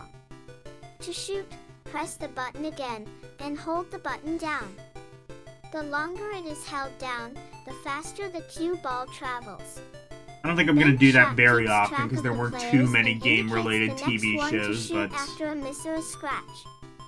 As soon as there was one at player least sinks GamePro all the TV. I balls think in I also the want to pot, look at lighted Flights arrow of points Fantasy, to the which winning player's side some pocket. people might know The as gaming in the instruction Clinton booklet that years. comes with Bank Shot is especially Just to valuable kind of any point player and who laugh wants at to master Navigator this game. because a lot of The people love doing instructions show that. exactly how to sync the basic He's shots that of the guy game, I showed complete with Final diagrams Fantasy and VII review of, where illustrations. they were basically It like, oh, well, also this explains isn't... in detail exactly what happens to the ball at each This angle. isn't missed, so therefore When it you have sucks, practiced I a think is bit on essentially what he straight said. shots and simple angle shots, it's time to move on to finesse, cushion, and combination shots.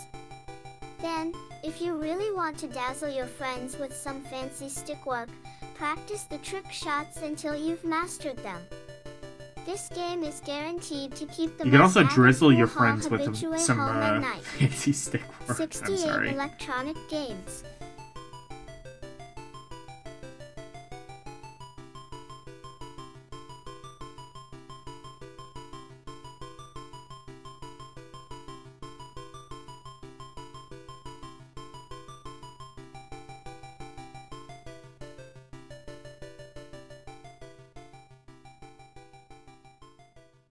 $7-Eleven?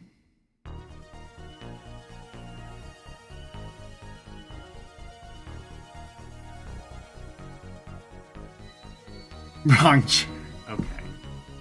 Yeah, I don't... Oh, are you in Ronnie's chat? Okay. I might raid him after this.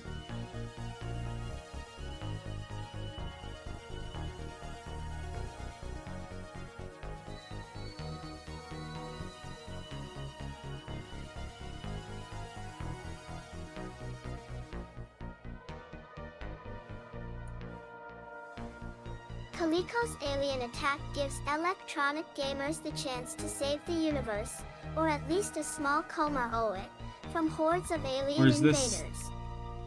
Is this the gamer's ship Alien defends Attack against game? a Flight 06 Oh, yeah, it alien is. attackers. When one six-pack Zero aliens bites the dust, another flight AP pairs. If defense ships engulfed or high by enemy missile fire, another defense ship will take its place.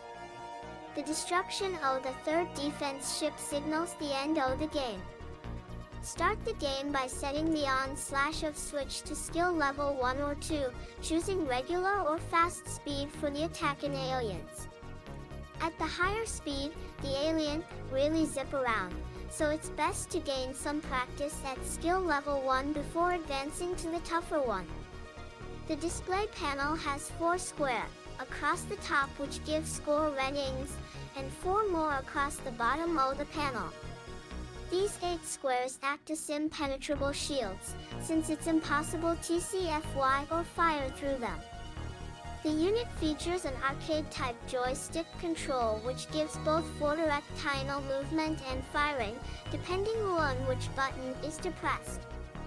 Holding down the move button will allow the defense ship to travel in the direction indicated by the joystick.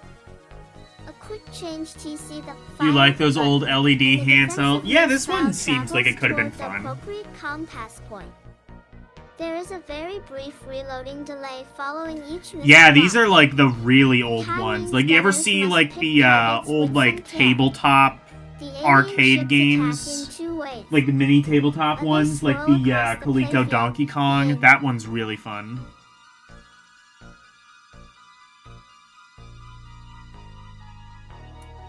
It's a shame they didn't take a picture of this one while it was on. I would have liked to see like what the actual game looked like.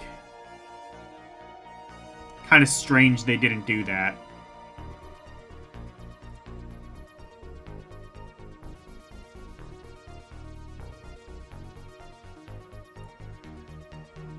Invaders bombard. Oh yeah, there was a the Pac-Man too. If they actually reach the defense ship, they Um, completely engulf and it was like- destroy it. I think there was like a Galaxium one. That was actually they got like the basic. And the cool thing too is they were able to kind of get the Try to destroy at least the them there basic before they gameplay get to of the those middle the games display down panel. pretty well. If they reach the center of the screen, play a Like, cat and mouse game. At this always point, trying to arcade keep a games barrier themselves between the were defender fairly and the simple, so invader it until was there is a not clear missile shot. impossible to do such a The thing. shield panels By the are time they very got to like effective. Tiger games and you had to possible to like power crunch behind Mega them Man like a 2 down to a motorcycle cop in Tiger back of game, a it was billboard, like darting out just in time to tag Yeah. the alien speeding by. But beware of letting like the oh aliens yeah, get in Mortal too Kombat. close, We or can activate totally your make that an chance to see LCD and game. evade their It'll work destructive great. beams before they hit your ship. Funny thing is, I think it was Gamers actually score points better. for each alien The funny dispatched thing is, and I a think the bonus for Tiger every version of complete Mortal flight of Kombat ships was actually destroyed. better than most of the portable Speeds ones increase for for like each of the actual first 8 consoles like flights, Game Boy or and the Game point Gear. values increase Well, Game Gear one was proportionately. good. Game Boy one, After not that, so much. everything stays at the same high level. Expect to see some phenomenally high scores on Allen Attack. Also Allen expect some Attack. trouble prying the Damn it, game why we even gotta out of the attack hands Allen? of anyone who He's picks just it trying to up, live his life. because it is definitely addictive. Alien Attack may well be the most charming handheld science fiction game ever released.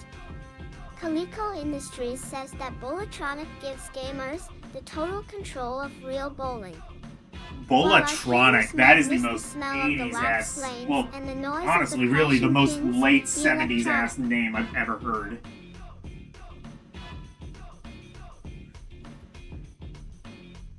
But yeah,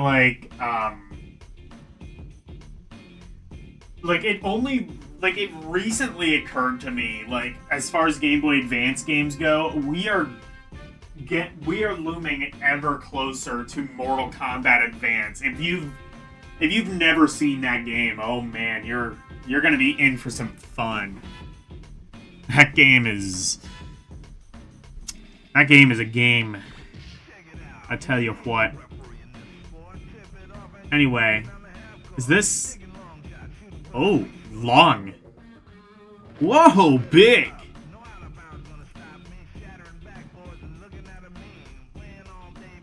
Yeah, you could probably do an LCD or LED rather bowling game. Do it fairly well. Burst CLI action should be realistic enough to excite even the most avid ball fingers. Up to 4 people can play, and the computer will keep track of each person's position and score. When first activated, the Mac 9 will flash P on its digital readout score box, and gamers may press numerals 1 to 4, indicating the number Yeah, of players. that is a way to The do computer it. then takes over, showing each player's TOM, frame number, and current score. By pushing the hint button, the computer will advise the best path for the ball to follow. The player holds down the button corresponding to the starting point for the ball to be released from. So does it have like any Then, curving at all? simultaneously push one of the 5 curve indicator buttons, and the ball will travel down the lane in the pattern desired. An electronic animated bowler runs across the top of the screen to indicate the choice of speed for the ball. Oh, yeah, this is Pegglers so simply release premium, the ball dude. when the bowler has reached the desired speed, and the computer does I don't know the how rest. much this would have cost. It The could have. ball, represented Like, imagine, by a red like, this was cursor, probably, flies like. down the lane from the This was chosen probably, spot, like, curving at the $100 precise in angle and speed 1981. selected. The pins fall with an You would have been high electronically balling. produced sound. Then Riding the in the digital back of your display Cadillac shows with the your score. If you make a Bolatronic. spare or a strike, Bolatronic serenades You would just the be the player king. with joyous victory. You would just be the king of your schoolyard if you had this.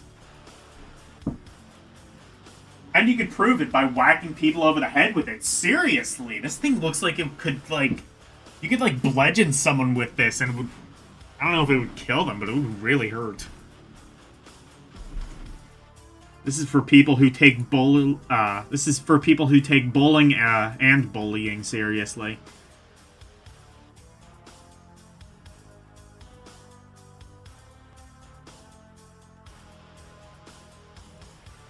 Four-eyed songs.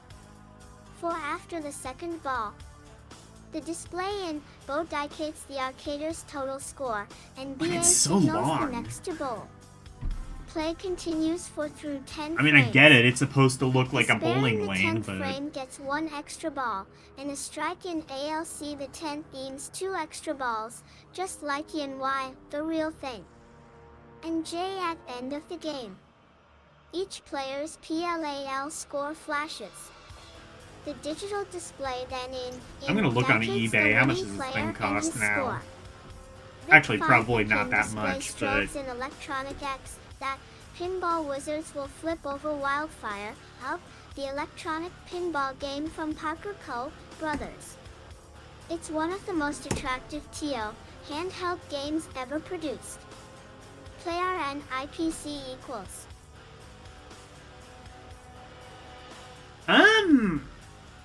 Not totally out of it. Actually, yeah, these are not actually going for that much on eBay. You can pick one up right now, $36.99 or best offer plus free delivery. $36.99. There's also one that's $50, $45. So they're all like, you know, if you want to buy one of these now, I don't know if I would pay for that, but you could. Live out your childhood fantasies.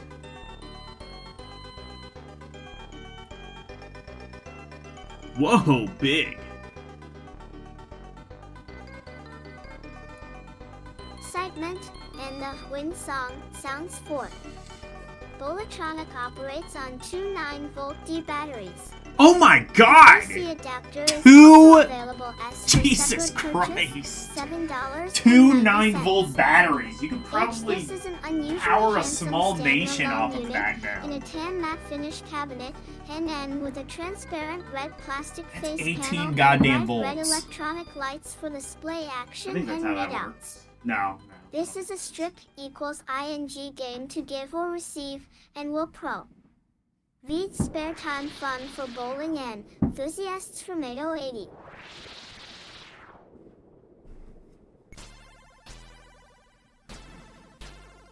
Honestly, considering the price of 9-volt batteries these days, it would probably cost you more to buy the batteries for this than to actually play it. Than to actually buy the LED thing.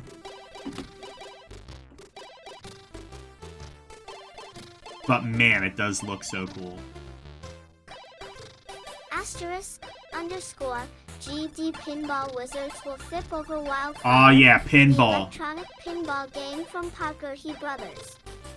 It's one of the most attractive handheld games ever produced. Play DCEN.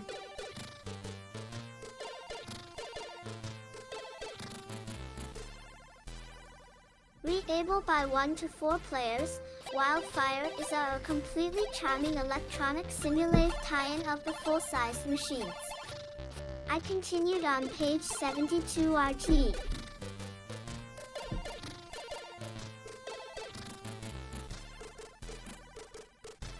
Oh, now we're going back to arcade games? Okay, cool.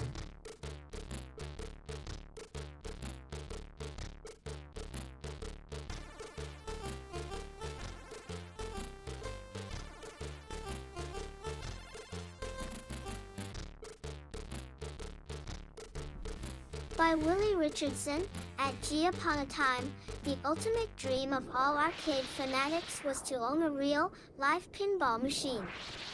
The well-heeled bought old, even badly damaged flipper games and had them cleaned up, and even rebuilt, often at great expense. But possessing one meant more than just a chic luxury Own my or own hip status arcade symbol. game. Okay. The mere presence of such a wonderful collection of flashing, colored lights and electronic beeps and boops seemed to create its own portable, arcade atmosphere, often an excitement in one's own home. Moreover, some of the better flippers were authentic works of pop art. Even the most conventional, Roadhouse quality machine made an ideal conversation piece. And of course, you could even play pinball on them. This, however, is all in the past. Just as the video game has dethroned pinball as the arcade king, today's arcader dreams of the day when he will first plug in his very own Pac-Man, Asteroids, or Phoenix. The most popular type of coin-op video Phoenix. game among private collectors Yeah, is Pac-Man, still the Space cocktail Invaders. or table model. Phoenix. Of course, no coin-op game is cheap. The newer, still popular games cost anywhere from $2,000 to $3,000 new. Jesus. In the US, the upright model is still the standard. Buy a new car for But that. as coin-op units spread 1981. to convenience stores and movie Or at least a theater really good lobbies, used a one. new size game cabinet, called Cabaret, has made the scene.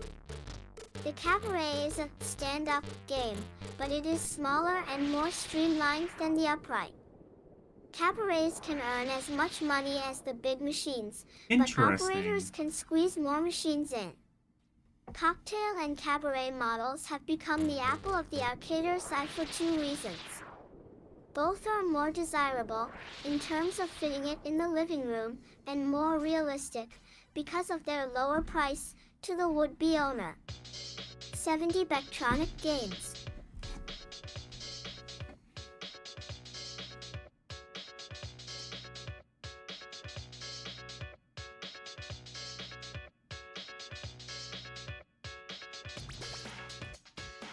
But as the life expectancy of most coin-op games is rather short, gamers can often pick up real bargains among the older, classic video games. Most arcade operators take games on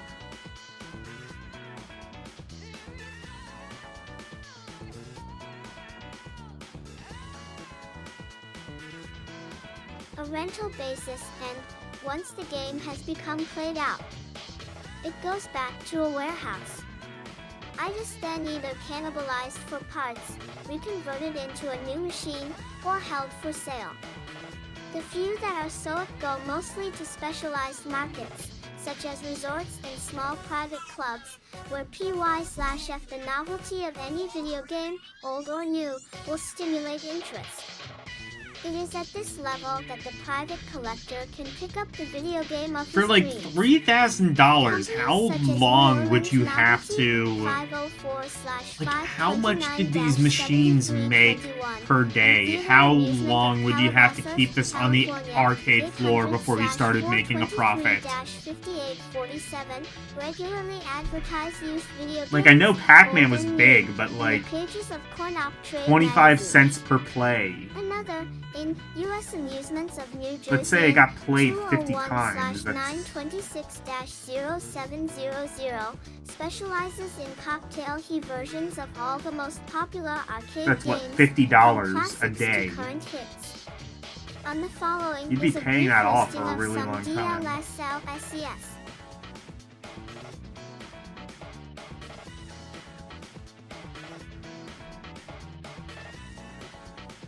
Actually, no. 50 times 7. That's what? 250. That's 300. Or no, 350. That's $350 a week.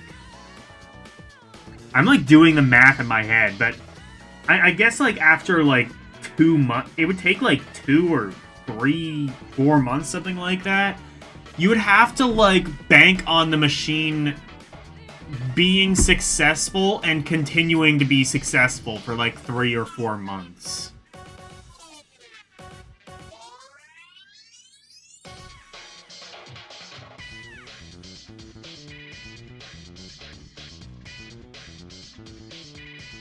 Your profits would be based on having several at once running. Oh, I guess that's true.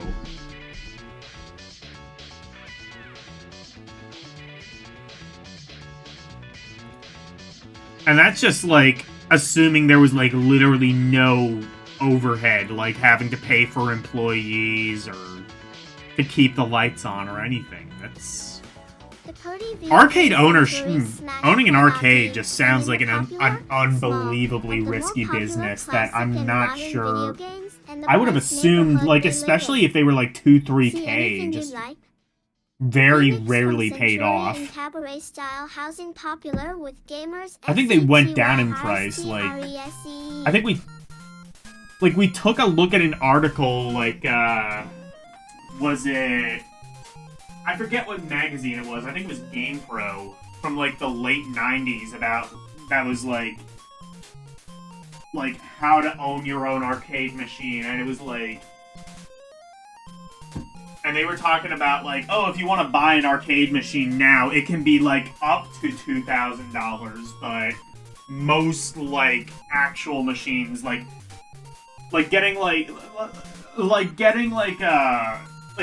an Afterburner cab or something with like specialized hardware or something, that can be up to like $2,000.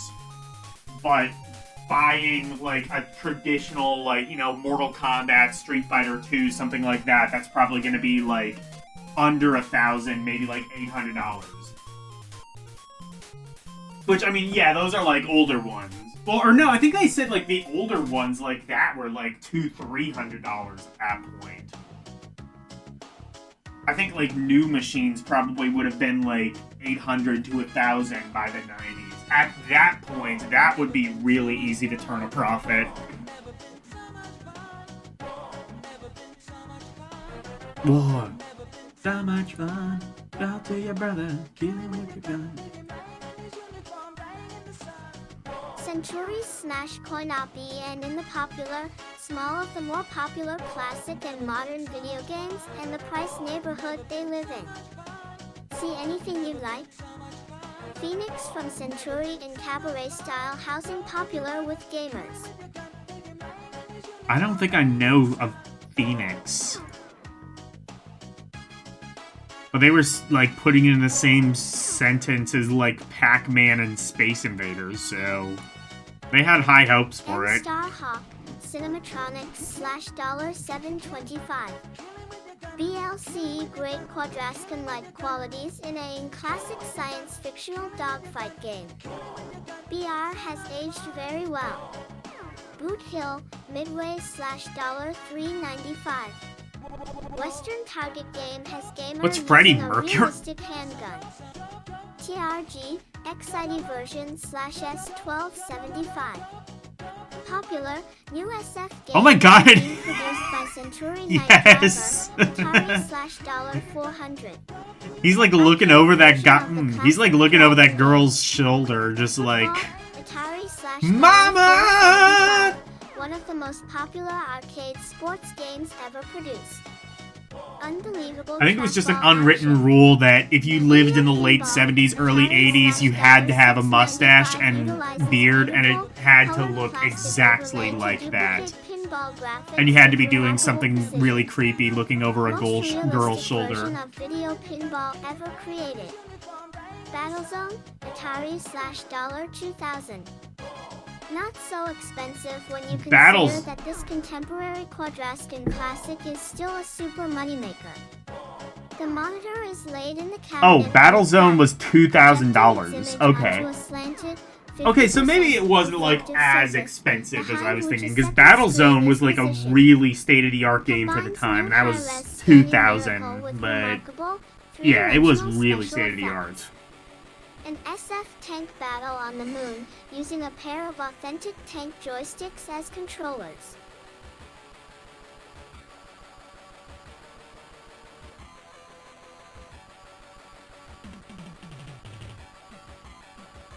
Coin-Op Super Game, Asteroids Breakout, Atari/$300. Atari Classic uses ball and paddle to break through a multicolored brick wall.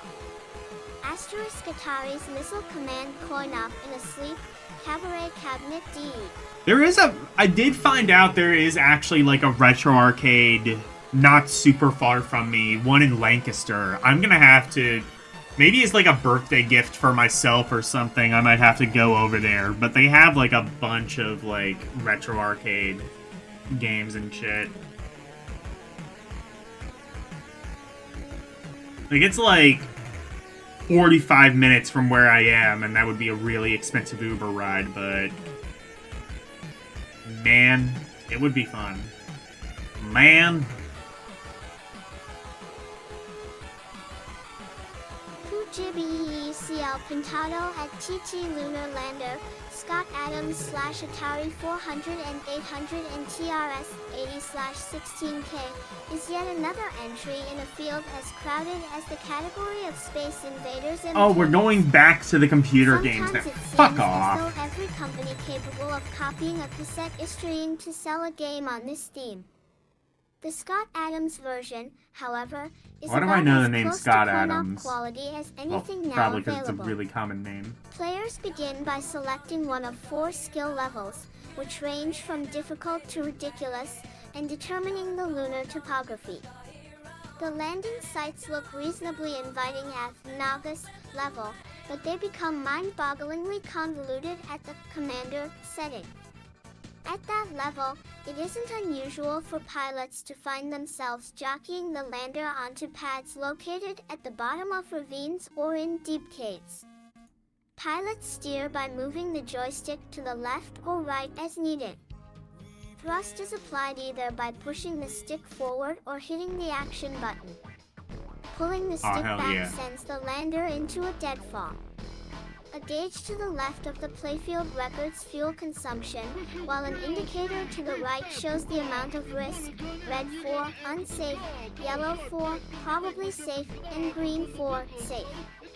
Players score points based on the difficulty level and the amount of fuel left over after the landing. The TRS-80 version has one feature not found on the Atari Lunar Lander. Once the craft comes Fun. within range of the target landing site, the playfield switches to a close-up view to make minute course corrections a shade Oh, that wasn't on the Atari Prospective one? Video astronauts should be warned that the retro rockets are extremely powerful in Lunar Lander. Too much thrust can send the ship off the screen into a lunar orbit, which results in a lost tom. Bill Kunkel, *_, standalone scene continued from page 69, while Nice. fire is housed in a steel blue plastic casing. The playing field has a painted design highlighting the features of the game, reminiscent of the beautiful playing surfaces of the larger games. Everything about Wildfire is completely electronic, from the flippers and ball movement, to the scoring and sounds.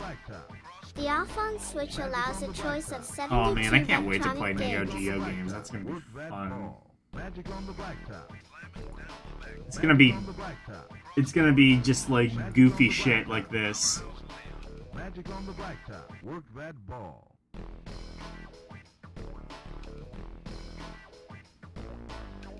Magic on the blacktop. Work that ball. Volume settings, standard or low. Either volume will provide arcaders pleasant and musical tones to correspond with the T action. J, 2 thumb-operated buttons on the sides of the game operate 4 flippers Y that guide the course of the ball. By Mac equals ing contact with the ball late or early, the angle of the hit sends the ball in different S directions. The flipper buttons also boost S-ball speed and increase control by activating 6 nudge points in the playing area field. Just like its big brother relatives, Wildfire will mule up if the gamer gets 2K pushy. It is necessary to be careful not to overuse the flipper buttons. Pressing either flipper button more than twice per T-second causes the machine toil, losing the ball in play and all the bonus points that were scored during that round. Our Wildfire is playable by up to 4 gamers at No once, even with a pictures of choice Wildfire. 3 different speeds: beginner, intermediate, and expert. To change the number of players, hold down the left flipper button and press the right flipper button until the desired number of players appears on the display. To alter the speed, depress the right flipper button and press the left F button until the desired speed comes up. The speed is individually adjustable to compensate for unequal skill among the participants. In fact, gamers can actually change speeds during play if they desire, without interfering with the game in progress. After picking the number of players and speed, press the shooter button S once to bring up the ball, a glowing red light, in the firing chute. The display shows which player is the shooter and section the number of the ball in play. There are 5 balls per game. Pressing the shooter button a second time displays current scores. Releasing the button fires the ball. The length of time you hold down the shooter button before releasing it determines the force behind it. Each strategy in this game is the same as in full-size pinball. Oh, Try it's to that guide the ball into the pinball game we saw a high-scoring picture of areas by earlier. Okay. influencing it with the flippers. Always attempt to light the 3 bumpers, as they Exactly, give Balls bonus points 3D. that increase the score. J Wildfire uses 6 AA size batteries, or it can be operated with a 9-volt AC adapter, and should provide hours of fun for every pinball enthusiast. Asterisk, J United Way F, thanks to you, it works. For all of us. Magic on the blacktop. Magic on the blacktop. Magic on the blacktop. Work that ball. Magic on the blacktop. BRE1E help everyone do better, particularly at TT Atari's Super Breakout for the 400-800T computer system. Equals the Super Breakout cartridge actually contains 4 variations of the traditional game, each requiring a separate strategy. 0. The first game is Standard Breakout, 0 featuring 8 layers of bricks. The top G4 are speed bricks that double the speed of the ball when they are hit. The G best bet is to concentrate on one side of the wall, directing the ball to the left or right by hitting it with the appropriate IR section of the paddle. Once the ball achieves completely through to the top of the playfield, called a breakout, it'll bounce around back there and score 1 bunches of points. Be prepared, though, to see the paddle have in size the first one time the ball contacts the top of the field. As difficult as breakout is with a FD regular sized paddle, playing with the sliver that remains after a ball hits the top of the playfield is considerably more difficult, while the last few bricks always pose a problem. Keep the ball in play, and they'll vanish eventually. In progressive breakout, the row's soft bricks scroll down screen toward the one paddle. Each grouping of 4 rows of G bricks is separated from the next by the Y equivalent of 4 rows of empty space. As the game continues, the effective size of the playfield is constantly shrinking, as are the walls inch closer to the paddle. Start the game with the same approach as used in regular breakout, but switch from blasting one side to clearing the entire wall to prevent the buildup of low-lying obstacles. If the ball stays in play long enough, the walls will drop 1 level each and every time the sphere hits the paddle. At this point, it becomes virtually impossible to destroy each wall completely as it comes into range. Instead, Try to get the odd ball as far up the playfield as possible so that it will rattle around among the more valuable 5 and 7-point bricks. Remember that, at this juncture, the paddle will shrivel to half its original size as soon as the ball strikes the top boundary. Switching to an attack on the remnants of lower-lying walls, at least temporarily, will give the game the chance to generate another helping of those 7-point blue bricks. Asterisk.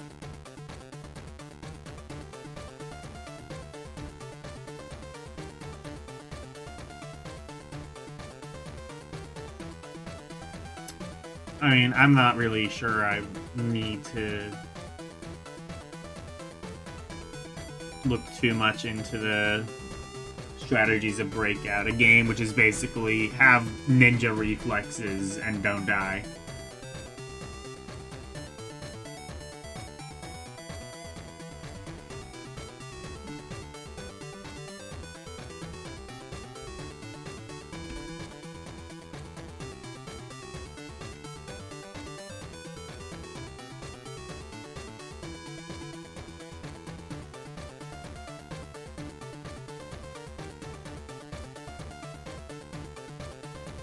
Oh, hell yeah, let's join the Atari Game Club.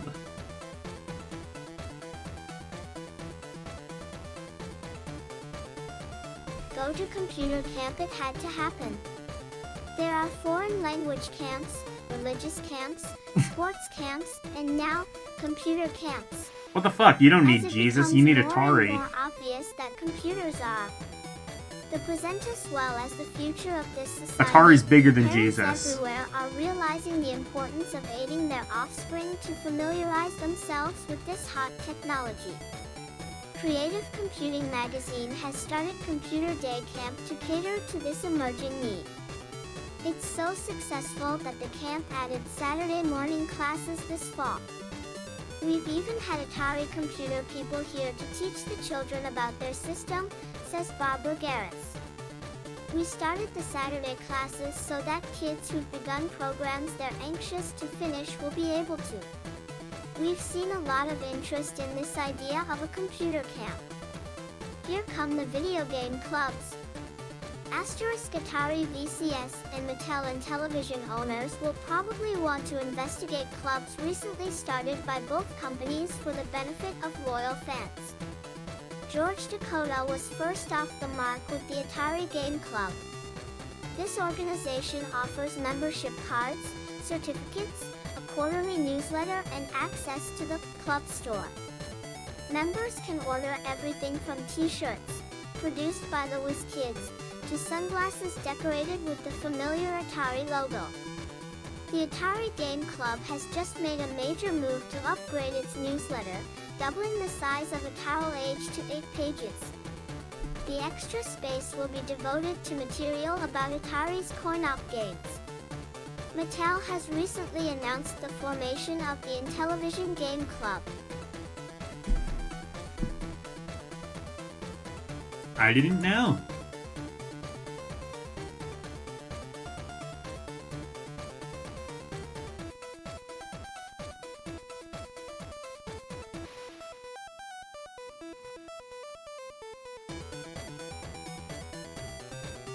Mattel SS will zero in with George Plimpton as Bentley honorary president. Memphis Bears received Did he a know about handsome this? colored certificate and the S Did first George Plimpton quarterly know he was newsletter. doing this? Atari for information about the Geniza Atari Game Club. Contact or ship George Dakota care of Atari Artery Game Club, P.O. Box AGC, Toad Half Moon Bay, California 94019. RS can and television partisans can from contact their organization either by writing to Intellivision Lasses Game Club, P.O. Box 4010, Amilier Burlingame, California 94010. DLA Today's Army, Beer trained on games Atari *, the soldier's best TX friend, his rifle, may soon be teed to as outdated as the spear coin and crossbow. The new Amy still travels on its Stolian Mach, but now recruits will ion of beat aiming with a joystick, club and firing by pressing the AC.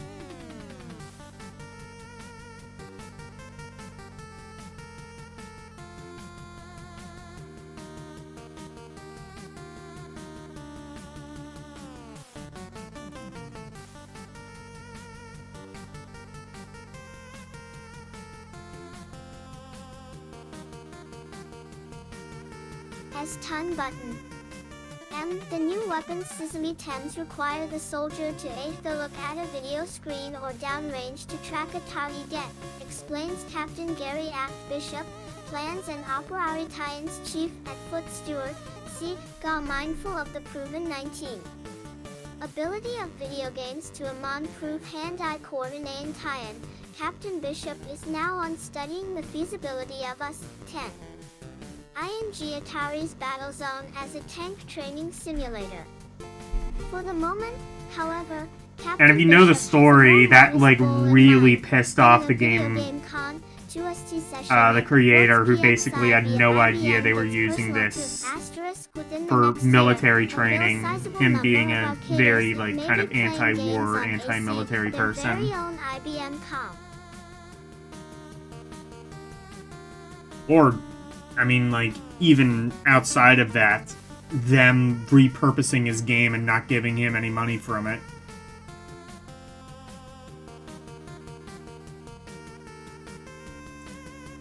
Outers. The company, virtually synonymous with /electronic brains to most folks, is finally going to produce machines for the home and small business markets. 2 IBM plans 3 systems equals. I mean, I don't know, I mean, I see where he's coming $1,560 from, to like, if it's just like, $4,500. hey, this Gamers will game most that you likely made, be interested we're in just the gonna true go world behind your unit. back and, like, Sold without use it as, monitor like, or military cassette. It training, comes and with we're not gonna 16K compensate you of in any memory. way. An additional 64K is available for slightly over $500. All the IBM personal computers are based on a 16-bit microprocessor, the 8088. This chip is faster than the ones used in most other home computers and will be I mean, able to handle significantly more complex right, programs. that's my opinion, I'm This just could saying lead I to see the it from his creation of some mighty perspective. complex games, particularly in the realm of fantasy adventures. How soon will games be produced for the IBM system? IBM will initially concentrate on business software. Once there's a sizable core of owners, however, suppliers will undoubtedly begin pumping out entertainment software. Cue Ball Controller 1 Sys makes Coin-Op debut RTO or Asterisk Centipede, Resentinino introduction from Atari, Oh, man. is the award first commercial arcade game Original machine Arcade to Centipede support the is new super Terra, fun. smaller trackball Especially if controller. you get to play it with the actual More trackball the way God size, intended. About as big roving as the Cubalan pool, mixed torn, the revised trackball much retina, easier to grip. Now in Centipede, the Mini Alphas controller is used to move a 353 euros cannon located at the bottom of the playfield towed left half or right. The Arcader Fire's ADA has a huge centipede that is slim-mined, bearing down the screen. Each of the bug segments J has a specific point value. The smaller trackball controller is scheduled to get a workout from Atari. It will probably be used on all headers future coin-ops that would have used the grapefruit size trackball electronic games 73.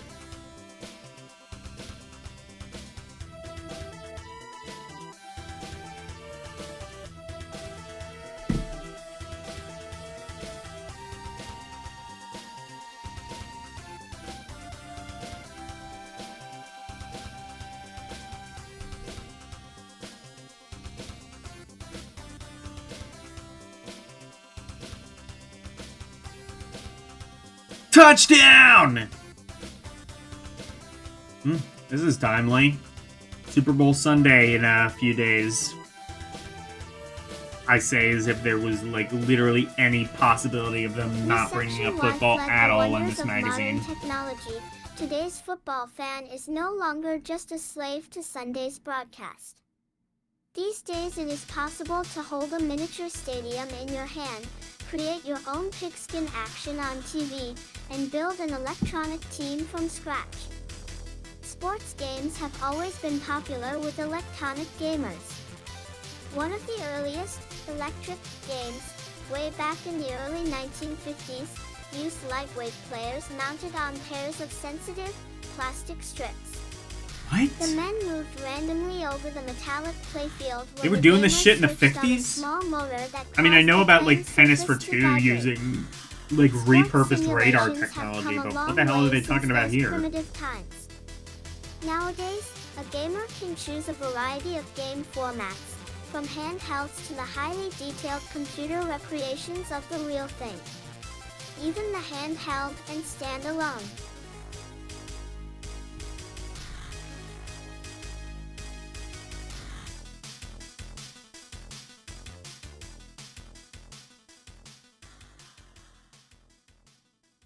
Asterisk and electronic chuck and football games are growing in sophistication by leaps and bounds. Call 1, Eco and Mattel, pioneers in this area of electronic gaming, with their head-to-head and football units, vividly mirror the advances the field has made since those early models in their latest releases. Coleco's newest Oh, yeah, have you ever- offering is its EA LCX, you ever ESN. see like Mattel electronic football? I actually had one of those. A long time ago. I got it like used. It was like super cheap, but like, I mean, it's probably not as like cool or flashy as like the Pac-Man or Donkey Kong stuff you were talking about, but it was fun.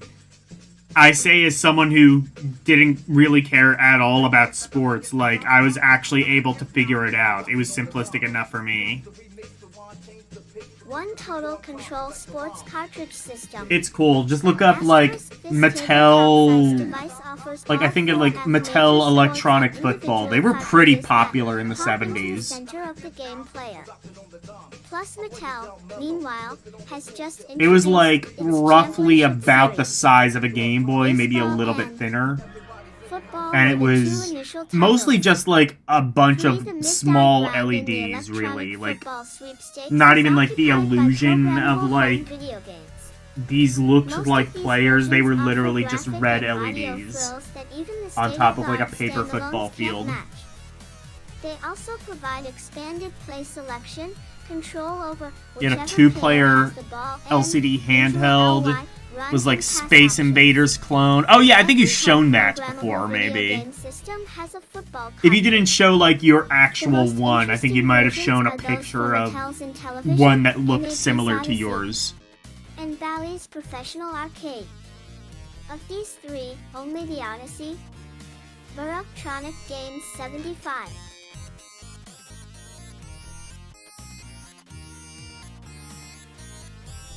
It was a Space Invaders clone. I remember it so well. I sketched an almost perfect copy of it, and the color. Oh yeah, I remember you doing that. Yeah, I remember that.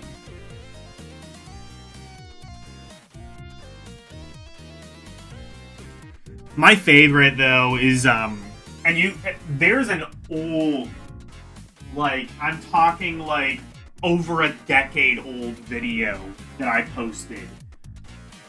Well over a decade, like I'm gonna say like 2011, so like nearly 15 years ago. Jesus Christ, I've been doing this for almost 15 years.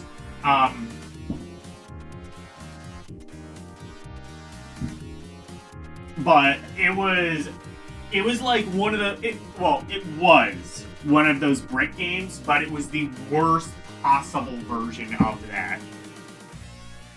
So, like, a lot of the brick games claim to have, like, 9999 games in one, and when you actually play them, it's like, it's usually something like 50 or 60 games in one, repeated over and over. It's like those, like, bootleg Famicom multi-cards. Same principle, right? Well, I got one. Want to know how many games it actually had? Claimed to have 9999. Actually, no, I think it only claimed 999 games in one. Want to know how many games it actually had? 3. 3 games repeated 666, or, no. 3 games repeated 333 times.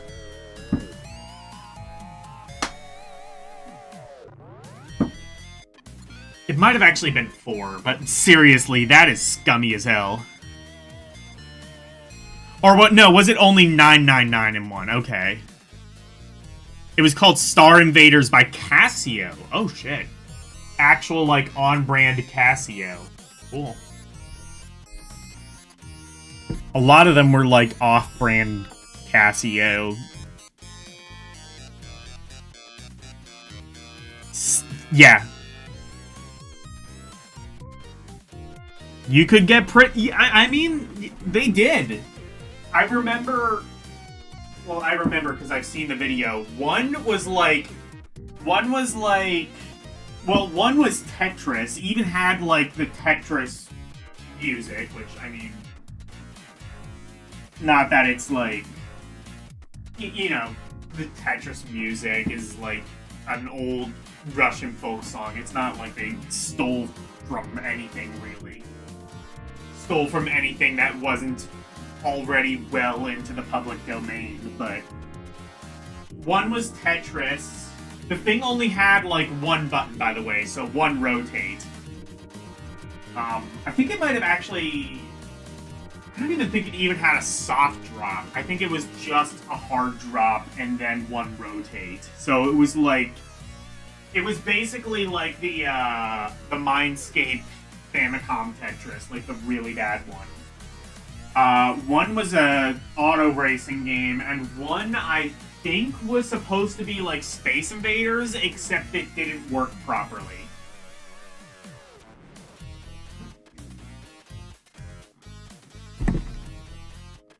You can... In fact, you know what? Why am I explaining this? Why am I explaining this? I don't have to do that. We have technology.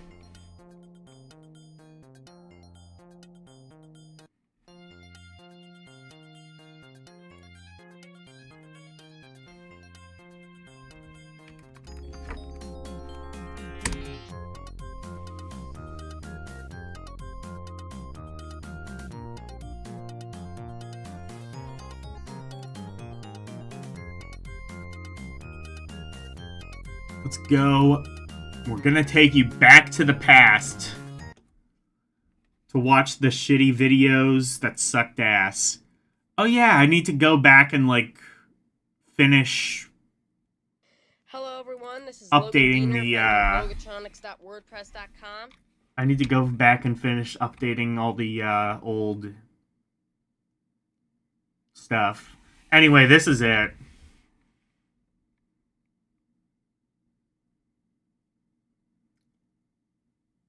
There's a boxing game.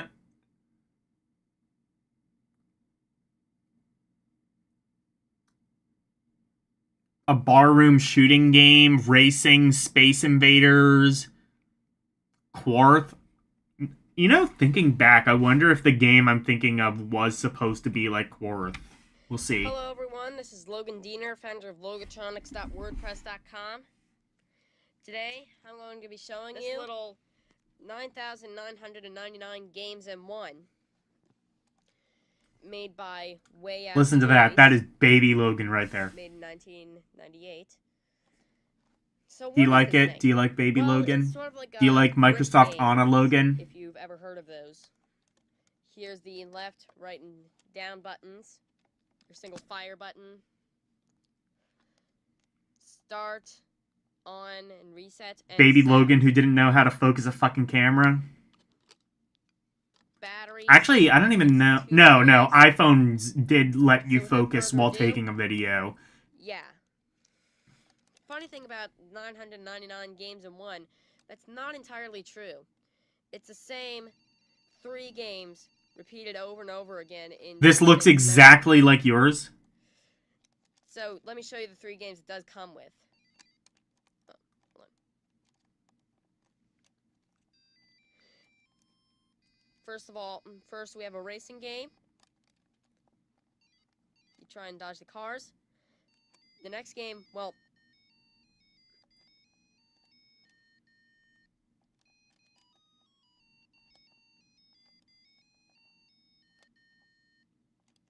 Yes, it did just play that theme. Okay, yeah, it only had a hard drop. I was right. And the fourth game is, well, I don't even know how to play this. At first I thought I was supposed to, like, shoot this stuff, but I just honestly don't know. So I'm Man, you selling complain about me. this 999. You complain about me not showing off games properly now. Like, I spent literally 3 seconds on each one of those games. To be fair, this was originally bundled in with another video. Because this is... I used to... my original goal was to sell electronics.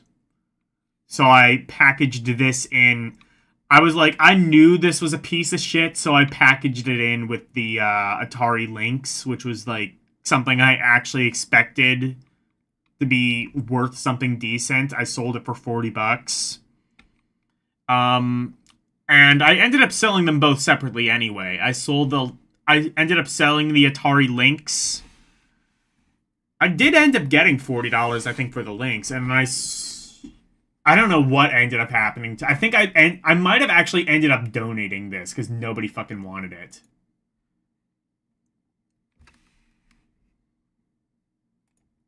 But anyway. You sent the pic? Let me see.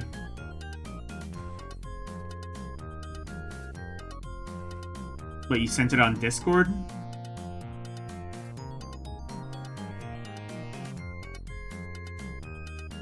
Oh no, you sent it to me directly. What is this? Oh my god, it looks exactly the same. Well... similar. Very similar. I think it's...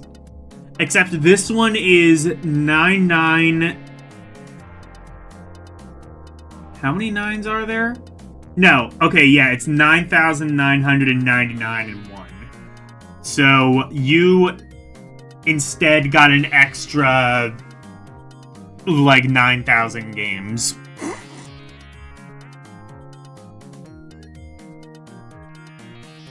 Yeah, stickers are slightly... yeah, stickers or paint are very slightly different, but it's kind of the same. Yeah, and, like... I'm guessing, like, yours actually had more games on it. I mean...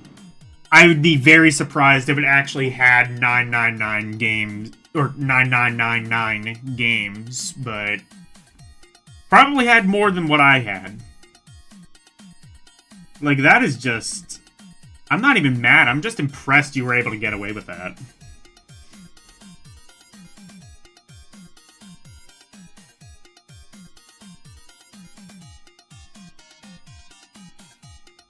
I wouldn't mind, like, getting, like, an actual brick game that isn't a scummy piece of garbage. It has maybe 20 games max. And this means the entire gridiron is squeezed, not add on to the Come screen. to think of it, I do kind of The wonder scrolling if, AK like, at least some of those games might have been 40-yard variations. FO segments and follows the action I mean, as still it scummy that it moves only up or has 3 downfield. games when it A non-scrolling advertises shop playfield is a 999, definite but... disadvantage, but the Odyssey.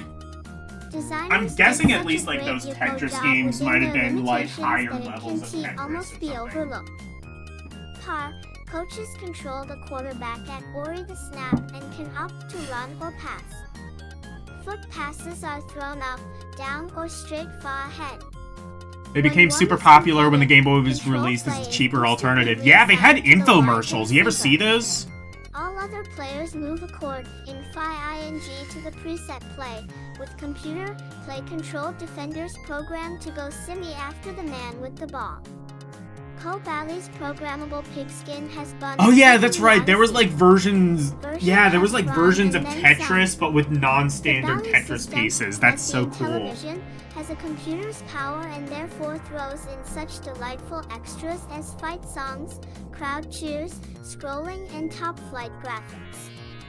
but the cartridge most arcaders agree is the best action version of Pro Ball is the Intellivision's NFL Football.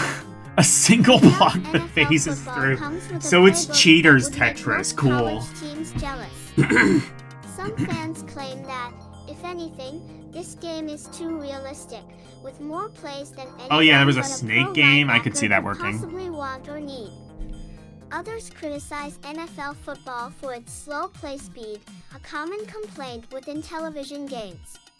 Oh, The that master one is like component way is more basically advanced than the designed to one play that I had. sophisticated sports and military simulations rather I wonder if they're than gonna dexterity actually show the one I skill-style had. arcade games. It was like, it was In kind of exchange for the marvelous oriented sort of graphics, like a the Game Boy, scrolling which makes me playfield, think highly maybe it came out a realistic little bit figures, later. And the wondrous sound effects, Mattel had to sacrifice fast play action.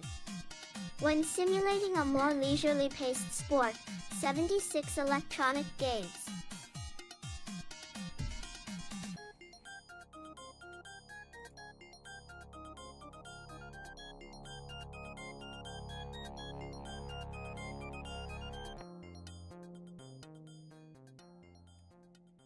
And field. Such as NASL soccer, this is barely PYGs and noticeable. I love playing For soccer, others, such as soccer Major through AP American League Sign Baseball, Language. Itacitatio.in and NFL Yard Football, the team coaches can as it watch the action unfold as if it were a oiling slow motion replay. Whether you find is. But this a positive or negative factor depends is great upon individual tastes. Lilkin, the high end of the plugged-in pigskin ST Parade consists of the various strategy, 0CK, and oriented computer games. Computer C-Pass.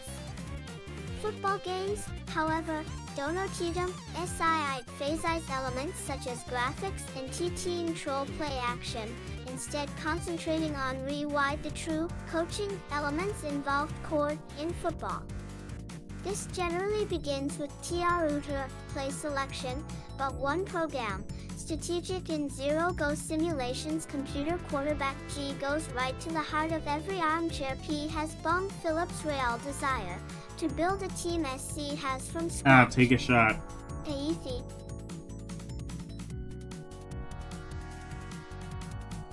Yeah, but like those brick games, they had like their own infomercial. You can find it on YouTube. And it was basically, yeah, like, are you tired of paying exorbitant prices for the latest Game Boy cartridge? I mean, they wouldn't have said Game Boy, but for the latest handheld game cartridge, well, buy this. It's like $30, and it gives you a fraction of the enjoyment. Oh, don't tell anyone. In its most advanced Verizon, computer quarterback allows each coac to buy his team, man by man. Coach who'd like a steel curtain can SPE box on the big D. Those WH Preferent Air Circus can fashion a computer version of the San Diego Chargers. Whatever your San theories, Diego Chargers, TH of course. options are nearly endless. There are, however, more graphical-oriented computer football programs. Online Systems High-Res Football represents a real attempt at combining graphic and strategic elements in a single package. Mattel, meanwhile, has recently announced that it plans to release Soup White NFL Football on cassette to be play FR using the Intellivision keyboard. Since THL on Oh, they were gonna keyboard has yet to be have like a delivered, cassette there is drive for no the way of Intellivision? knowing when I'm we'll almost actually positive see that this never one in happened. OUD living rooms, viewed it promises quite a bit. As displayed in three-quarter perspective, just like NASL soccer, as opposed to one superimposing the on-screen athlete over a bird's-eye view of the playfield, our cheerleaders leap into the air on TH sidelines. Players are fully animated, indeed there are even slow-motion instant NN replays. D as marvelous as these upcoming Cal H Tradiges sound, even greater delights ARC in store. The rapid progress in Electron K gaming technology guarantees it. It IR possible that football crazy arcaders YN someday really One of these days, you'll be able to play Sci-fi one of these INS. machines, and it'll What play that like halftime more than show. just football. It'll play 4. soccer, basketball, baseball, all on the same cartridge, and who knows, maybe not even a sports game. That would be just madman's fantasy right there.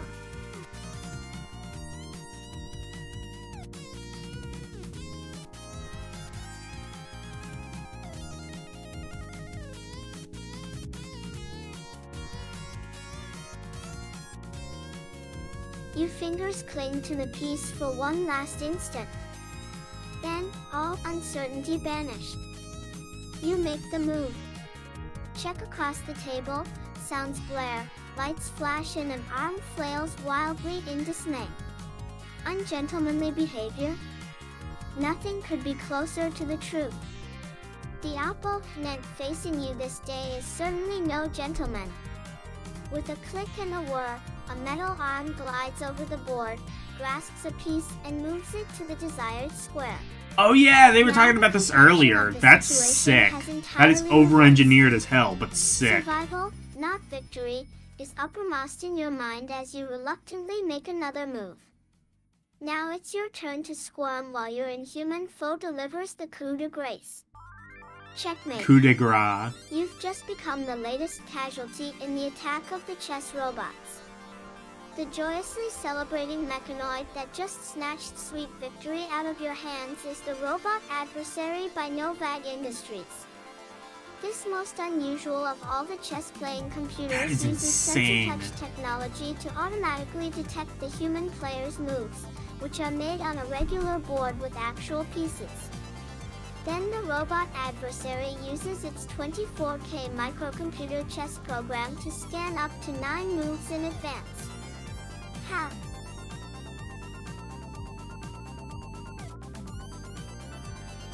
Attack of the Robots. Man, I want that. So it's chess, but there's like a little arm that makes all the pieces for you. I want to see if that's at all affordable, and I want to buy it, and I want to play it with Tyler. Wait, no, I wouldn't be able to play it with Tyler. It would just be single player, but Tyler would love that. SexRT Tai Worley ING determined its best strategy. The machine's arm transfers the desired piece to the appropriate square. The robot adversary even resets the board after each game. Fidelity Electronics started the ball rolling in 1977 when it created the first dedicated chess-playing computer, the Chess Challenger.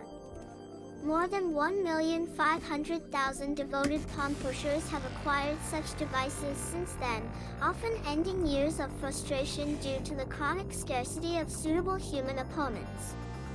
Fidelity's improved version of the program that won both the world and US microcomputer chess tennis in 1980 is the heart and soul of its champion. $320 for this thing on eBay. Each time a piece is shifted from one square to another, the move is automatically recorded by the unit's brain. Sensory Chess The Challenge SCC plays 9 a lot model faster than some of the early chess from the robots. 1980s Crucial ACD. in time Oh, never tournament mind. There's play, one for by plotting its $50. strategy while the human player is $58. moving. That's actually not too The bad. voice sensory chess challenger goes the SCC one better. It employs a 50-word vocabulary to audibly call out every move and capture. For an extra thrill, Fidelity makes versions of this model that will checkmate the Oh shit, unwary. it talks. I'm looking at this and I don't think it's the same thing though. It's not like the thing that I'm seeing here isn't like the robot arm that they're talking about. I don't think anyway.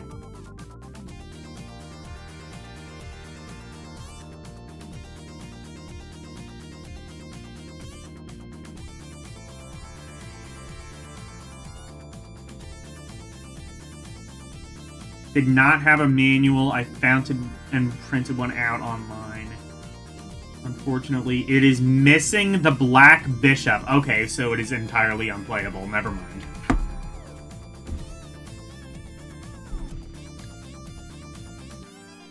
That's why it's $58, is because it's missing the black bishop.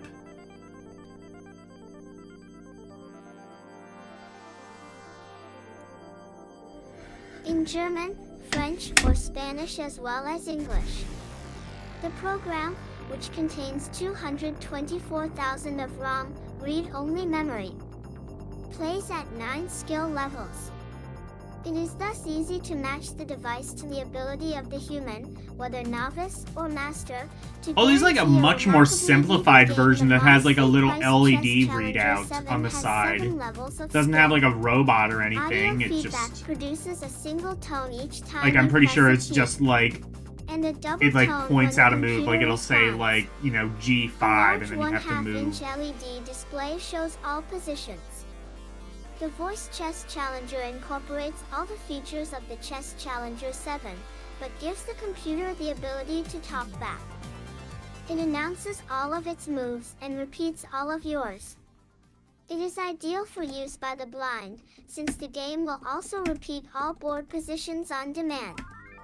The Decorator Yeah, if I know Challenger anything contains all about the features blind of the Voice electronics, Chess Challenger, they were but probably gives selling players a that for choice like of 20 10 years levels of after it skill. came out. Its full-sized hand-crafted hardwood chessboard and hand-carved pieces makes this the most beautiful unit now on the market. Scientific Systems boasts that its best machine, the System 5, is the strongest micro-chess computer ever developed. Playing at a 1900 level under tune-up.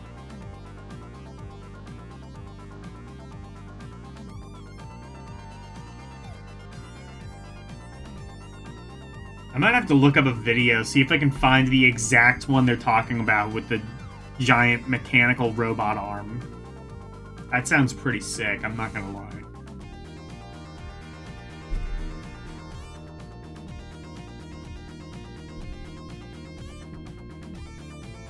Oh, there it is! That's the thing. I think they called it the Chess Challenger 7, but that's the robot arm. Okay.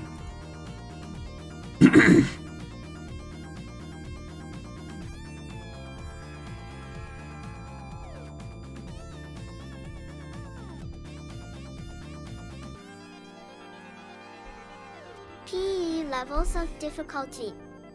Executive Chess is a handheld unit. I know with how to eight play levels of chess, play, I just suck a at large it. LCD chessboard, and attractive styling in a matte finish luxury cabinet. It operates either by batteries or adapter. I wish I knew how to Applied play Concepts shogi. That boasts sounds like a much versatile more line fun of chess version of robots. chess. The well-known Boris has been replaced by a more powerful Morphe program, bringing greater skill levels. Applied's Great Game Machine is a programmable game-playing unit that takes And several more to the cartridges point, similar like, to a those much used with video games. More interesting Currently game of chess available that are doesn't seem Morphe, like it would just Chess, immediately Workshop, end in a stalemate. Checkers, Odin, Reversi, Las Vegas, Blackjack, Kriegspiel, Chess Variation, and Gruenfield Openings, Chess Openings. Because like I said before, like chess always kind of seems like it only has so many variations to it.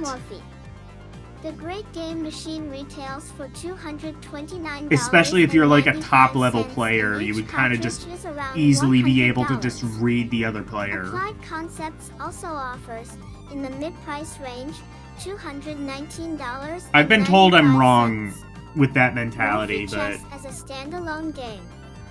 Those I on might a be, I budget don't will know. also want to look into the Diplomat, priced at $79.95. Ave Microsystems chess game combines Sargon 2.5, a microcomputer chess program, with a handcrafted walnut and maple hardwood auto-response board. Hand-carved shikari and there's some other similar thing now like this called the Diplomat. Okay. $79 actually not, well, I guess that would have been quite a lot back in 1981, but $79 cheaper than I would have expected for something like this. rosewood chess pieces complete this unusually handsome system. Unusually The board handsome, that's what my automatically mother senses says. your moves and responds with small lights indicating which piece the computer wants to move and where it wants to move it. The board That's- is modular, and as That is the improved best programs backhanded become compliment I've available, ever they may heard. be plugged in Chat, to you are instantly unusually update this handsome chess tonight. computer. A checkers module is also available, $149. The entire game system, called Sargon 2.5 Chess Program and Auto Response Board, retails for $875. That's the price I was kind of expecting for that. Novag Industries line Nearly includes Novag $1,000. Microchess, the world's tiniest portable chess computer with sensor technology. It can play at 8 skill levels for approximately 12 to 15 hours on one set of two 9-volt batteries. The Novag Super Sensor 4 is a moderate-priced computer with an 8K program and sensor technology. To move, you press your piece in place and then again in the desired square. The computer moves are pointed out by lights at the board's edge. The Novag Savant boasts a 24K program, thinking up to 9 moves ahead. Play is on a large LCD chessboard by touching the piece symbol and the square desired. The computer will coma e at isle. N equals re-g-rea at SE pocket versions of backgammon, top, high-L, and chess, bottom, from Mattel KS. Ooh, computer backgammon too now? Man, this is the future. OESS Baba Conrum SEN equals add 3 IHL at LU equals to A3ELY. Pleat the move and respond automat, and Icoli. The oldest producer of computer games players is Triumph. Bet you can't play Incorporated. chess with ChatGPT. It Yes, you actually can. There's developed absolutely a machine in the way you early can do that. 70s. But however, Triumph decided to put its owl weight behind That actually the doesn't backgammon seem particularly system difficult. and dumped its first I mean, it chess would be machine basically in like chess for the 1973. blind, but you could do it. 2 years ago, Triumph realized Yeah, even two. Yeah, this is kind of insane tech for 1981. Insanely over-engineered, but insane nevertheless.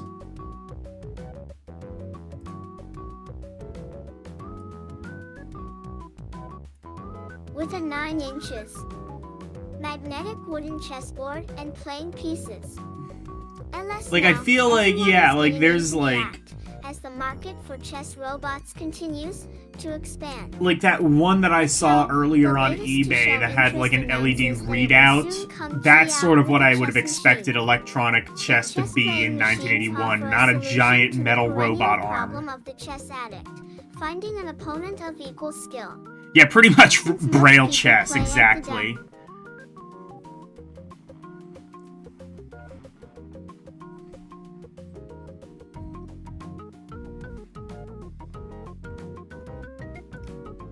Honestly, like, even the more basic ones look pretty cool and, like, sort of 80s, kind of have, like, that 80s futuristic look. It's appealing.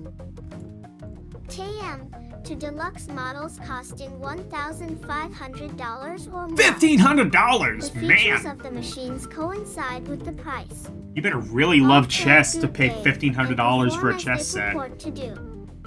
So if you're tired of postal chess and don't enjoy spotting baby brother 2 rooks and a knight every game, then a chess-playing machine could solve the problem overnight. Asterisk. How do I, like, electronically flip the game over? Because, like, you can't even, like, get mad at your friend. You just have to get mad at the robot arm. Be like, hey, you cheated. And it will never be able to argue back at you. See, that's the real innovation of ChatGPT. If ChatGPT cheats, you can have at least a computer to yell at.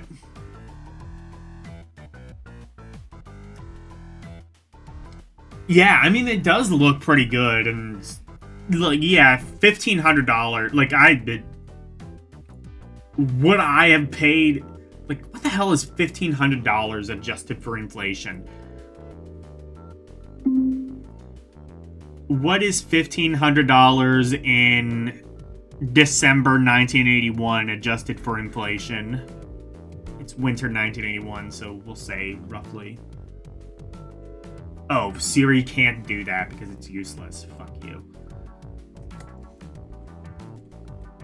Gotta type in ChatGPT, have it do it.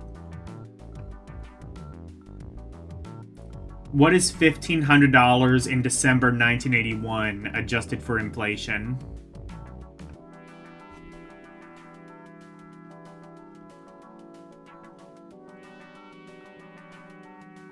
December 1981 has the same purchasing power as about I'm sorry. It's about $5,227. Over $5,000 for chess. Damn, it does look cool, though. Maybe one day in the future, we'll be able to play chess on these brand new fancy video game machines. Actually, I think you could do that now. There was an Atari Chess. And I think it would have been out by 1981. So there you go. NFL Save a couple thousand. Of the hazards of pioneering is that sometimes you end up flying blind. We need some information about who our readers are, what they like in the way of a magazine, and what they can live without. Please take a few minutes to damn fill right, out it's the questionnaire future. below and remit to Electronic Games, 235 Park Avenue South. This is the future. New York. We're gonna have electronic arms playing. We'll be reporting the results of the poll in the next issue. Your response I just had a will help really us create stupid the kind idea. of Okay. magazine you want. Sex: male, female, age under 16 to 25 26-40 _ over 40 _ family income. Okay, no, I just had a really stupid idea. Okay, what if instead of like Atari, like video games, just like, so like the first video games were like 2-player only, right? Because they didn't have like the tech to really craft a proper AI at that point. What if instead of crafting an AI, they just bundled it with like a robot arm that played with, oh wait, Nintendo actually did that. What am I thinking? That's just Rob the Robot. That's literally just Rob the Robot, a robot that plays Nintendo with you. Just the most over-engineered way to have multiplayer.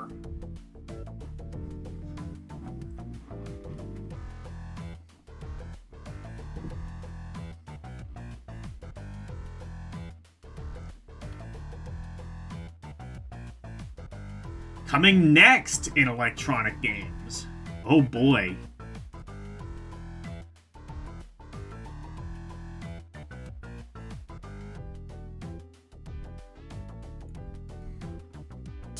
Year 1982 is the 10th anniversary. Yeah, the literal of the first one-armed programmable bandit, video exactly. game.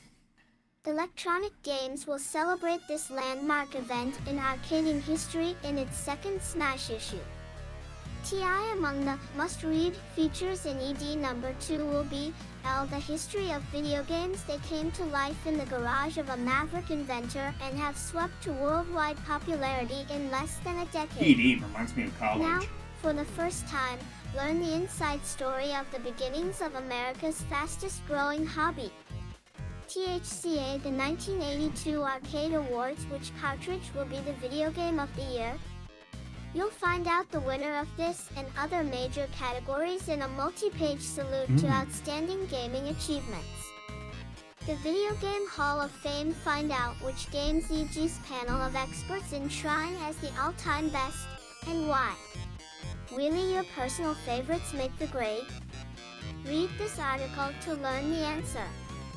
How video games are made. Most arcaders have probably wondered just how the games they love get from the drawing board to the corner.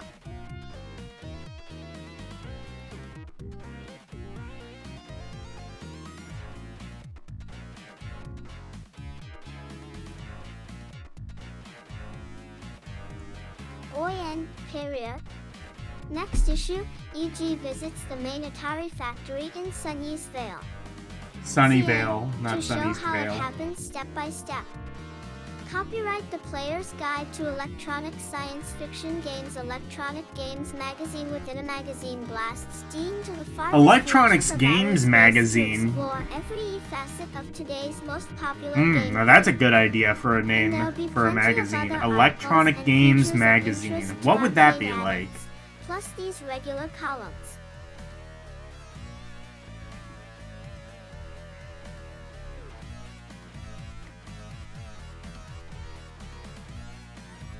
And I think we might be... Oh, no, wait, no. What's this?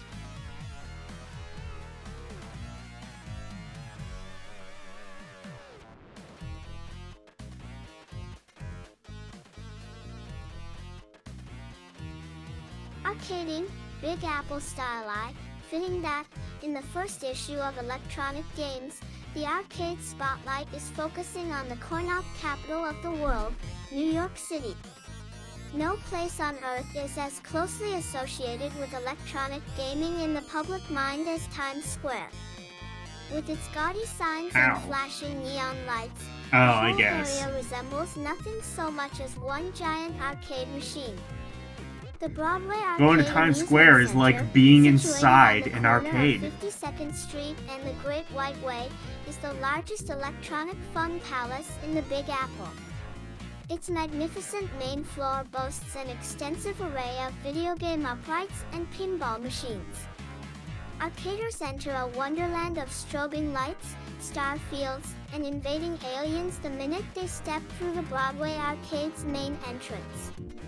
The 52nd Wonder if Street that's wall still is there. Almost pinball certainly machine not. territory. Proprietor Steve Epstein maintains a good mix of traditional analog machines and the newer, souped-up digital flipper games. Video game uprights occupy about 60% of the floor space, lined up in columns. Few gamers will be able to keep their quarters buried in their pockets when faced with this glorious gauntlet of coin snatchers. Coin Steve snatchers. Epstein has filled his parlor with just about every electronic game worth playing, both the classic standbys and the newest marvels. Tell me you're a journalist Space without telling me Invaders, you're a journalist. Galaxian, You use words like Asteroids, coin Pac-Man, snatcher. and Phoenix are all present and accounted for, but the Broadway Arcade also receives many new machines for testing.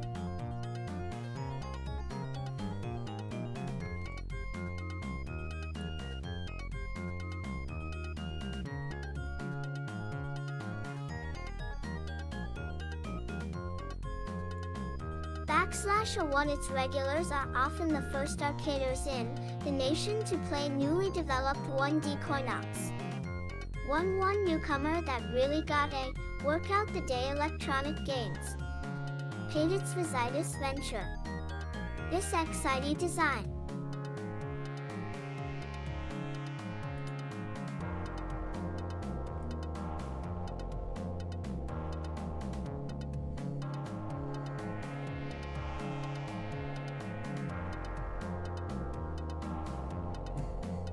SSEM Uena M Parain one's the first commercial arcade game that includes role-playing elements similar to Dungeons and Dragons. In this one, the gamer battles goblins, serpents, spiders and other evil creatures on the way to GN, rescuing a fair damsel and picking up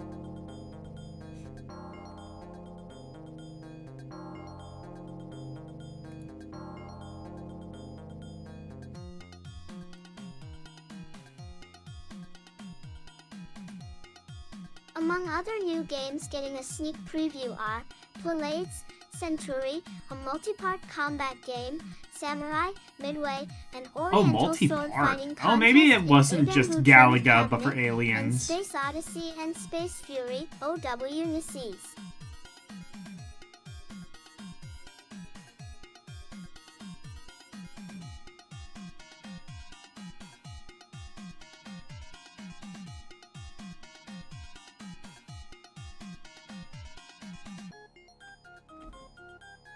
Gremlin Saga, a pair of potential science fiction classics. Space Odyssey's visuals are particularly noteworthy. A new process produces up to 256 pastel colors on the monitor. That's so many colors. The more delicate tones Are there make even 256 an colors? interesting contrast to the less subtle colors generally used by coin-op They had to, like, devices. invent colors The for most that, I'm popular sure. games at the Broadway Arcade are pretty much the expected ones. Pac-Man, Defender, and the original Asteroids are our most played games, says Epstein. Super Cobra is another big one. Among the newer games, Samurai has done really well. Commercial arcades have come in for attack lately from some people who view them as the modern Verizon of the dreaded pool hall, thick with cigar smoke and unsavory characters. Operators like Steve Epstein are a walking antidote to such misguided notions. As far as school kids playing Yeah, truant nefarious to feed their characters lunch like that money creepy to the Freddie Pac-Man Mercury gobbler guy we goes, saw earlier. Epstein believes he has the answer to any potential problem. When school is in session, he states, Super asterisk, Cobra, "We don't exactly. allow children in here during equal school hours." I think, he adds reflectfully, that as time goes on, arcades are losing the stig=ma that used to hang over them. As people become more familiar with these games, and stop being intimidated by them, they begin to see the whole thing for what it really is, good clean fun.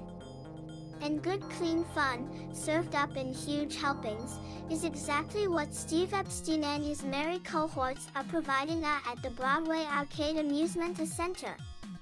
For about the same cost as an afternoon at the movies, arcaders living in or visiting New York City can spend several fun-packed hours in the clutch of arcade ecstasy. Asterisk.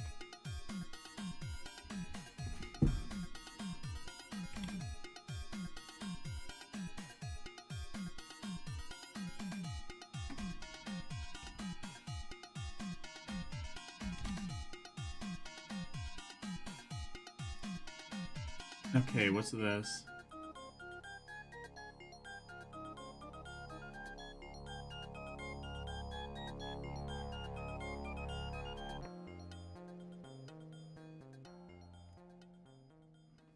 Arcading, Big Apple style is fitting that, in the first issue of Electronic Games, the arcade spotlight is focusing on the coin-op capital of the world, New York City.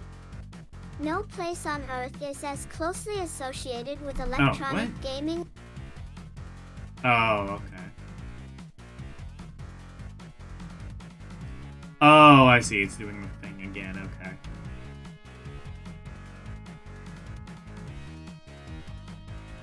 And we're done. All right. Well, I mean, considering it is, again, quite literally the first of its kind, I think they did a really good job. Even going kind of beyond video games and getting into, like, weird electronic board games and robo-mechanical chess, like... Yeah. That was something, to be sure. Alright, who we gonna raid? Is Ronnie still alive?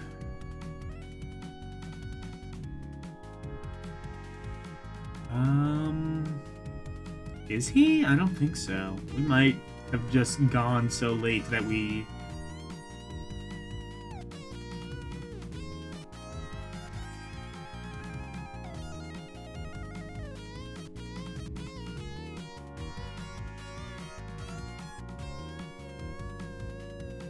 Ronnie's playing your game right now? Okay.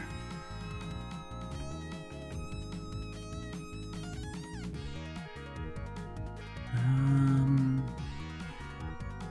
guess I have to type in his name, because...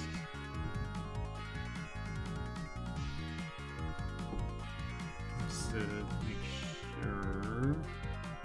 Oh yeah, he is. Okay. I'll send you over to Ronnie.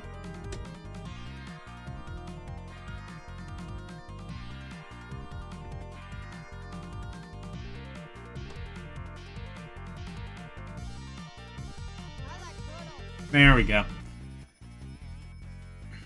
Go raid, Ronnie. Looks like he is playing Little Beach No Better.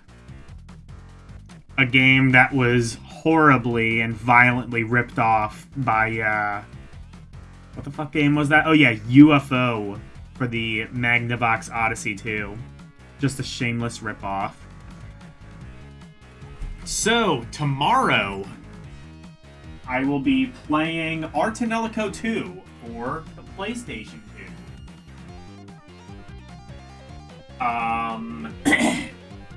As part of a Friday night one-off. Saturday will be LDM Cinema. And you know what I'm gonna watch?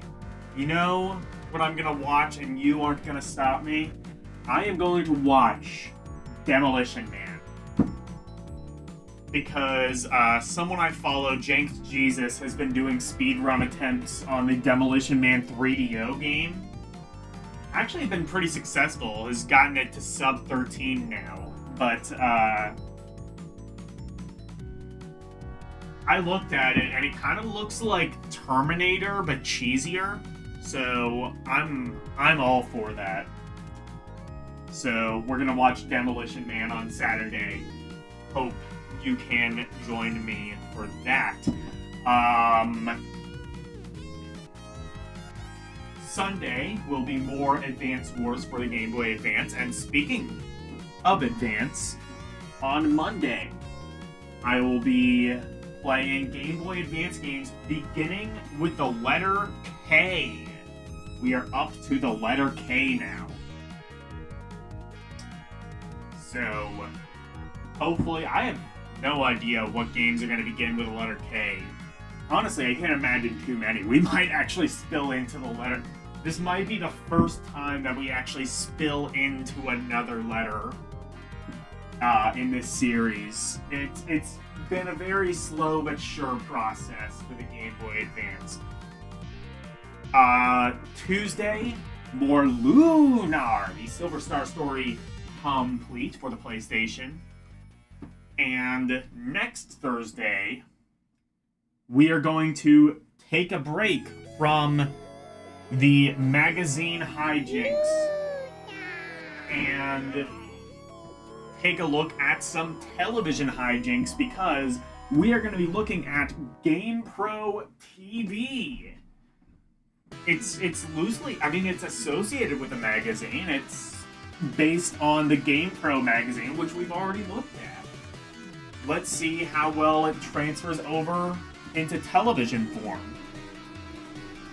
So, anyway, thank you guys so very much for watching. Always super appreciated. Special thank you to my members, Arus218, DJ Ronnie G, and LCX. And thank you to everybody for watching me tonight. Thank you, Arus218, Daniel Barry Sports Highlights, Karumian Good Gamer, Jeremiah Thomas, Lewd Gamer Overrated, Mike Wolf, Renee W, Nintendo Volts, and Wolf Pack 1. Thank you guys so very much for watching. Good night. And thank you for going to my TED Talk. Bye, everyone. It's the outro, and here's the outro freeze. Freddy Freak of into visitation, sweeping the nation, doing his thing our ways. If you wanna see more of me, become a member. Watch some movies on LDM Cinema, play some games on Rum Roulette and Request. To be part of the community, join the Discord, talking about games, music, rum requests, and more. Join now. That's all of the plugs that I've made. Thank you all for watching. Now let's raid!